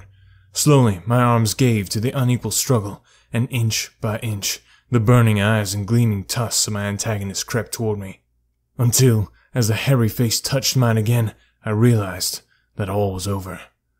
And then a living mass of destruction sprang from the surrounding darkness, full upon the creature that held me pinioned to the ground. The two rolled, growling upon the moss, tearing and rending one another in a frightful manner. But it was soon over, and my preserver stood with lowered head above the throat of the dead thing which would have killed me. The nearer moon, hurtling suddenly above the horizon and lighting upon the Barsoomian scene, showed me that my preserver was Woola. But from whence he had come, or how he found me, I was at a loss to know. That I was glad of his companionship it is needless to say, but my pleasure at seeing him was tempered by anxiety as to the reason of his leaving Dejah Thoris. Only her death, I felt sure, could account for his absence from her, so faithful I knew him to be to my commands. By the light of the now brilliant moons, I saw that he was but a shadow of his former self, and as he turned from my caress and commenced greedily to devour the dead carcass at my feet, I realized that the poor fellow was more than half starved. I myself was in but little better plight, but I could not bring myself to eat the uncooked flesh, and had no means of making a fire. When Woola had finished his meal, I again took up my weary and seemingly endless wanderings in quest of the elusive waterway. At daybreak of the 15th day of my search, I was overjoyed to see high trees that denoted the object of my search. About noon, I dragged myself wearily to the portals of a huge building, which covered perhaps 4 square miles, and towered 200 feet in the air. It showed no aperture in the mighty walls, other than the tiny door at which I sank exhausted, nor was there any sign of life about it. I could find no bell or other method of making my presence known to the inmates of the place, unless a small round hole in the wall near the door was for that purpose. It was about the bigness of a lead pencil, and thinking that it might be in the nature of a speaking tube, I put my mouth to it, and was about to call into it when a voice issued from it, asking whom I might be, where from, and the nature of my errand. I explained that I had escaped from the Wahoons, and was dying of starvation and exhaustion. You wear the metal of a green warrior, and are followed by a carrot, yet you are of the figure of a red man. In colour, you are neither green nor red. In the name of the 9th ray, what manner of creature are you? I'm a friend of the red men of Barsoom, and I'm starving. In the name of humanity, open to us," I replied. Presently the door commenced to recede before me, until it had sunk into the wall 50 feet. Then it stopped, and slid easily to the left, exposing a short, narrow corridor of concrete, at the further end of which was another door, similar in every respect to the one I had just passed. No one was in sight, yet immediately we passed the first door, it slid gently into place behind us, and receded rapidly to its original position in the front wall of the building. As the door had slipped aside, I had noted its great thickness, full 20 feet, and as it reached its place once more after closing behind us, great cylinders of steel had dropped from the ceiling behind it and fitted their lower ends into apertures countersunk in the floor. A second and third door receded before me and slipped to one side as the first, before I reached a large inner chamber where I found food and drink set out upon a great stone table. A voice directed me to satisfy my hunger and feed my palate, and while I was thus engaged, my invisible host put me through a severe and searching cross-examination. "Your statements are most remarkable," said the voice, on concluding its questioning. "But you are evidently speaking the truth, and it is equally evident that you are not a Barsoom. I can tell that by the conformation of your brain, and the strange location of your internal organs, and the shape and size of your heart." "Can you see through me?" I exclaimed. "Yes, I see all but your thoughts, and, were you a Barsoomian, I could read those." Then a little door opened at the far side of the chamber, and a strange, dried-up little mummy of a man came toward me. He wore but a single article of clothing or adornment, a small collar of gold from which depended upon his chest a great ornament as large as a dinner plate, set solid with huge diamonds, except for the exact center, which was occupied by a strange stone, an inch in diameter, that scintillated 9 different and distinct rays, the 7 colors of our earthly prism, in 2 beautiful rays which, to me, were new and nameless. I cannot describe them any more than you could describe red to a blind man. I only know that they were beautiful in the extreme.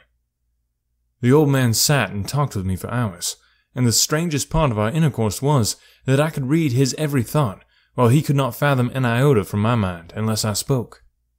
I did not appraise him of my ability to sense his mental operations, and thus I learned a great deal which proved of immense value to me later, and which I would never have known had he suspected my strange power. For the Martians have such perfect control of their mental machinery that they are able to direct their thoughts with absolute precision. The building in which I found myself contained the machinery which produces that artificial atmosphere which sustains life on Mars. The secret of the entire process hinges on the use of the 9th ray, one of the beautiful scintillations which I had noted emanating from the great stone in my host's diadem. This ray is separated from the other rays of the sun by means of finely adjusted instruments placed upon the roof of the huge building, 3/4 of which is used for reservoirs in which the 9th ray is stored. This product is then treated electrically, or rather certain proportions of refined electric vibrations are incorporated with it, and the result is then pumped to the 5 principal air centers of the planet where, as it is released, contact with the ether of space transforms it into atmosphere. There is always sufficient reserve of the 9th ray stored in the great building to maintain the present Martian atmosphere for 1,000 years, and the only fear, as my new friend told me, was that some accident might befall the pumping apparatus. He led me to an inner chamber, where I beheld a battery of 20 radium pumps, any one of which was equal to the task of furnishing all Mars with the atmosphere compound. For 800 years, he told me, he had watched these pumps, which are used alternately a day each at a stretch, or a little over 24½ Earth hours. He has one assistant who divides the watch with him. Half a Martian year, about 344 of our days, each of these men spend alone in this huge, isolated plant. Every red Martian is taught during earliest childhood the principles of the manufacture of the atmosphere, but only 2 at one time ever hold the secret of ingress to the great building which, built as it is with walls 150 feet thick, is absolutely unassailable, even the roof being guarded from assault by aircraft by a glass covering 5 feet thick. The only fear they entertain of attack is from the green Martians or some demented red man, as all Barsoomians realize that the very existence of every form of life on Mars is dependent upon the uninterrupted working of this plant.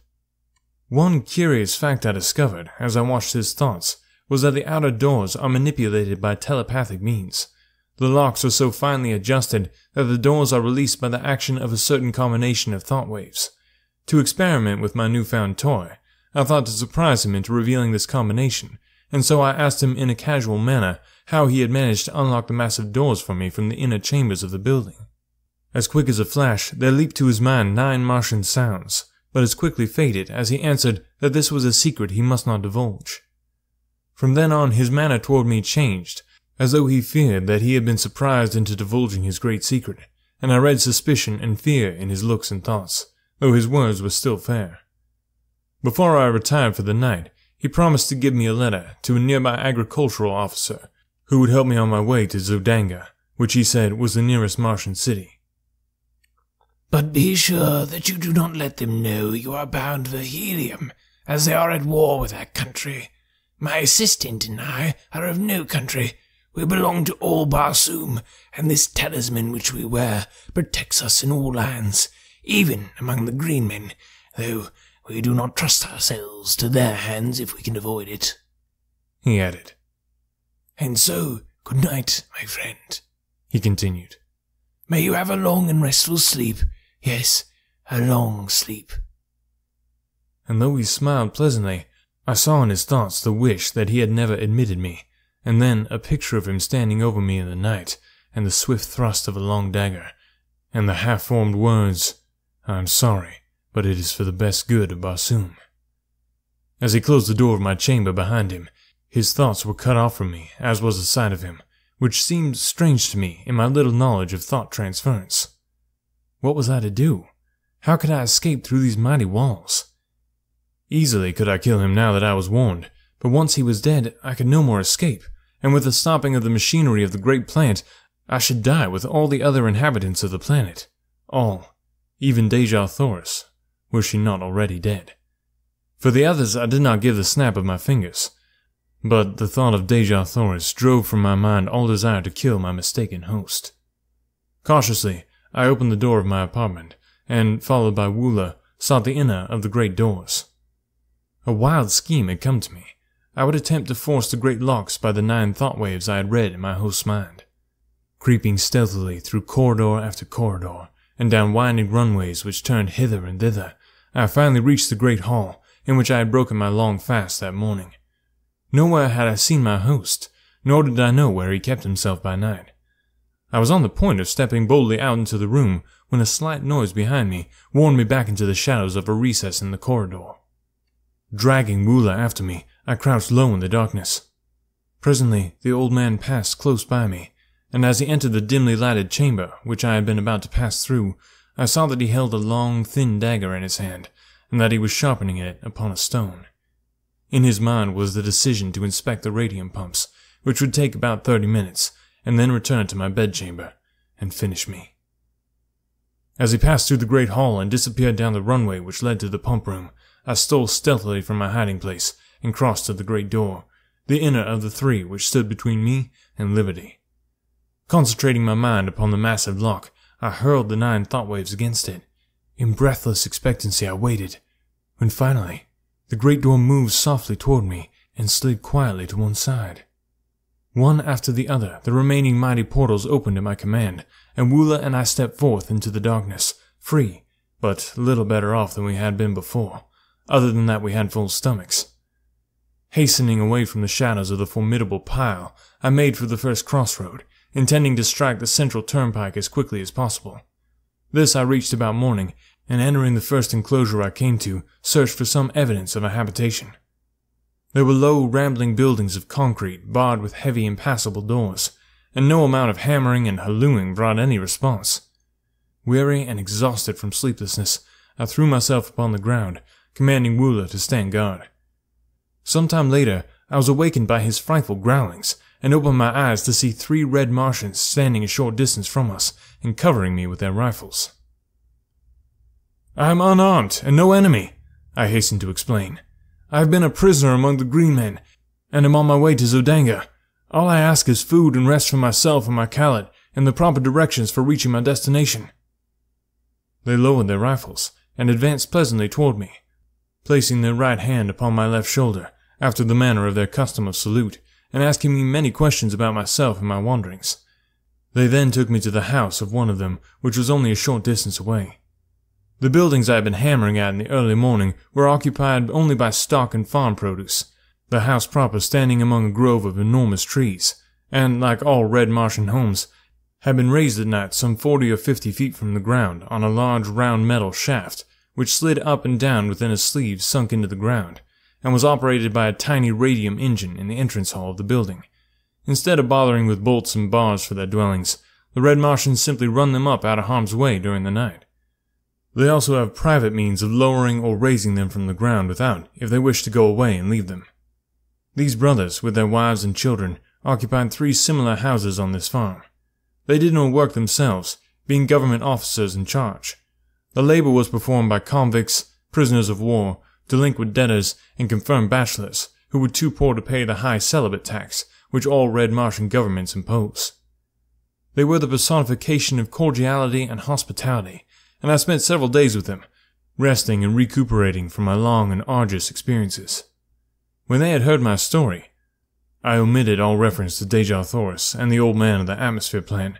They advised me to color my body to more nearly resemble their own race, and then attempt to find employment in Zodanga, either in the army or the navy. The chances are small that your tale will be believed until after you have proven your trustworthiness, and won friends among the higher nobles of the court. This you can most easily do through military service, as we are a warlike people on Barsoom, explained one of them, and save our richest favors for the fighting man. When I was ready to depart, they furnished me with a small domestic bull thoat, such as is used for saddle purposes by all red Martians.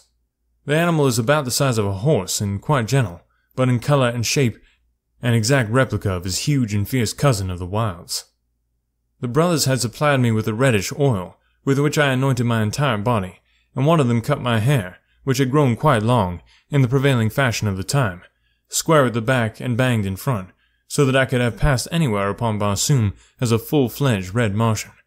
My medal and ornaments were also renewed in the style of a Zodangan gentleman, attached to the house of Pator, which was the family name of my benefactors. They filled a little sack at my side with Zodangan money. The medium of exchange upon Mars is not dissimilar from my own, except that the coins are oval. Paper money is issued by individuals as they require it, and redeemed twice yearly. If a man issues more than he can redeem, the government pays his creditors in full, and the debtor works out the amount upon the farm or in the mines, which are all owned by the government. This suits everybody except the debtor, as it has been a difficult thing to obtain sufficient voluntary labor to work the great isolated farmlands of Mars, stretching as they do like narrow ribbons from pole to pole, through wild stretches peopled by wild animals and wilder men. When I mentioned my inability to repay them for their kindness to me, they assured me that I would have ample opportunity if I lived long upon Barsoom, and bidding me farewell, they watched me until I was out of sight upon the broad white turnpike. Chapter 21. An Air Scout for Zodanga. As I proceeded on my journey towards Zodanga, many strange and interesting sights arrested my attention, and at the several farmhouses where I stopped, I learned a number of new and instructive things concerning the methods and manners of Barsoom. The water which supplies the farms of Mars is collected in immense underground reservoirs at either pole from the melting ice caps, and pumped through long conduits to the various populated centers. Along either side of these conduits, and extending their entire length, lie the cultivated districts. These are divided into tracts of about the same size, each tract being under the supervision of one or more government officers. Instead of flooding the surface of the fields and thus wasting immense quantities of water by evaporation, the precious liquid is carried underground through a vast network of small pipes directly to the roots of the vegetation. The crops upon Mars are always uniform, for there are no droughts, no rains, no high winds, and no insects or destroying birds. On this trip, I tasted the first meat I had eaten since leaving Earth, large juicy steaks and chops from the well-fed domestic animals of the farm.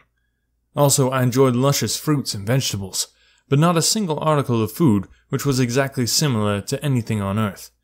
Every plant and flower and vegetable and animal had been so refined by ages of careful scientific cultivation and breeding that the lack of them on earth dwindled in pale, gray, characterless nothingness by comparison. At a second stop, I met some highly cultivated people of the noble class, and while in conversation we chanced to speak of helium. One of the older men had been there on a diplomatic mission several years before, and spoke with regret of the conditions which seemed destined ever to keep those two countries at war. "Helium," he said, "rightly boasts the most beautiful women of Barsoom, and of all her treasures, the wondrous daughter of Moors Kajak, Deja Thoris, is the most exquisite flower. Why?" he added. "The people really worship the ground she walks upon, and since her loss on that ill-starred expedition, all Helium has been draped in mourning. That our ruler should have attacked the disabled fleet as it was returning to Helium was but another of his awful blunders, which I fear will sooner or later compel Zodanga to elevate a wiser man to his place. Even now, though, our victorious armies are surrounding Helium. The people of Zodanga are voicing their displeasure, for the war is not a popular one, since it was not based on right or justice. Our forces took advantage of the absence of the principal fleet of Helium on their search for the princess, and so we have been able easily to reduce the city to a sorry plight. It is said she will fall within the next few passages of the further moon." "And what, think you, may have been the fate of the princess, Deja Thoris?" I asked as casually as possible. "She is dead," he answered. "This much we learned from a green warrior recently captured by our forces in the south. She escaped from the hordes of Thark with a strange creature of another world, only to fall in the hands of the Wahoons. Their thoughts were found wandering upon the sea bottom, and evidences of a bloody conflict were discovered nearby." While this information was in no way reassuring, neither was it at all conclusive proof of the death of Deja Thoris, and so I determined to make every effort possible to reach Helium as quickly as I could, and carry to Tardos Moors such news of his granddaughter's possible whereabouts as lay in my power. 10 days after leaving the 3 Pator brothers, I arrived at Zodanga. From the moment I had come in contact with the red inhabitants of Mars, I had noticed that Woola drew a great amount of unwelcome attention to me, since the huge brute belonged to a species which is never domesticated by the red men. Were one to stroll down Broadway with a Numidian lion at his heels, the effects would be somewhat similar to that which I should have produced had I entered Zodanga with Woola. The very thought of parting with the faithful fellow caused me so great regret and genuine sorrow that I put it off until just before we arrived at the city's gates. But then, finally, it became imperative that we separate. Had nothing further than my own safety or pleasure been at stake, no argument could have prevailed upon me to turn away the one creature upon Barsoom that had never failed in a demonstration of affection and loyalty. But as I would willingly have offered my life in the service of her in search of whom I was about to challenge the unknown dangers of this, to me, a mysterious city, I could not permit even Woola's life to threaten the success of my venture, much less his momentary happiness, for I doubted not he would soon forget me. And so I bade the poor beast an affectionate farewell, promising him, however, that if I came through my adventure in safety, that in some way I should find the means to search him out. He seemed to understand me fully, and when I pointed back in the direction of Thark, he turned sorrowfully away, nor could I bear to watch him go, but resolutely set my face towards Zodanga, and with a touch of heartsickness approached her frowning walls. The letter I bore from them gained me immediate entrance to the vast walled city. It was still very early in the morning, and the streets were practically deserted. The residences, raised high upon their metal columns, resembled huge rookeries, while the uprights themselves presented the appearance of steel tree trunks. The shops, as a rule, were not raised from the ground, nor were their doors bolted or barred, since thievery is practically unknown upon Barsoom. Assassination is the ever-present fear of all Barsoomians, and for this reason alone their homes are raised high above the ground at night, or in times of danger. The Pator brothers had given me explicit directions for reaching the point of the city where I could find living accommodations, and be near the offices of the government agents, to whom they had given me letters. My way led to the central square or plaza, which is a characteristic of all Martian cities. The plaza of Zodanga covers a square mile, and is bounded by the palaces of the Jeddak, the Jeds, and other members of the royalty and nobility of Zodanga, as well as by the principal public buildings, cafes, and shops. As I was crossing the great square, lost in wonder and admiration of the magnificent architecture and the gorgeous scarlet vegetation which carpeted the broad lawns, I discovered a red Martian walking briskly toward me from one of the avenues. He paid not the slightest attention to me, but as he came abreast, I recognized him, and turning, I placed my hand upon his shoulder, calling out, "Kaor! Kantos Khan!" Like lightning, he wheeled, and before I could so much as lower my hand, the point of his longsword was at my breast. "Who are you?" he growled, and then, as a backward leap carried me 50 feet from his sword, he dropped the point to the ground, and exclaimed, laughing, "I do not need a better reply. There is but one man upon all Barsoom who can bounce about like a rubber ball.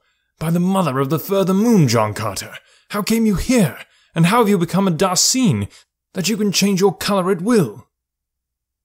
"You gave me a bad half-minute, my friend," he continued, after I had briefly outlined my adventures since parting with him in the arena at Warhoon.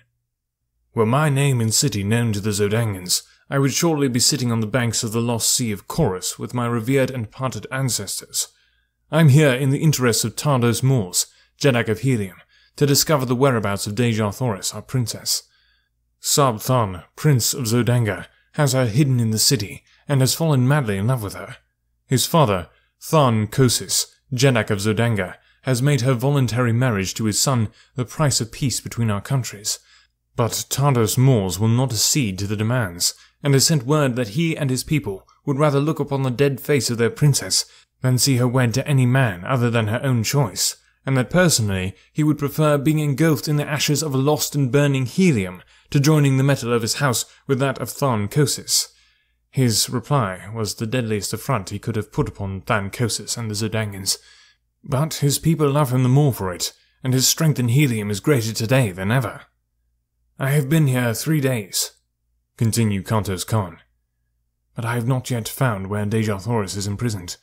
Today I joined the Zodangan Navy as an air scout, and I hope in this way to win the confidence of Sab-Thon the Prince, who is commander of this division of the Navy, and thus learn the whereabouts of Dejah Thoris. I am glad that you are here, John Carter, for I know your loyalty to my princess, and 2 of us working together should be able to accomplish much." The plaza was now commencing to fill with people going and coming upon the daily activities of their duties. The shops were opening and the cafes filling with early morning patrons. Kantos Khan led me to one of these gorgeous eating places, where we were served entirely by mechanical apparatus. No hand touched the food from the time it entered the building in its raw state until it emerged hot and delicious upon the tables before the guests, in response to the touching of tiny buttons to indicate their desires. After our meal, Kantos Khan took me with him to the headquarters of the Air Scout Squadron, and, introducing me to his superior, asked that I be enrolled as a member of the Corps. In accordance with custom, an examination was necessary, but Kantos Khan had told me to have no fear on this score, as he would attend to that part of the matter. He accomplished this by taking my order for examination to the examining office and representing himself as John Carter. "This ruse will be discovered later," he cheerfully explained, "when they check up my weights, measurements, and other personal identification data, but it will be several months before this is done, and our mission should be accomplished, or have failed, long before that time." The next few days were spent by Kantos Khan in teaching me the intricacies of flying, and of repairing the dainty little contrivances which the Martians use for this purpose. The body of the one-man aircraft is about 16 feet long, 2 feet wide, and 3 inches thick, tapering to a point at each end. The driver sits on top of this plane upon a seat constructed over the small, noiseless radium engine which propels it. The medium of buoyancy is contained within thin metal walls of the body, and consists of the 8th Barsoomian ray, or ray of propulsion, as it may be termed in view of its properties. This ray, like the 9th ray, is unknown on Earth, but the Martians had discovered that it is an inherent property of all light, no matter from what source it emanates. They have learned that it is the solar 8th ray which propels the light of the sun to the various planets, and that it is the individual 8th ray of each planet which reflects or propels the light thus obtained out into space once more. The solar 8th ray would be absorbed by the surface of Barsoom, but the Barsoomian 8th ray, which tends to propel light from Mars into space, is constantly streaming out from the planet, constituting a force of repulsion of gravity, which, when confined, is able to lift enormous weights from the surface of the ground. It is this ray which has enabled them to so perfect aviation that battleships far outweighing anything known upon Earth sail as gracefully and lightly through the thin air of Barsoom as a toy balloon in the heavy atmosphere of Earth. During the early years of the discovery of this ray, many strange accidents occurred before the Martians learned to measure and control the wonderful power they had found. In one instance, some 900 years before, the first great battleship to be built, with 8th ray reservoirs, was stored with too great a quantity of the rays, and she had sailed up from Helium with 500 officers and men, never to return. Her power of repulsion from the planet was so great that it had carried her far into space, where she can be seen today by the aid of powerful telescopes, hurtling through the heavens 10,000 miles from Mars, a tiny satellite that will thus encircle Barsoom to the end of time. The 4th day after my arrival at Zodanga, I made my first flight, and as a result of it, I won a promotion which included quarters in the palace of Thon Kosis. As I rose above the city, I circled several times, as I had seen Kantos Khan do, and then throwing my engine into top speed, I raced at terrific velocity towards the south, following one of the great waterways which entered Zodanga from that direction. I had traversed perhaps 200 miles in a little less than an hour, when I descried far below me a party of 3 green warriors racing madly toward a small figure on foot, which seemed to be trying to reach the confines of one of the walled fields. Dropping my machine rapidly toward them, and circling to the rear of the warriors, I soon saw that the object of their pursuit was a red Martian wearing the medal of the scout squadron to which I was attached. A short distance away lay his tiny flyer, surrounded by the tools with which he had evidently been occupied in repairing some damage when surprised by the green warriors. They were now almost upon him, their flying mounts charging down on the relatively puny figure at terrific speed, while the warriors leaned low to the right with their great metal-shod spears. Each seemed striving to be the first to impale the poor Zodangan, and in another moment his fate would have been sealed, had it not been for my timely arrival.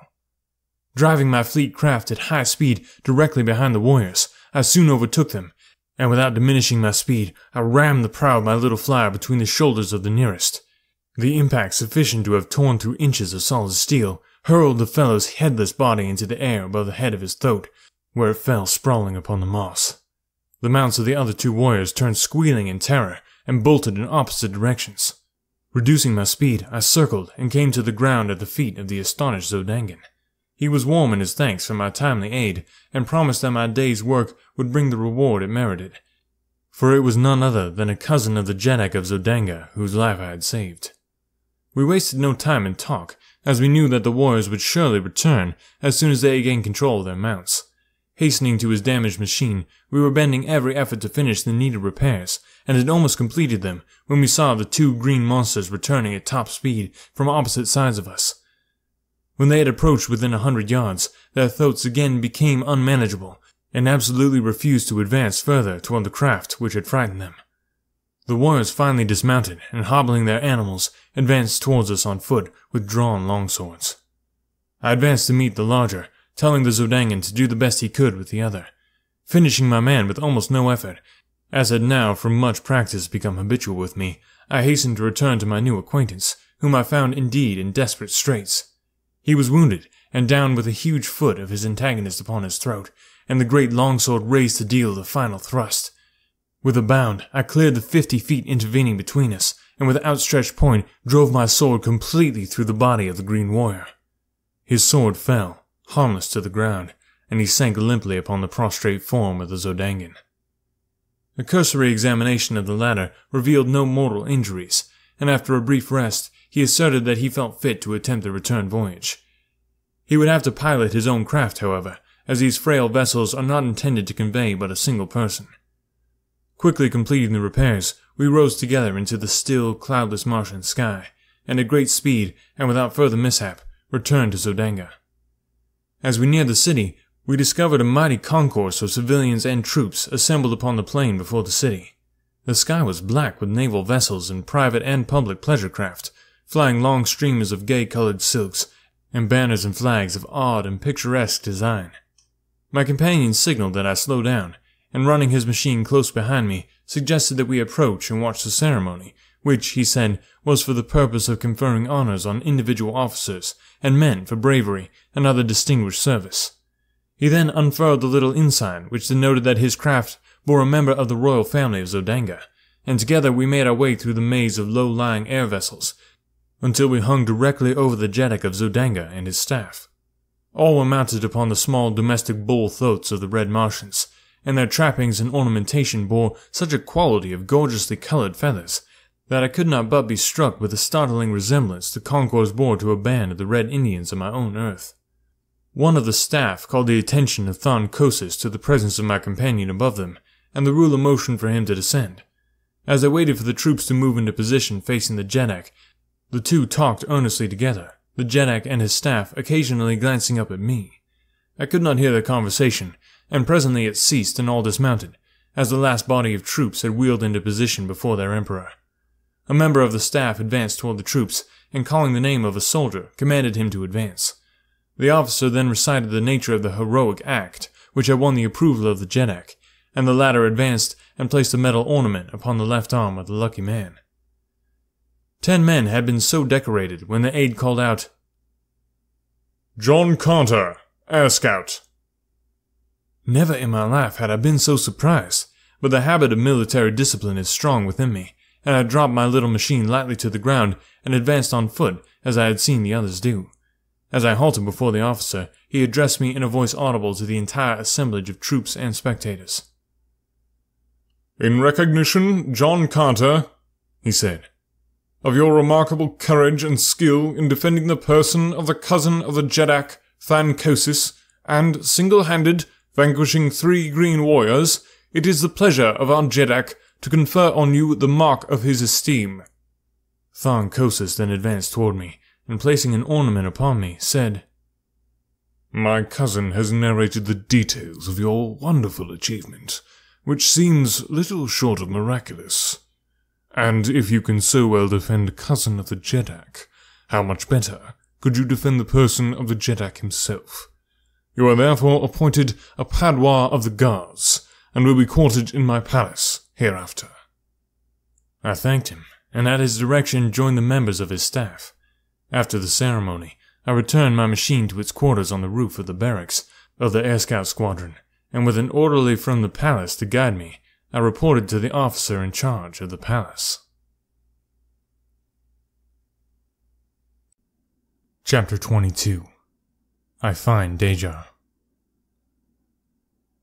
The major domo to whom I reported had been given instructions to station me near the person of the Jeddak, who, in time of war, is always in great danger of assassination, as the rule that all is fair in war seems to constitute the entire ethics of Martian conflict. He therefore escorted me immediately to the apartment in which Than Kosis then was. The ruler was engaged in conversation with his son, Sab Than, and several courtiers of his household, and did not perceive my entrance. The walls of the apartment were completely hung with splendid tapestries, which hid any windows or doors which may have pierced them. The room was lighted by imprisoned rays of sunshine held between the ceiling proper and what appeared to be a ground glass false ceiling a few inches below. My guide drew aside one of the tapestries, disclosing a passage which encircled the room, between the hangings and the walls of the chamber. Within this passage I was to remain, he said, so long as Than Kosis was in the apartment. When he left, I was to follow. My only duty was to guard the ruler and keep out of sight as much as possible. I would be relieved after a period of 4 hours. The major domo then left me. The tapestries were of a strange weaving which gave the appearance of heavy solidity from one side, but from my hiding place I could perceive all that took place within the room as readily as though there had been no curtain intervening. Scarcely had I gained my post than the tapestries at the opposite end of the chamber separated, and 4 soldiers of the guard entered, surrounding a female figure. As they approached Than Kosis, the soldiers fell to either side and were standing before the Jeddak, and not 10 feet from me, her beautiful face radiant with smiles, was Deja Thoris. Sab Than, Prince of Zodanga, advanced to meet her, and hand in hand they approached close to the Jeddak. Than Kosis looked up in surprise, and, rising, saluted her. "To what strange freak do I owe this visit from the Princess of Helium, who, 2 days ago, with rare consideration for my pride, assured me that she would prefer tall Hajus, the green Thark, to my son?" Deja Thoris only smiled the more, and with the roguish dimples playing at the corners of her mouth, she made answer. From the beginning of time upon Barsoom, it has been the prerogative of woman to change her mind as she listed, and to dissemble in matters concerning her heart. That you will forgive, Thoncosis, as has your son. 2 days ago I was not sure of his love for me, but now I am, and I have come to beg of you to forget my rash words, and to accept the assurance of the Princess of Helium that when the time comes, she will wed Sab-Thon, Prince of Zodanga. I am glad that you have so decided, replied Thoncosis. It is far from my desire to push war further against the people of Helium, and your promise shall be recorded and a proclamation to my people issued forthwith. It were better, Thoncosis, interrupted Dejah Thoris, that the proclamation wait the ending of this war.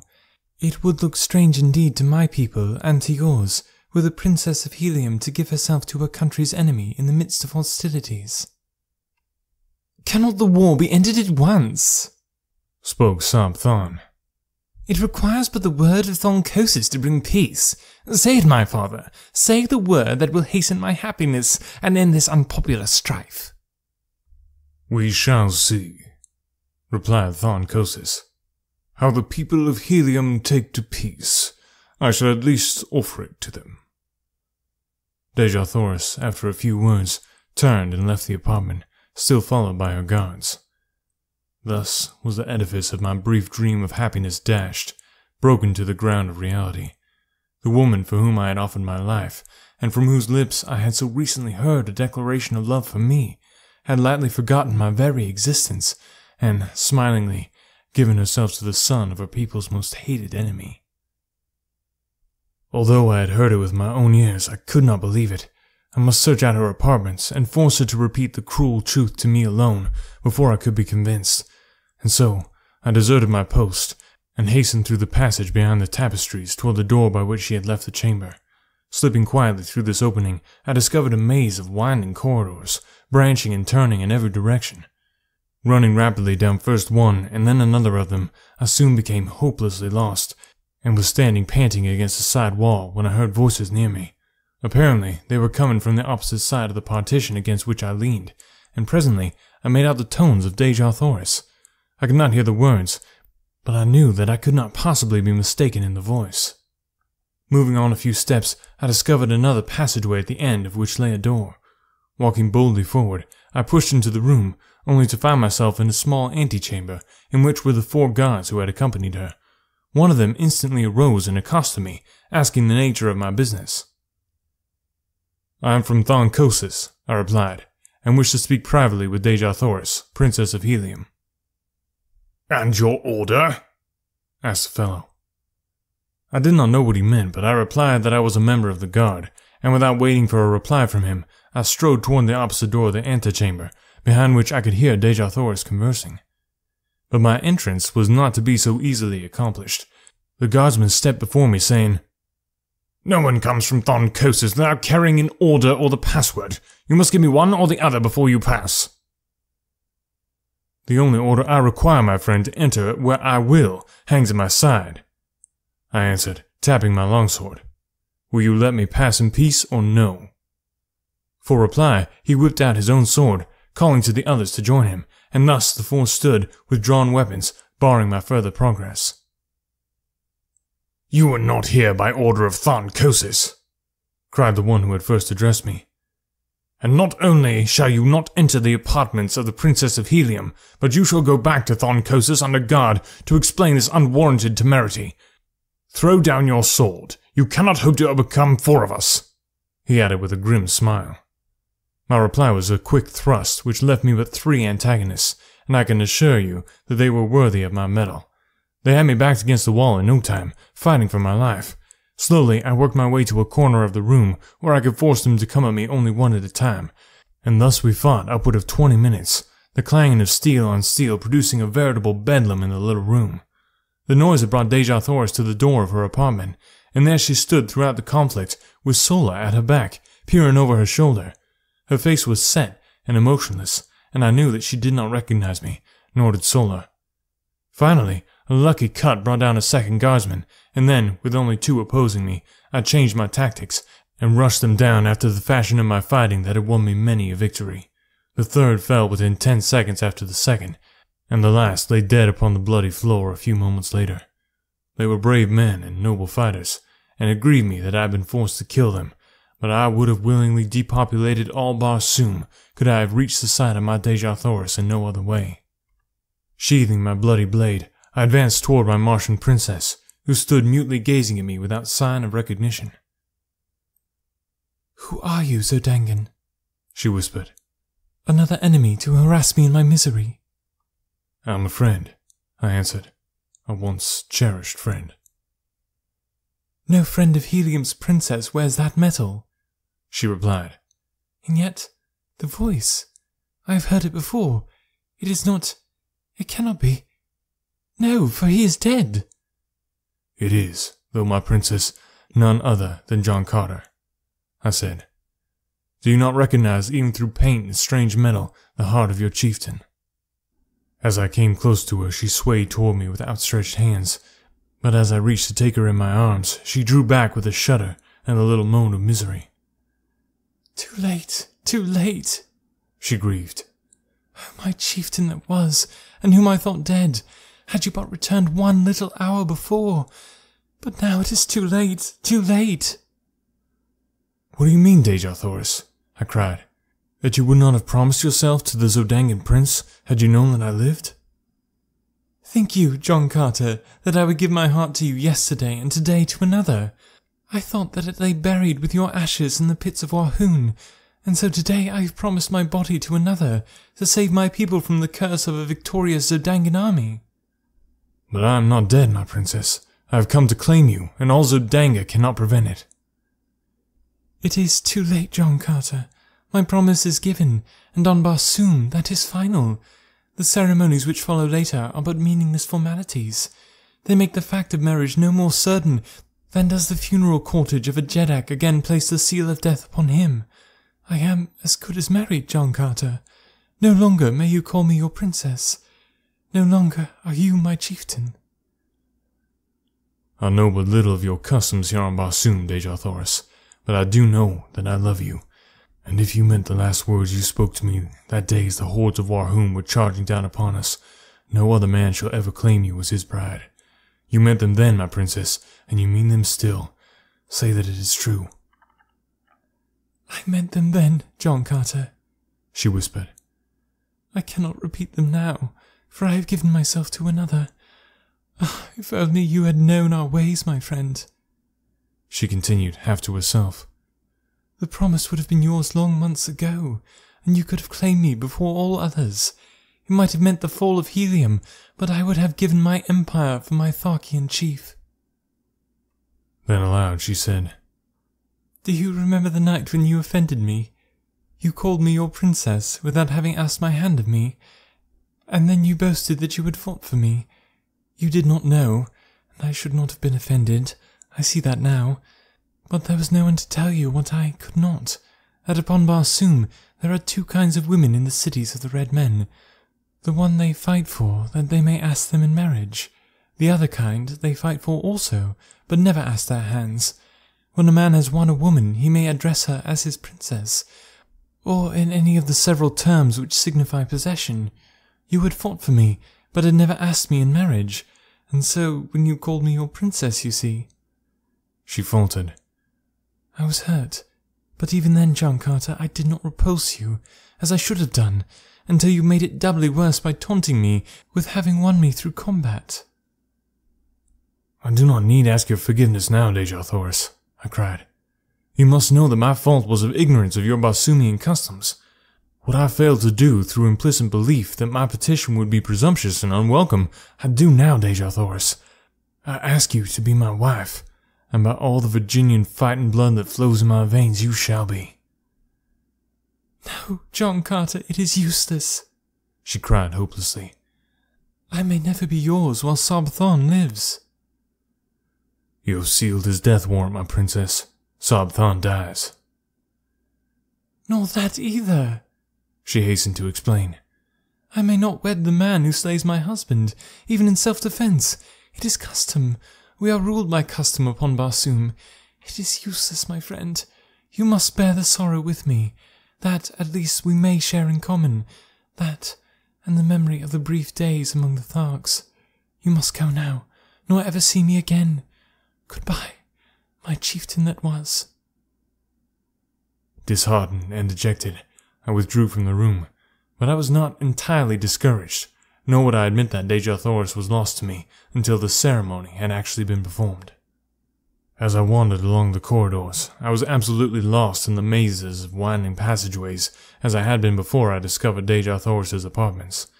I knew that my only hope lay in escape from the city of Zodanga, for the matter of the 4 dead guardsmen would have to be explained, and as I could never reach my original post without a guide, suspicion would surely rest on me so soon as I was discovered wandering aimlessly through the palace.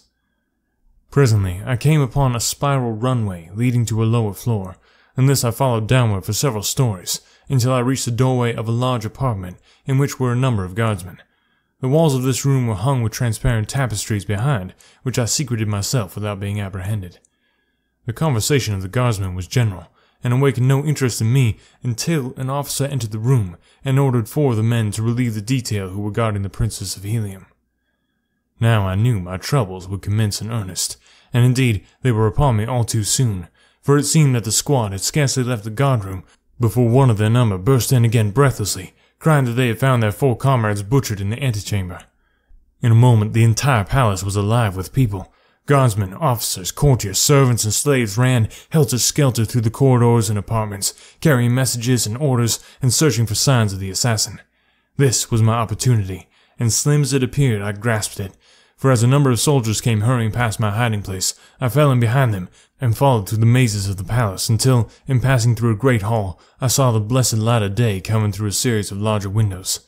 Here I left my guides, and slipping to the nearest window, sought for an avenue of escape.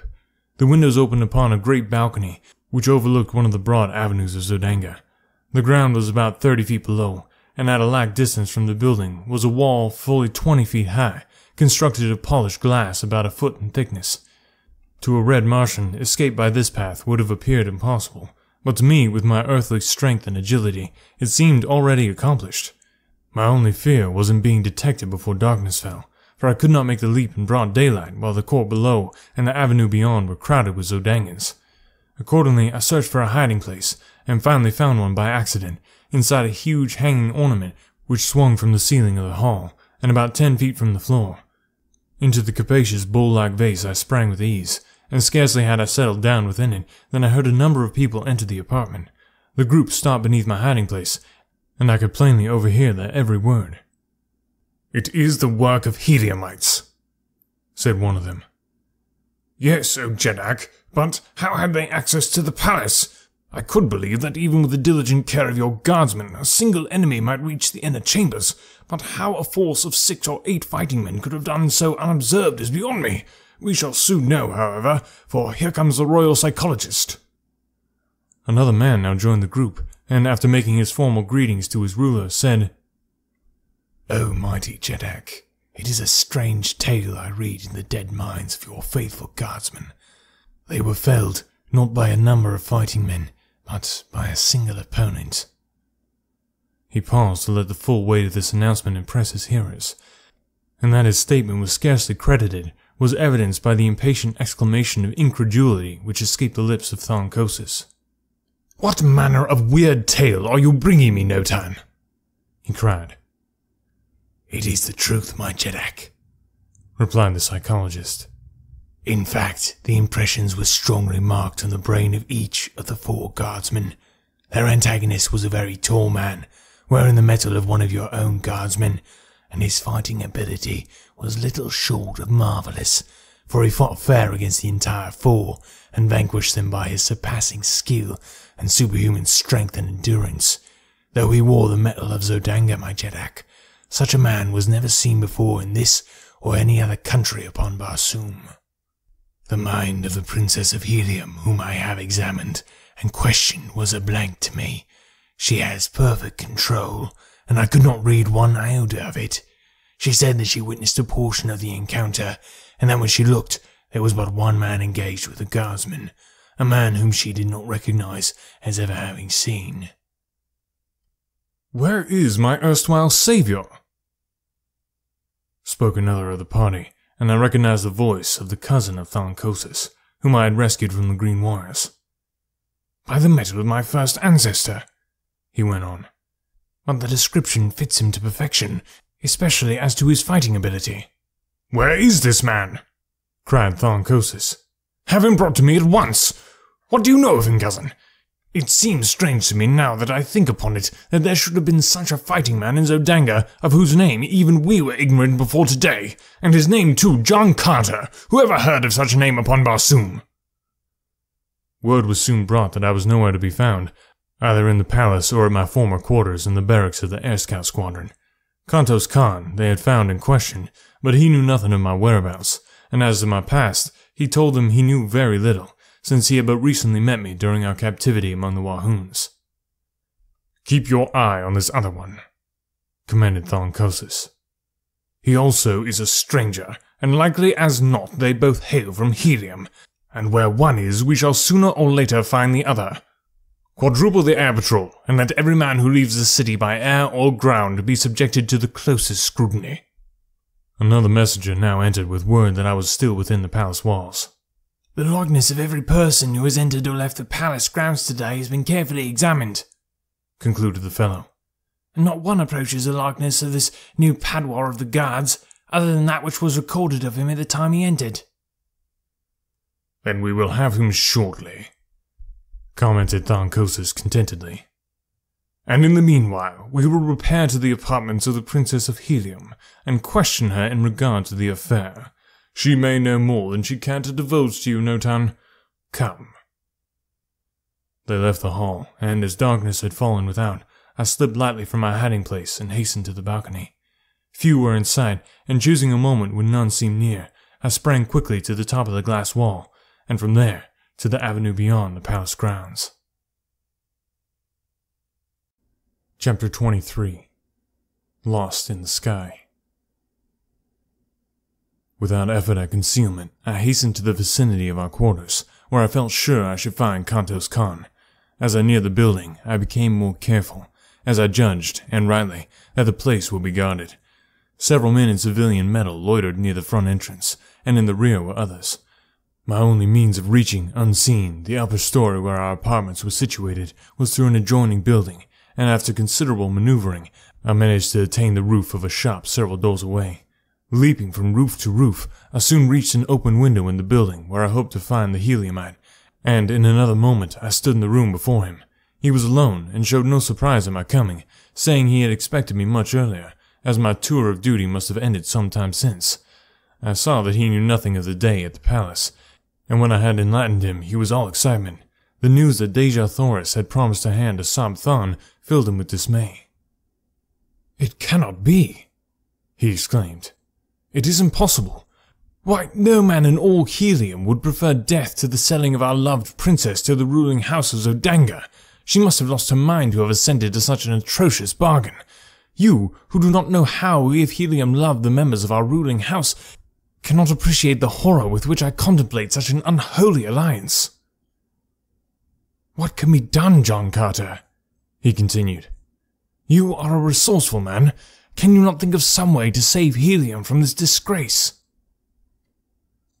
"If I can come within sword's reach of Sab Than," I answered, "I can solve the difficulty insofar as Helium is concerned. But for personal reasons, I would prefer that another struck the blow that frees Deja Thoris." Kantos Khan eyed me narrowly before he spoke. "You love her," he said. "Does she know it?" "She knows it, Kantos Khan, and repulses me only because she has promised to Sab Than." The splendid fellow sprang to his feet, and grasping me by the shoulder, raised his sword on high, exclaiming, "And had the choice been left to me, I could not have chosen a more fitting mate for the first princess of Barsoom. Here is my hand upon your shoulder, John Carter, and my word that Sab Than shall go out at the point of my sword for the sake of my love for Helium, for Deja Thoris, and for you. This very night I shall try to reach his quarters in the palace." "How?" I asked. You are strongly guarded, and a quadruple force patrols the sky." He bent his head and thought a moment, then raised it with an air of confidence. "I only need to pass these guards and I can do it," he said at last. "I know a secret entrance to the palace through the pinnacle of the highest tower. I fell upon it by chance one day as I was passing above the palace on patrol duty. In this work, it is required that we investigate any unusual occurrence we may witness, and a face peering from the pinnacle of the higher tower of the palace was, to me, most unusual. I therefore drew near and discovered that the possessor of the peering face was none other than Sab-Thon. He was slightly put out at being detected, and commanded me to keep the matter to myself, explaining that the passage from the tower led directly to his apartments, and was known only to him. If I can reach the roof of the barracks and get my machine, I can be in Sab-Thon's quarters in 5 minutes. But how am I to escape from this building, guarded as you say it is?" "How well are the machine sheds of the barracks guarded?" I asked. "There is usually but one man on duty there at night upon the roof." "Go to the roof of this building, Kantos Khan, and wait me there." Without stopping to explain my plans, I retraced my way to the street and hastened to the barracks. I did not dare to enter the building, filled as it was with members of the Air Scout Squadron, who, in common with all Zodanga, were on the lookout for me. The building was an enormous one, rearing its lofty head fully 1,000 feet into the air. But few buildings in Zodanga were higher than these barracks, though several topped it by a few hundred feet. The docks of the great battleships of the line standing some 1,500 feet from the ground, while the freight and passenger stations of the merchant squadrons rose nearly as high. It was a long climb up the face of the building, and one fraught with much danger. But there was no other way, and so I essayed the task. The fact that Barsoomian architecture is extremely ornate made the feat much simpler than I had anticipated, since I found ornamental ledges and projections, which fairly formed a perfect ladder for me all the way to the eaves of the building. Here I met my first real obstacle. The eaves projected nearly 20 feet from the wall to which I clung, and though I encircled the great building, I could find no opening through them. The top floor was alight and filled with soldiers engaged in the pastimes of their kind. I could not, therefore, reach the roof through the building. There was one slight, desperate chance, and that I decided I must take. It was for Dejah Thoris, and no man has lived who would not risk 1,000 deaths for such as she. Clinging to the wall with my feet in one hand, I unloosed one of the long leather straps of my trappings, at the end of which dangled a great hook, by which air sailors were hung to the sides and bottoms of their craft, for various purposes of repair, and by means of which landing parties are lowered to the ground from the battleships. I swung this hook cautiously to the roof several times before it finally found lodgment. Gently, I pulled on it to strengthen its hold, but whether it would bear the weight of my body, I did not know. It might be barely caught upon the very outer verge of the roof, so that as my body swung out at the end of the strap, it would slip off and launch me to the pavement 1,000 feet below. An instant I hesitated, and then, releasing my grasp upon the supporting ornament, I swung out into space at the end of the strap. Far below me lay the brilliantly lighted streets, the hard pavements, and death.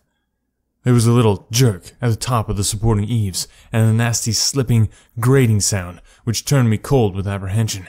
Then the hook caught, and I was safe. Clambering quickly aloft, I grasped the edge of the eaves and drew myself to the surface of the roof above. As I gained my feet, I was confronted by the sentry on duty, into the muzzle of whose revolver I found myself looking. "Who are you, and whence came you?" he cried. "I am an air scout, friend, and very near a dead one, but just by the merest chance I escaped falling to the avenue below," I replied. "But how came you upon the roof, man? No one has landed or come up from the building for the past hour. Quick, explain yourself or I'll call a guard." "Look you here, sentry, and you shall see how I came and how close a shave I had to not come in at all," I answered, turning toward the edge of the roof where, 20 feet below, at the end of my strap, hung all my weapons.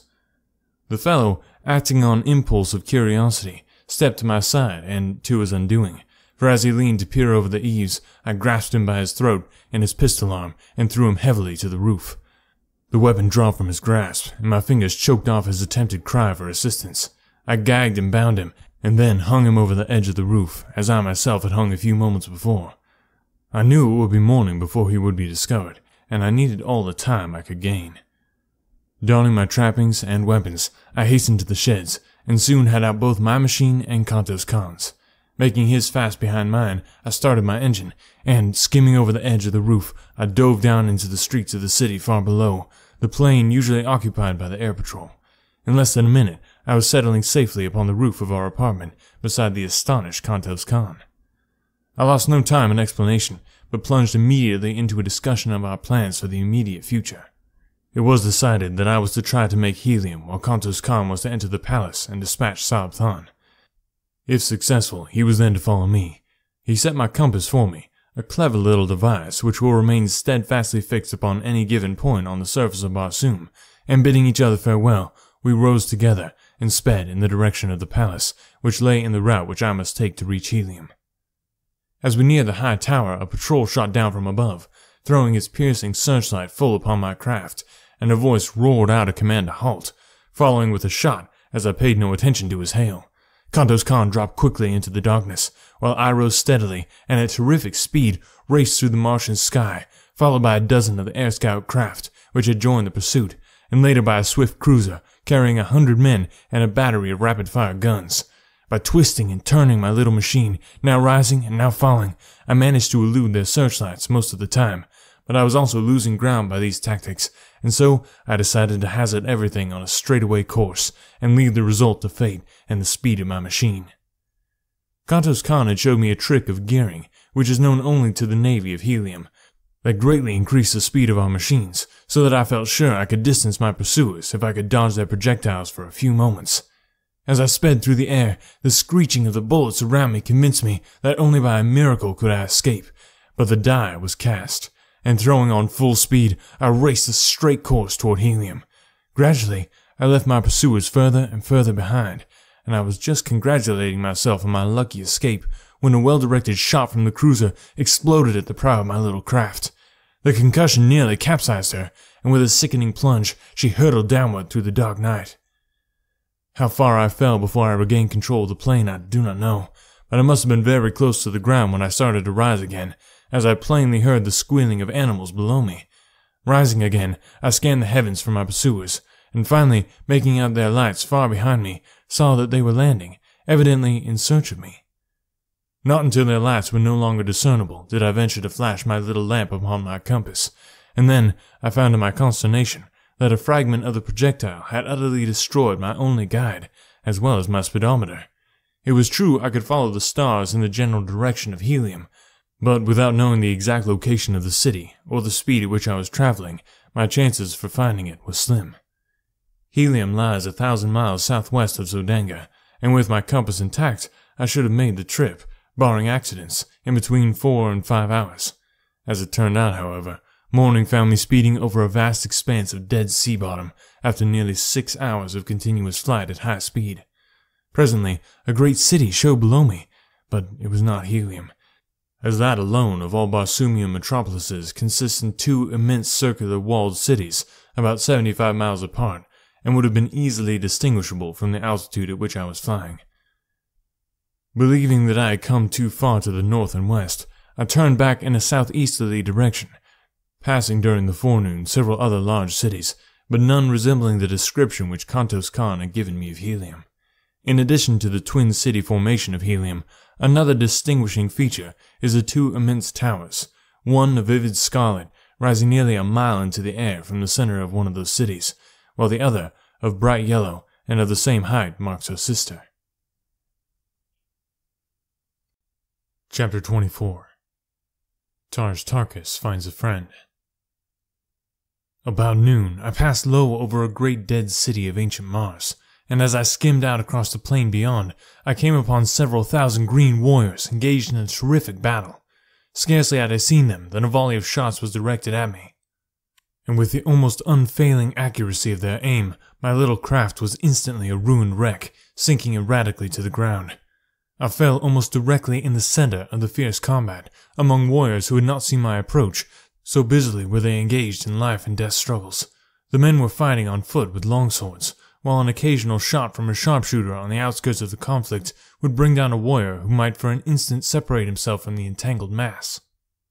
As my machine sank among them, I realized that it was fight or die, with good chances of dying in any event, and so I struck the ground with a drawn longsword ready to defend myself as I could. I fell beside a huge monster who was engaged with 3 antagonists, and as I glanced at his fierce face filled with the light of battle, I recognized Tars Tarkas of Thark. He did not see me, as I was a trifle behind him, and just then the 3 warriors opposing him, and whom I recognized as Wahoons, charged simultaneously. The mighty fellow made quick work of one of them, but in stepping back for another thrust, he fell over a dead body behind him, and was down and at the mercy of his foes in an instant. Quick as lightning they were upon him, and Tars Tarkas would have been gathered to his fathers in short order, had I not sprung before his prostrate form and engaged his adversaries. I had accounted for one of them when the mighty Thark regained his feet and quickly settled the other. He gave me one look, and a slight smile touched his grim lip, as, touching my shoulder, he said, "I would scarcely recognize you, John Carter, but there is no other mortal upon Barsoom who would have done what you have for me. I think I have learned that there is such a thing as friendship, my friend."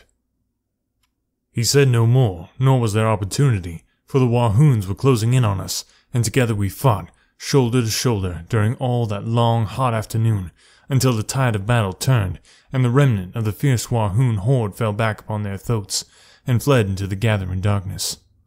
10,000 men had engaged in that titanic struggle, and upon the field of battle lay 3,000 dead. Neither side asked or gave quarter, nor did they attempt to take prisoners. On our return to the city after the battle, we had gone directly to Tars Tarkas' quarters, where I was left alone while the chieftain attended the customary council which immediately follows an engagement. As I sat, awaiting the return of the Green Warrior, I heard something move in an adjoining apartment, and as I glanced up, there rushed suddenly upon me a huge and hideous creature, which bore me backward upon the pile of silks and furs upon which I had been reclining. It was Woola, faithful, loving Woola. He had found his way back to Thark, and, as Tars Tarkas later told me, had gone immediately to my former quarters, where he had taken up his pathetic and seemingly hopeless watch for my return. "Tal Hajus knows that you are here, John Carter," said Tars Tarkas on his return from the Jedak's quarters. "Sarkoja saw and recognized you as we were returning. Tal Hajus has ordered me to bring you before him tonight. I have 10 thoughts, John Carter. You may take your choice from among them, and I will accompany you to the nearest waterway that leads to Helium. Tars Tarkas may be a cruel green warrior, but he can be a friend as well. Come, we must start." "And when you return, Tars Tarkas?" I asked. "The wild Calots, possibly, or worse," he replied. "Unless I should chance to have the opportunity I have so long waited of battling with Tal Hajus." "We will stay, Tars Tarkas, and see Tal Hajus tonight. You shall not sacrifice yourself, and it may be tonight you may have the chance you want." He objected strenuously, saying that Tal Hajus often flew into wild fits of passion at the mere thought of the blow I had dealt him, and that if he ever laid hands upon me, I would be subjected to the most horrible tortures. While we were eating, I repeated to Tars Tarkas the story which Sola had told me that night upon the sea bottom during the march to Thark. He said but little, but the great muscles of his face worked in passion and agony at recollection of the horrors which had been heaped upon the only thing he had ever loved in his cold, cruel, terrible existence. He no longer demurred when I suggested that we go before Tal Hajus, only saying that he would like to speak to Sarkoja first. At his request, I accompanied him to her quarters, and the look of venomous hatred she cast upon me was almost adequate recompense for any future misfortunes this accidental return to Thark might bring me. "Sarkoja," said Tars Tarkas, 40 years ago, you were instrumental in bringing about the torture and death of a woman named Gozava. I have just discovered that the warrior who loved that woman has learned of your part in the transaction. He may not kill you, Sarkoja.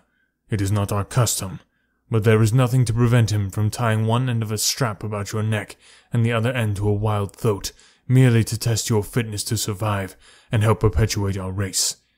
Having heard that he would do this on the morrow, I thought it only right to warn you, for I am a just man. The river is but a short pilgrimage, Sarkoja. Come, John Carter." The next morning, Sarkoja was gone, nor was she ever seen after. In silence, we hastened to the Jedak's palace, where we were immediately admitted to his presence. In fact, he could scarcely wait to see me, and was standing erect upon his platform, glowering at the entrance as I came in. "Strap him to that pillar," he shrieked. "We shall see who it is dare strike the mighty Tal Hajus. Heat the irons. With my own hands I shall burn the eyes from his head, that he may not pollute my person with his vile gaze." "Chieftains of Thark," I cried, turning to the assembled council and ignoring Tal Hajus. "I have been a chief among you, and today I have fought for Thark, shoulder to shoulder with your greatest warrior. You owe me, at least a hearing. I have won that much today. You claim to be a just people." "Silence!" roared Tal Hajus. "Gag the creature, and bind him as I command." "Justice, Tal Hajus," exclaimed Lorcas Talmal. "Who are you to set aside the customs of ages among the Tharks?" "Yes, justice!" echoed a dozen voices, and so, while Tal Hajus fumed and frothed, I continued. "You are a brave people, and you love bravery, but where was your mighty Jedak during the fight today? I did not see him in the thick of battle. He was not there. He rends defenseless women and little children in his lair, but how recently has one of you seen him fight with men? Why, even I, a midget beside him, felled him with a single blow of my fist. Is it of such that the Tharks fashion their Jedaks? There stands beside me now a great Thark, a mighty warrior, and a noble man. Chieftains, how sounds Tars Tarkus, Jedak of Thark?" A roar of deep-toned applause greeted this suggestion. "It but remains for this council to command, and Tal Hajus must prove his fitness to rule. Were he a brave man, he would invite Tars Tarkus to combat, for he does not love him, but Tal Hajus is afraid. Tal Hajus, your Jedak is a coward. With my bare hands I could kill him, and he knows it." After I ceased, there was tense silence, as all eyes were riveted upon Tal Hajus. He did not speak or move, but the blotchy green of his countenance turned livid, and the froth froze upon his lips. "Tal Hajus," said Lorcas Talmal in a cold, hard voice. "Never in my long life have I seen a Jedak of the Thark so humiliated. There could be but one answer to this arraignment. We wait for it." And still Tal Hajus stood as though petrified. "Chieftains," continued Lorcas Talmal, "shall the Jedak, Tal Hajus, prove his fitness to rule over Tars Tarkus?" There were 20 chieftains about the rostrum, and 20 swords flashed high in assent. There was no alternative. That decree was final, and so Tal Hajus drew his longsword and advanced to meet Tars Tarkus. The combat was soon over, and with his foot upon the neck of the dead monster, Tars Tarkus became Jedak among the Tharks. His first act was to make me a full-fledged chieftain with the rank I had won by my combats the first few weeks of my captivity among them. Seeking the favorable disposition of the warriors toward Tars Tarkus, as well as towards me, I grasped the opportunity to enlist him in my cause against Zodanga. I told Tars Tarkus the story of my adventures, and in a few words had explained to him the thought I had in mind. "John Carter has made a proposal," he said, addressing the council, "which meets with my sanction. I shall put it to you briefly. Deja Thoris, the Princess of Helium, who was our prisoner, is now held by the Jedak of Zodanga, whose son she must wed to save her country from devastation at the hands of Zodangan forces. John Carter suggests that we rescue her and return her to Helium. The loot of Zodanga would be magnificent, and I have often thought that, had we had an alliance with the people of Helium, we could obtain sufficient assurance of sustenance to permit us to increase the size and frequency of our hatchings, and thus become unquestionably supreme among the green men of all Barsoom. What say you?" It was a chance to fight, an opportunity to loot, and they rose to the bait as speckled trout to a fly. For Tharks, they were wildly enthusiastic, and before another half hour had passed, 20 mounted messengers were speeding across dead sea bottoms to call the hordes together for the expedition. In 3 days we were on the march towards Zodanga, 100,000 strong, as Tars Tarkus had been able to enlist the services of 3 smaller hordes on the promise of the great loot of Zodanga. At the head of the column I rode beside the great Thark, while at the heels of my mount trotted my beloved Woola. We traveled entirely by night, timing our marches so that we camped during the day at deserted cities where, even to the beasts, we were all kept indoors during the daylight hours.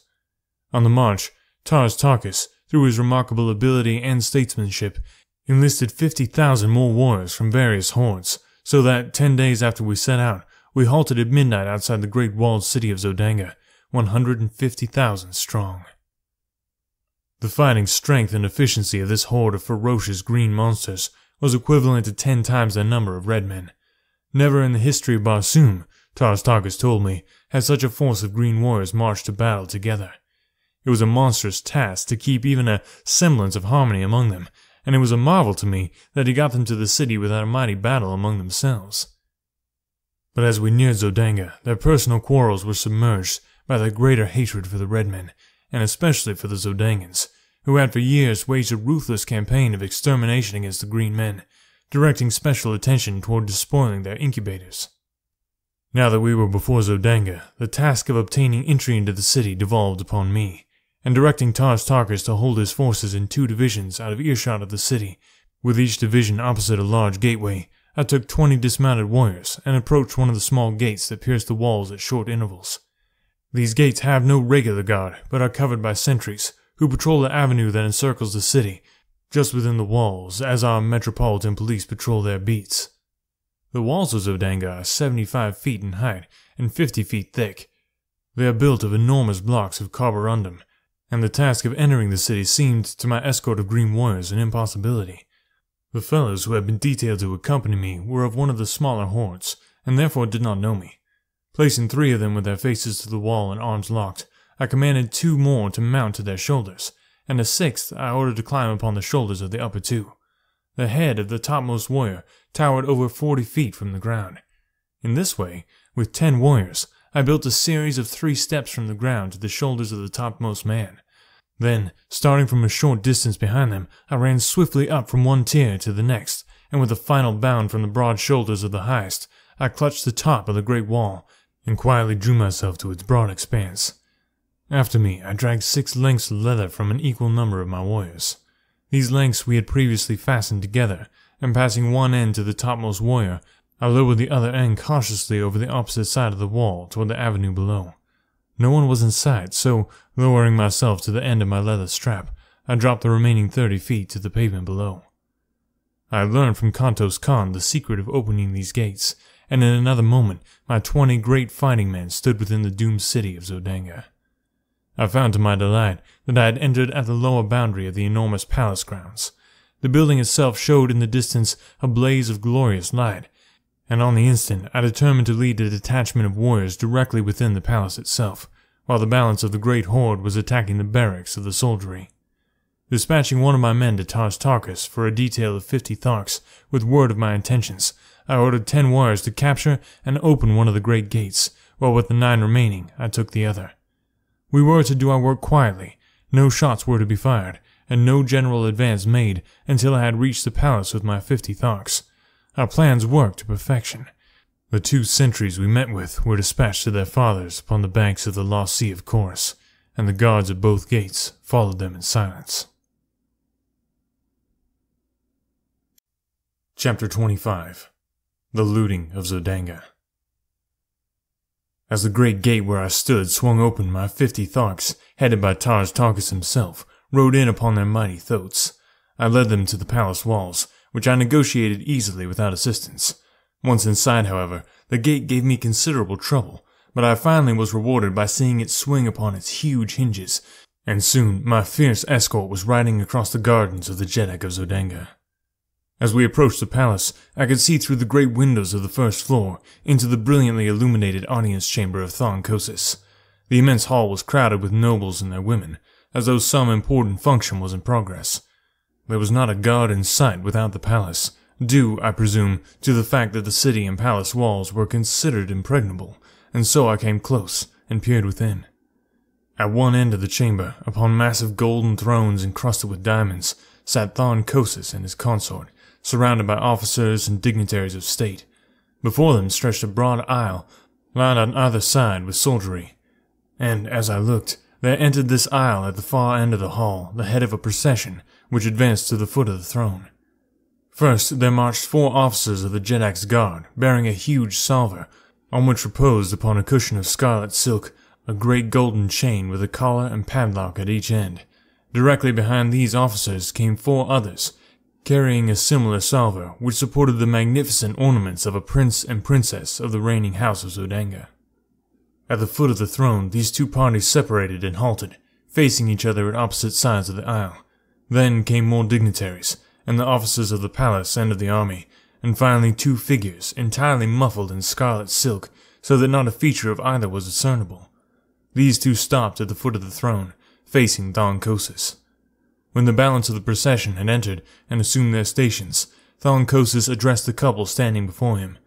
I could not hear his words, but presently 2 officers advanced and removed the scarlet robe from one of the figures, and I saw that Kantos Khan had failed in his mission, for it was Sab Than, Prince of Zodanga, who stood revealed before me. Thaonkosis now took a set of ornaments from one of the salvers and placed one of the collars of gold about his son's neck, springing the padlock fast. After a few more words addressed to Sab Than, he turned to the other figure, from which the officers now removed the enshrouding silks, disclosing to my now comprehending view Dejah Thoris, Princess of Helium. The object of the ceremony was clear to me. In another moment, Dejah Thoris would be joined forever to the Prince of Zodanga. It was an impressive and beautiful ceremony, I presume, but to me it seemed the most fiendish sight I had ever witnessed, and as the ornaments were adjusted upon her beautiful figure, and her collar of gold swung open in the hands of Thaonkosis, I raised my longsword above my head, and, with a heavy hilt, I shattered the glass of the great window, and sprang into the midst of the astonished assemblage. With a bounce, I was on the steps of the platform beside Thaonkosis, and as he stood riveted with surprise, I brought my longsword down upon the golden chain that would have bound Dejah Thoris to another. In an instant, all was confusion. 1,000 drawn swords menaced me from every quarter, and Sab Than sprang upon me with a jeweled dagger he had drawn from his nuptial ornaments. I could have killed him as easily as I might a fly, but the age-old custom of Barsoom stayed my hand, and grasping his wrist as the dagger flew toward my heart, I held him as though in a vice with my longsword pointed at the far end of the hall. "Zodanga has fallen," I cried. "Look!" All eyes turned in the direction I had indicated, and there, forging through the portals of the entryway, rode Tars Tarkas and his 50 warriors on their great thoats.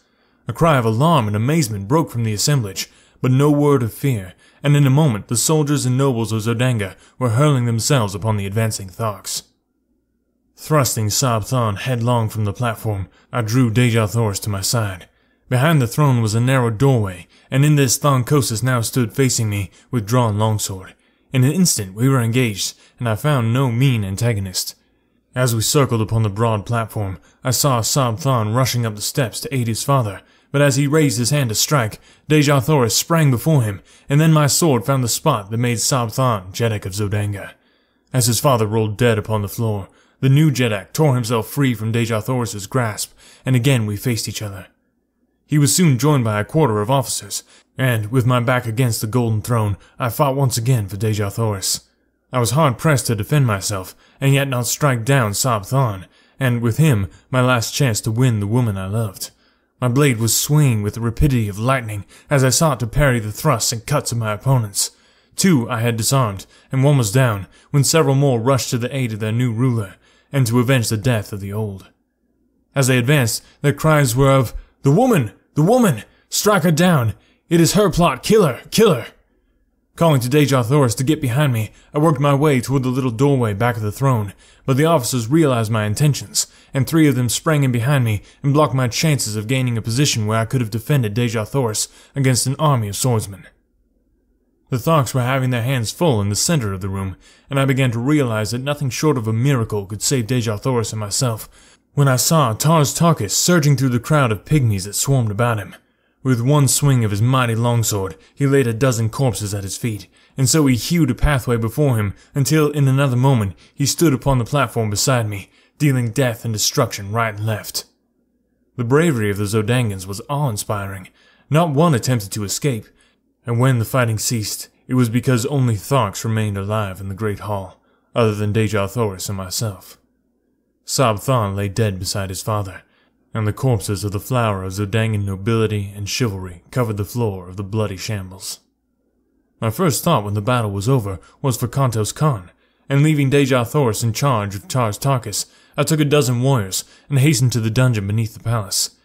The jailers had all left to join the fighters in the throne room, so we searched the labyrinthine prison without opposition.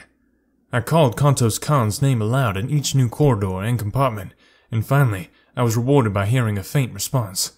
Guided by the sound, we soon found him helpless in a dark recess. He was overjoyed at seeing me, and to know the meaning of the fight, faint echoes of which he had heard in his prison cell. He told me that the air patrol had captured him before he reached the high tower of the palace, so that he had not even seen Sabthan.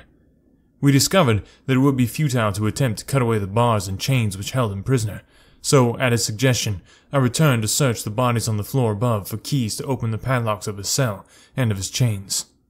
Fortunately, among the first I examined, I found his jailer, and soon we had Kantos Khan with us in the throne room. The sounds of heavy firing, mingled with shouts and cries, came to us from the city streets, and Tars Tarkas hastened away to direct the fighting without. Kantos Khan accompanied him to act as guide, the Green Warriors commencing a thorough search of the palace for other Zodangans and for loot, and Dejah Thoris and I were left alone. She had sunk into one of the golden thrones, and as I turned to her, she greeted me with a wan smile. "Was there ever such a man?" she exclaimed. "I know that Barsoom has never before seen your like. Can it be that all Earthmen are as you? Alone, a stranger, hunted, threatened, persecuted, you have done in a few short months what in all the past ages of Barsoom no man has ever done. Joined together the wild hordes of the sea bottoms, and brought them to fight as allies of the Red Martian people." "The answer is easy, Dejah Thoris," I replied, smiling. "It was not I who did it. It was love. Love for Dejah Thoris. A power that would work greater miracles than this you have seen." A pretty flush overspread her face, and she answered, "You may say that now, John Carter, and I may listen, for I am free." "And more still I have to say, ere it is again too late," I returned. "I have done many strange things in my life, many things that wiser men would not have dared, but never in my wildest fancies have I dreamed of winning a Dejah Thoris for myself. For never had I dreamed that in all the universe dwelt such a woman as the Princess of Helium. That you are a princess does not abash me, but that you are you is enough to make me doubt my sanity as I ask you, my princess, to be mine." "He does not need to be abashed who so well knew the answer to his plea before the plea were made," she replied, rising and placing her dear hands upon my shoulders, and so I took her in my arms and kissed her. And thus, in the midst of a city of wild conflict, filled with the alarms of war, with death and destruction reaping their terrible harvest around her, did Dejah Thoris, Princess of Helium, true daughter of Mars, the god of war, promise herself in marriage to John Carter, gentleman of Virginia. Chapter 26. Through Carnage to Joy. Some time later, Tars Tarkas and Kantos Khan returned to report that Zodanga had been completely reduced. Her forces were entirely destroyed or captured, and no further resistance was to be expected from within. Several battleships had escaped, but there were thousands of war and merchant vessels under guard of Thark warriors. The lesser hordes had commenced looting and quarreling among themselves, so it was declared that we collect what warriors we could, man as many vessels as possible with Zodangan prisoners, and make for Helium without further loss of time. 5 hours later, we sailed from the roofs of the dock buildings with a fleet of 250 battleships, carrying nearly 100,000 green warriors, followed by a fleet of transports with our thoats. Behind us, we left the stricken city in the fierce and brutal clutches of some 40,000 green warriors of the lesser hordes. They were looting, murdering, and fighting amongst themselves. In 100 places they had applied the torch, and columns of dense smoke were rising above the city, as though to blot out from the eye of heaven the horrid sights beneath. In the middle of the afternoon we sighted the scarlet and yellow towers of Helium, and a short time later a great fleet of Zodangan battleships rose from the camps of besiegers without the city and advanced to meet us. The banners of Helium had been strung from stem to stern of each of our mighty craft, but the Zodangans did not need this sign to realize that we were enemies, for our green Martian warriors had opened fire upon them almost as they left the ground. With their uncanny marksmanship, they raked the oncoming fleet with volley after volley. The twin cities of Helium, perceiving that we were friends, sent out hundreds of vessels to aid us, and then began the first real air battle I had ever witnessed. The vessels carrying our green warriors were kept circling above the contending fleets of Helium and Zodanga, since their batteries were useless in the hands of Tharks who, having no navy, have no skill in naval gunnery. Their small arm fire, however, was most effective, and the final outcome of the engagement was strongly influenced, if not wholly determined, by their presence. At first the two forces circled at the same altitude, pouring broadside after broadside into each other. Presently, a great hole was torn in the hull of one of the immense battlecraft from the Zodangan camp. With a lurch, she turned completely over, the little figures of her crew plunging, turning and twisting toward the ground 1,000 feet below. Then, with sickening velocity, she tore after them, almost completely burying herself in the soft loam of the ancient sea bottom. A wild cry of exultation arose from the Heliumite squadron, and with redoubled ferocity, they fell upon the Zodangan fleet. By a pretty maneuver, two of the vessels of Helium gained a position above their adversaries, from which they poured upon them from their keel bomb batteries a perfect torrent of exploding bombs. Then, one by one, the battleships of Helium succeeded in rising above the Zodangans, and in a short time a number of the beleaguering battleships were drifting hopeless wrecks toward the high scarlet tower of Greater Helium. Several others attempted to escape, but they were soon surrounded by thousands of tiny individual flyers, and above each hung a monster battleship of Helium, ready to drop boarding parties upon their decks. Within but little more than an hour from the moment the victorious Zodangan squadron had risen to meet us from the camp of the besiegers, the battle was over, and the remaining vessels of the conquered Zodangans were headed toward the cities of Helium under prize crews. There was an extremely pathetic side to the surrender of these mighty flyers, the result of an age-old custom which demanded that surrender should be signalized by the voluntary plunging to earth of the commander of the vanquished vessel.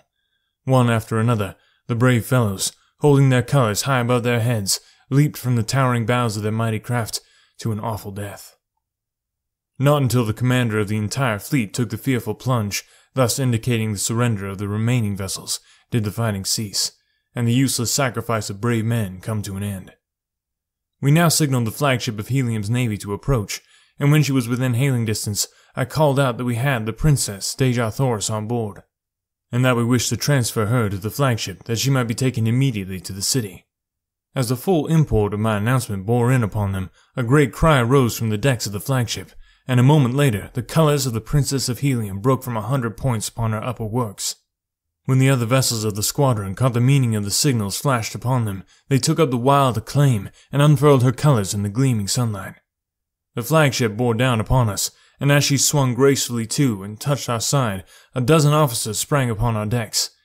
As their astonished gaze fell upon the hundreds of green warriors, who now came forth from the fighting shelters, they stopped aghast, but at sight of Kantos Khan, who advanced to meet them, they came forward, crowding around him. Deja Thoris and I then advanced, and they had no eyes for other than her. She received them gracefully, calling each by name, for they were men high in the esteem and service of her grandfather, and she knew them well. "Lay your hands upon the shoulder of John Carter," she said to them, turning toward me. "the man to whom Helium owes her princess, as well as her victory today."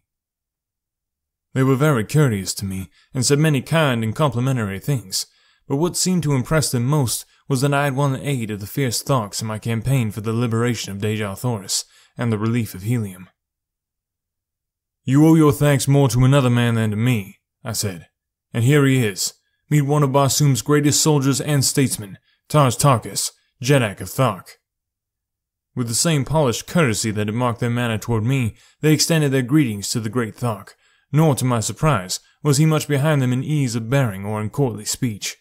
Though not a glamorous race, the Tharks are extremely formal, and their ways lend themselves amazingly to dignified and courtly manners. Deja Thoris went aboard the flagship, and was much put out that I would not follow, but as I explained to her, the battle was but partly won. We still had the land forces of the besieging Zodangans to account for, and I would not leave Tars Tarkas until that had been accomplished. The commander of the naval forces of Helium promised to arrange to have the armies of Helium attack from the city in conjunction with our land attack, and so the vessels separated, and Deja Thoris was borne in triumph back to the court of her grandfather, Tardos Mors, Jeddak of Helium. In the distance lay our fleet of transports, were the throats of the green warriors, where they had remained during the battle. Without landing stages, it was to be a difficult matter to unload these beasts upon the open plain, but there was nothing else for it, and so we put out for a point about 10 miles from the city and began the task. It was necessary to lower the animals to the ground in slings, and this work occupied the remainder of the day and half of the night. Twice we were attacked by parties of Zodangan cavalry, but with little loss, however, and after darkness shut down, they withdrew. As soon as the last throat was unloaded, Tarkas gave the command to advance, and in 3 parties we crept upon the Zodangan camp from the north, the south, and the east. About a mile from the main camp, we encountered their outposts, and, as had been prearranged, accepted this as a signal to charge. With wild, ferocious cries, and amidst the nasty squealing of battle-enraged throats, we bore down upon the Zodangans. We did not catch them napping, but found a well-entrenched battle line confronting us. Time after time we were repulsed, until, toward noon, I began to fear for the result of the battle. The Zodangans numbered nearly 1 million fighting men, gathered from pole to pole, wherever stretched their ribbon-like waterways, while pitted against them were less than 100,000 green warriors. The forces from Helium had not arrived, nor could we receive any word from them. Just at noon, we heard heavy firing all along the line between the Zodangans and the city, and we knew then that our much-needed reinforcements had come. Again, Tarkas ordered the charge, and once more the mighty throats bore their terrible riders against the ramparts of the enemy. At the same moment, the battle line of Helium surged over the opposite breastworks of the Zodangans, and in another moment they were being crushed as between 2 millstones. Nobly they fought, but in vain. The plain before the city became a veritable shambles ere the last Zodangan surrendered, but finally the carnage ceased. The prisoners were marched back to Helium, and we entered the greater city's gates, a huge triumphal procession of conquering heroes. The broad avenues were lined with women and children, among which were the few men whose duties necessitated that they remain within the city during the battle. We were greeted with an endless round of applause, and showered with ornaments of gold, platinum, silver, and precious jewels. The city had gone mad with joy. My fierce thought caused the wildest excitement and enthusiasm. Never before had an armed body of green warriors entered the gates of Helium, and that they came now as friends and allies filled the red men with rejoicing. That my poor services to Dejah Thoris had become known to the Heliumites was evidenced by the loud crying of my name, and by the loads of ornaments that were fastened upon me and my huge throat as we passed up the avenues to the palace, for even in the face of the ferocious appearance of Woola, the populace pressed close about me. As we approached this magnificent pile, we were met by a party of officers who greeted us warmly and requested that Tarkas and his Jeds, with the Jeddak and Jeds of his wild allies, together with myself, dismount and accompany them to receive from Tardos Mors an expression of his gratitude for our services. At the top of the great steps leading up to the main portals of the palace stood the royal party, and as we reached the lower steps, one of their number descended to meet us. He was an almost perfect specimen of manhood, tall, straight as an arrow, superbly muscled, and with the carriage and bearing of a ruler of men. I did not need to be told that he was Tardos Mors, Jeddak of Helium. The first member of our party he met was Tarkas, and his first words sealed forever the new friendship between the races. "That Tardos Mors," he said earnestly, "may meet the greatest living warrior of Barsoom is a priceless honor, but that he may lay his hand on the shoulder of a friend and ally is a far greater boon." "Jeddak of Helium," returned Tarkas. "It has remained for a man of another world to teach the green warriors of Barsoom the meaning of friendship. To him we owe the fact that the hordes of Thar can understand you, that they can appreciate and reciprocate the sentiments so graciously expressed." Tardos Mors then greeted each of the green Jeddaks and Jeds, and to each spoke words of friendship and appreciation. As he approached me, he laid both hands upon my shoulders. "Welcome, my son," he said. "That you are granted gladly, and without one word of opposition, the most precious jewel in all Helium, yes, on all Barsoom, is sufficient earnest of my esteem." We were then presented to Mors Kajak, Jed of Lesser Helium, and father of Dejah Thoris. He had followed close behind Tardos Mors, and seemed even more affected by the meeting than had his father. He tried 12 times to express his gratitude to me, but his voice choked with emotion, and he could not speak, and yet he had, as I was later to learn, a reputation for ferocity and fearlessness as a fighter that was remarkable even upon warlike Barsoom. In common with all Helium, he worshipped his daughter, nor could he think of what she had escaped without deep emotion. Chapter 27. From Joy to Death. For 10 days, the hordes of Thark and their wild allies were feasted and entertained, and then loaded with costly presents, and escorted by 10,000 soldiers of Helium commanded by Mors Kajak, they started on the return journey to their own lands. The Jed of Lesser Helium, with a small party of nobles, accompanied them all the way to Thark to cement more closely the new bonds of peace and friendship. Sola also accompanied Tars Tarkas, her father, who before all his chieftains had acknowledged her as his daughter. 3 weeks later, Mors Kajak and his officers, accompanied by Tars Tarkas and Sola, returned upon a battleship that had been dispatched to Thark to fetch them in time for the ceremony which made Dejah Thoris and John Carter one. For 9 years, I served in the councils and fought in the armies of Helium as a prince of the house of Tardos Mors. The people seemed never to tire of heaping honors upon me, and no day passed that did not bring some new proof of their love for my princess, the incomparable Dejah Thoris. In a golden incubator upon the roof of our palace lay a snow-white egg. For nearly 5 years, 10 soldiers of the Jedak's guard had constantly stood over it, and not a day passed when I was in the city that Dejah Thoris and I did not stand hand in hand before our little shrine, planning for the future when the delicate shell should break. Vivid in my memory is the picture of the last night, as we sat there talking in low tones of the strange romance which had woven our lives together, and of this wonder which was coming to augment our happiness and fulfill our hopes. In the distance, we saw the bright white light of an approaching airship, but we attached no special significance to so common a sight.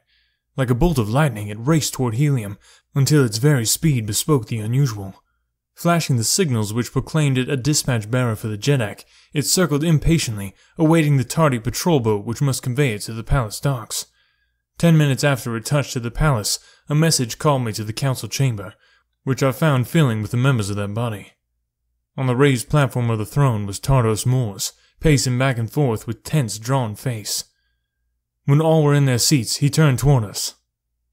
"This morning," he said, "word reached the several governments of Barsoom that the keeper of the atmosphere plant had made no wireless report for 2 days, nor had almost ceaseless calls upon him from a score of capitals elicited a sign of response.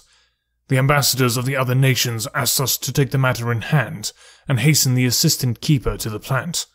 All day 1,000 cruisers have been searching for him, until just now one of them returns bearing his dead body, which was found in the pits beneath his house, horribly mutilated by some assassin. I do not need to tell you what this means to Barsoom. It would take months to penetrate those mighty walls.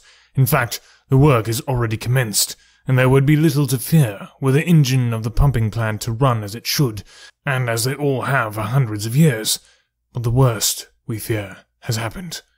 The instruments show a rapidly decreasing air pressure on all parts of Barsoom. The engine has stopped. My gentlemen," he concluded, "we have at best 3 days to live." There was absolute silence for several minutes, and then a young noble arose, and with his drawn sword held high above his head, addressed Tardos Mors. "The men of Helium have prided themselves that they have ever shown Barsoom how a nation of red men should live. Now is our opportunity to show them how they should die.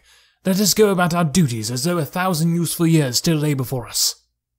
The chamber rang with applause, and as there was nothing better to do than allay the fears of the people by our example, we went our ways with smiles upon our faces and sorrow gnawing at our hearts. When I returned to my palace, I found that the rumor already had reached Dejah Thoris, so I told her all that I had heard. "We have been very happy, John Carter," she said, "and I thank whatever fate overtakes us, that it permits us to die together." The next 2 days brought no noticeable change in the supply of air, but on the morning of the 3rd day, breathing became difficult at the higher altitudes of the rooftops. The avenues and plazas of Helium were filled with people. All business had ceased. For the most part, the people looked bravely into the face of their unalterable doom. Here and there, however, men and women gave way to quiet grief. Toward the middle of the day, many of the weaker commenced to succumb, and within an hour the people of Barsoom were sinking by thousands into the unconsciousness which precedes death by asphyxiation. Deja Thoris and I, with the other members of the royal family, had collected in a sunken garden within an inner courtyard of the palace. We conversed in low tones, when we conversed at all, as the awe of the grim shadow of death crept over us. Even Woola seemed to feel the weight of the impending calamity, for he pressed close to Deja Thoris and me, whining pitifully. The little incubator had been brought from the roof of our palace at request of Deja Thoris, and she sat gazing longingly upon the unknown little life that now she would never know. As it was becoming perceptibly difficult to breathe, Tardos Mors arose, saying, "Let us bid each other farewell. The days of the greatness of Barsoom are over. Tomorrow's sun will look down upon a dead world which through all eternity must go swinging through the heavens, peopled not even by memories. It is the end." He stooped and kissed the women of his family, and laid his strong hand upon the shoulders of the men. As I turned sadly from him, my eyes fell upon Deja Thoris. Her head was drooping upon her breast. To all appearances she was lifeless. With a cry I sprang to her and raised her in my arms. Her eyes opened and looked into mine. "Kiss me, John Carter," she murmured. "I love you. I love you. It is cruel that we must be torn apart who were just starting upon a life of love and happiness." As I pressed her dear lips to mine, the old feeling of unconquerable power and authority rose in me. The fighting blood of Virginia sprang to life in my veins. "It shall not be, my princess," I cried. There must be some way, and John Carter, who has fought his way through a strange world for love of you, will find it." And with my words, there crept above the threshold of my conscious mind a series of 9 long-forgotten sounds. Like a flash of lightning in the darkness, their full purport dawned upon me. The key to the 3 great doors of the atmosphere plant. Turning suddenly toward Tardos Mors, as I clasped my dying love to my breast, I cried, "A fly, Jeddak! Quick! Order your swiftest flyer to the palace top! I can save Barsoom yet!"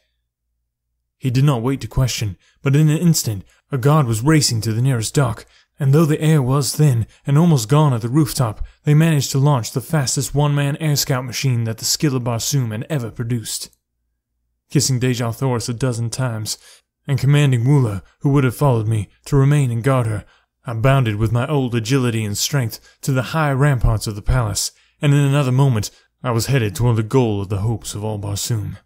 I had to fly low to get sufficient air to breathe, but I took a straight course across the old sea bottom, and so had only to rise a few feet above the ground.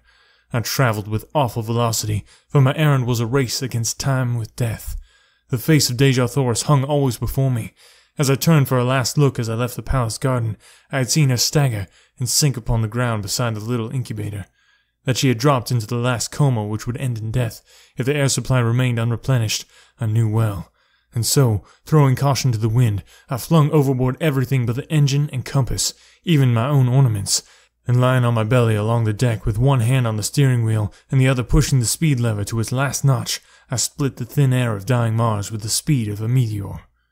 An hour before dark, the great walls of the atmosphere plant loomed suddenly before me, and with a sickening thud, I plunged to the ground before the small door, which was withholding the spark of life from the inhabitants of an entire planet. Beside the door, a great crew of men had been laboring to pierce the wall, but they had scarcely scratched the flint-like surface, and now most of them lay in the last sleep from which not even air would awaken them. Conditions seemed much worse here than at Helium, and it was with difficulty that I breathed at all. There were a few men still conscious, and to one of these I spoke. "If I can open these doors, is there a man who can start the engine?" I asked. "I can," he replied. "If you open quickly, I can last but a few moments more, but it is useless. They are both dead, and no one else upon Barsoom knew the secret of these awful locks. For 3 days, men crazed with fear have surged about this portal in vain attempts to solve its mystery." I had no time to talk. I was becoming very weak, and it was with difficulty that I controlled my mind at all. But, with a final effort, as I sank weakly to my knees, I hurled the 9 thought waves at the awful thing before me. The Martian had crawled to my side, and with staring eyes fixed on the single panel before us, we waited in the silence of death. Slowly, the mighty door receded before us. I attempted to rise and follow it, but I was too weak. "After it, I cried to my companion. "And if you reach the pump room, turn loose all the pumps. It is the only chance Barsoom has to exist tomorrow." From where I lay, I opened the second door, and then the third. And as I saw the hope of Barsoom crawling weakly on hands and knees through the last doorway, I sank, unconscious, upon the ground. Chapter 28. At the Arizona Cave. It was dark when I opened my eyes again. Strange, stiff garments were upon my body, garments that cracked and powdered away from me as soon as I rose to a sitting position. I felt myself over from head to foot, and from head to foot I was clothed, though when I fell unconscious at the little doorway I had been naked. Before me was a small patch of moonlit sky which showed through a ragged aperture. As my hands passed over my body, they came in contact with pockets, and one of these a small parcel of matches wrapped in oiled paper. One of these matches I struck, and its dim flame lighted up what appeared to be a huge cave, toward the back of which I discovered a small, still figure huddled over a tiny bench. As I approached it, I saw that it was the dead and mummified remains of a little old woman with long black hair, and the thing I leaned over was a small charcoal burner, upon which rested a round copper vessel containing a small quantity of greenish powder. Behind her, depending from the roof upon rawhide thongs and stretching entirely across the cave, was a row of human skeletons. From the thong which held them stretched another to the dead hand of the little old woman. As I touched the cord, the skeleton swung to the motion with a noise as of the rustling of dry leaves. It was a most grotesque and horrid tableau, and I hastened out into the fresh air, glad to escape from so gruesome a place. The sight that met my eyes as I stepped out upon a small ledge which ran before the entrance of the cave filled me with consternation. A new heaven and a new landscape met my gaze. The silvered mountains in the distance, the almost stationary moon hanging in the sky, the cacti-studded valley below me were not of Mars. I could scarcely believe my eyes, but the truth slowly forced itself upon me. I was looking upon Arizona, from the same ledge from which 10 years ago I had gazed with longing upon Mars. Burying my head in my arms, I turned, broken and sorrowful, down the trail from the cave. Above me shone the red eye of Mars, holding our awful secret 48 million miles away. Did the Martian reach the pump room? Did the vitalizing air reach the people of that distant planet in time to save them? Was my Dejasaurus alive? Or did her beautiful body lie cold in death beside the tiny golden incubator in the sunken garden of the inner courtyard of the palace of Tartar's Moors, the Jeddak of Helium? For 10 years I have waited and prayed for an answer to my questions. For 10 years I have waited and prayed to be taken back to the world of my lost love. I would rather lie dead beside her than live on Earth all those millions of terrible miles from her. The old mine, which I found untouched, has made me fabulously wealthy, but what care I for wealth? As I sit here tonight in my little study overlooking the Hudson, just 20 years have elapsed since I first opened my eyes upon Mars. I can see her shining in the sky through the little window by my desk, and tonight she seems calling to me again, as she has not called before since that long dead night, and I think I can see, across that awful abyss of space, a beautiful black-haired woman standing in the garden of a palace, and at her side is a little boy who puts his arms around her as she points into the sky toward the planet Earth, while at their feet is a huge and hideous creature with a heart of gold. I believe that they are waiting there for me, and something tells me that I shall soon know. The end. Well, what'd you think? If you enjoyed this recording, there's more where that came from. Check out a bunch more awesome books here on the YouTube channel or on the podcast. Just search Another World Audiobooks on iTunes or your podcast player of choice, or click the link in the description. Thanks for listening, and remember, good things are meant to be shared. Who do you know who would love a free audiobook? Share this with them. Chances are they'll thank you by buying you dinner. Well, it's worth a shot anyway. Thank you for listening to this unabridged recording of A Princess of Mars, written by Edgar Rice Burroughs, narrated by Brady Smith. This has been a production of Another World Audiobooks. Thanks for listening.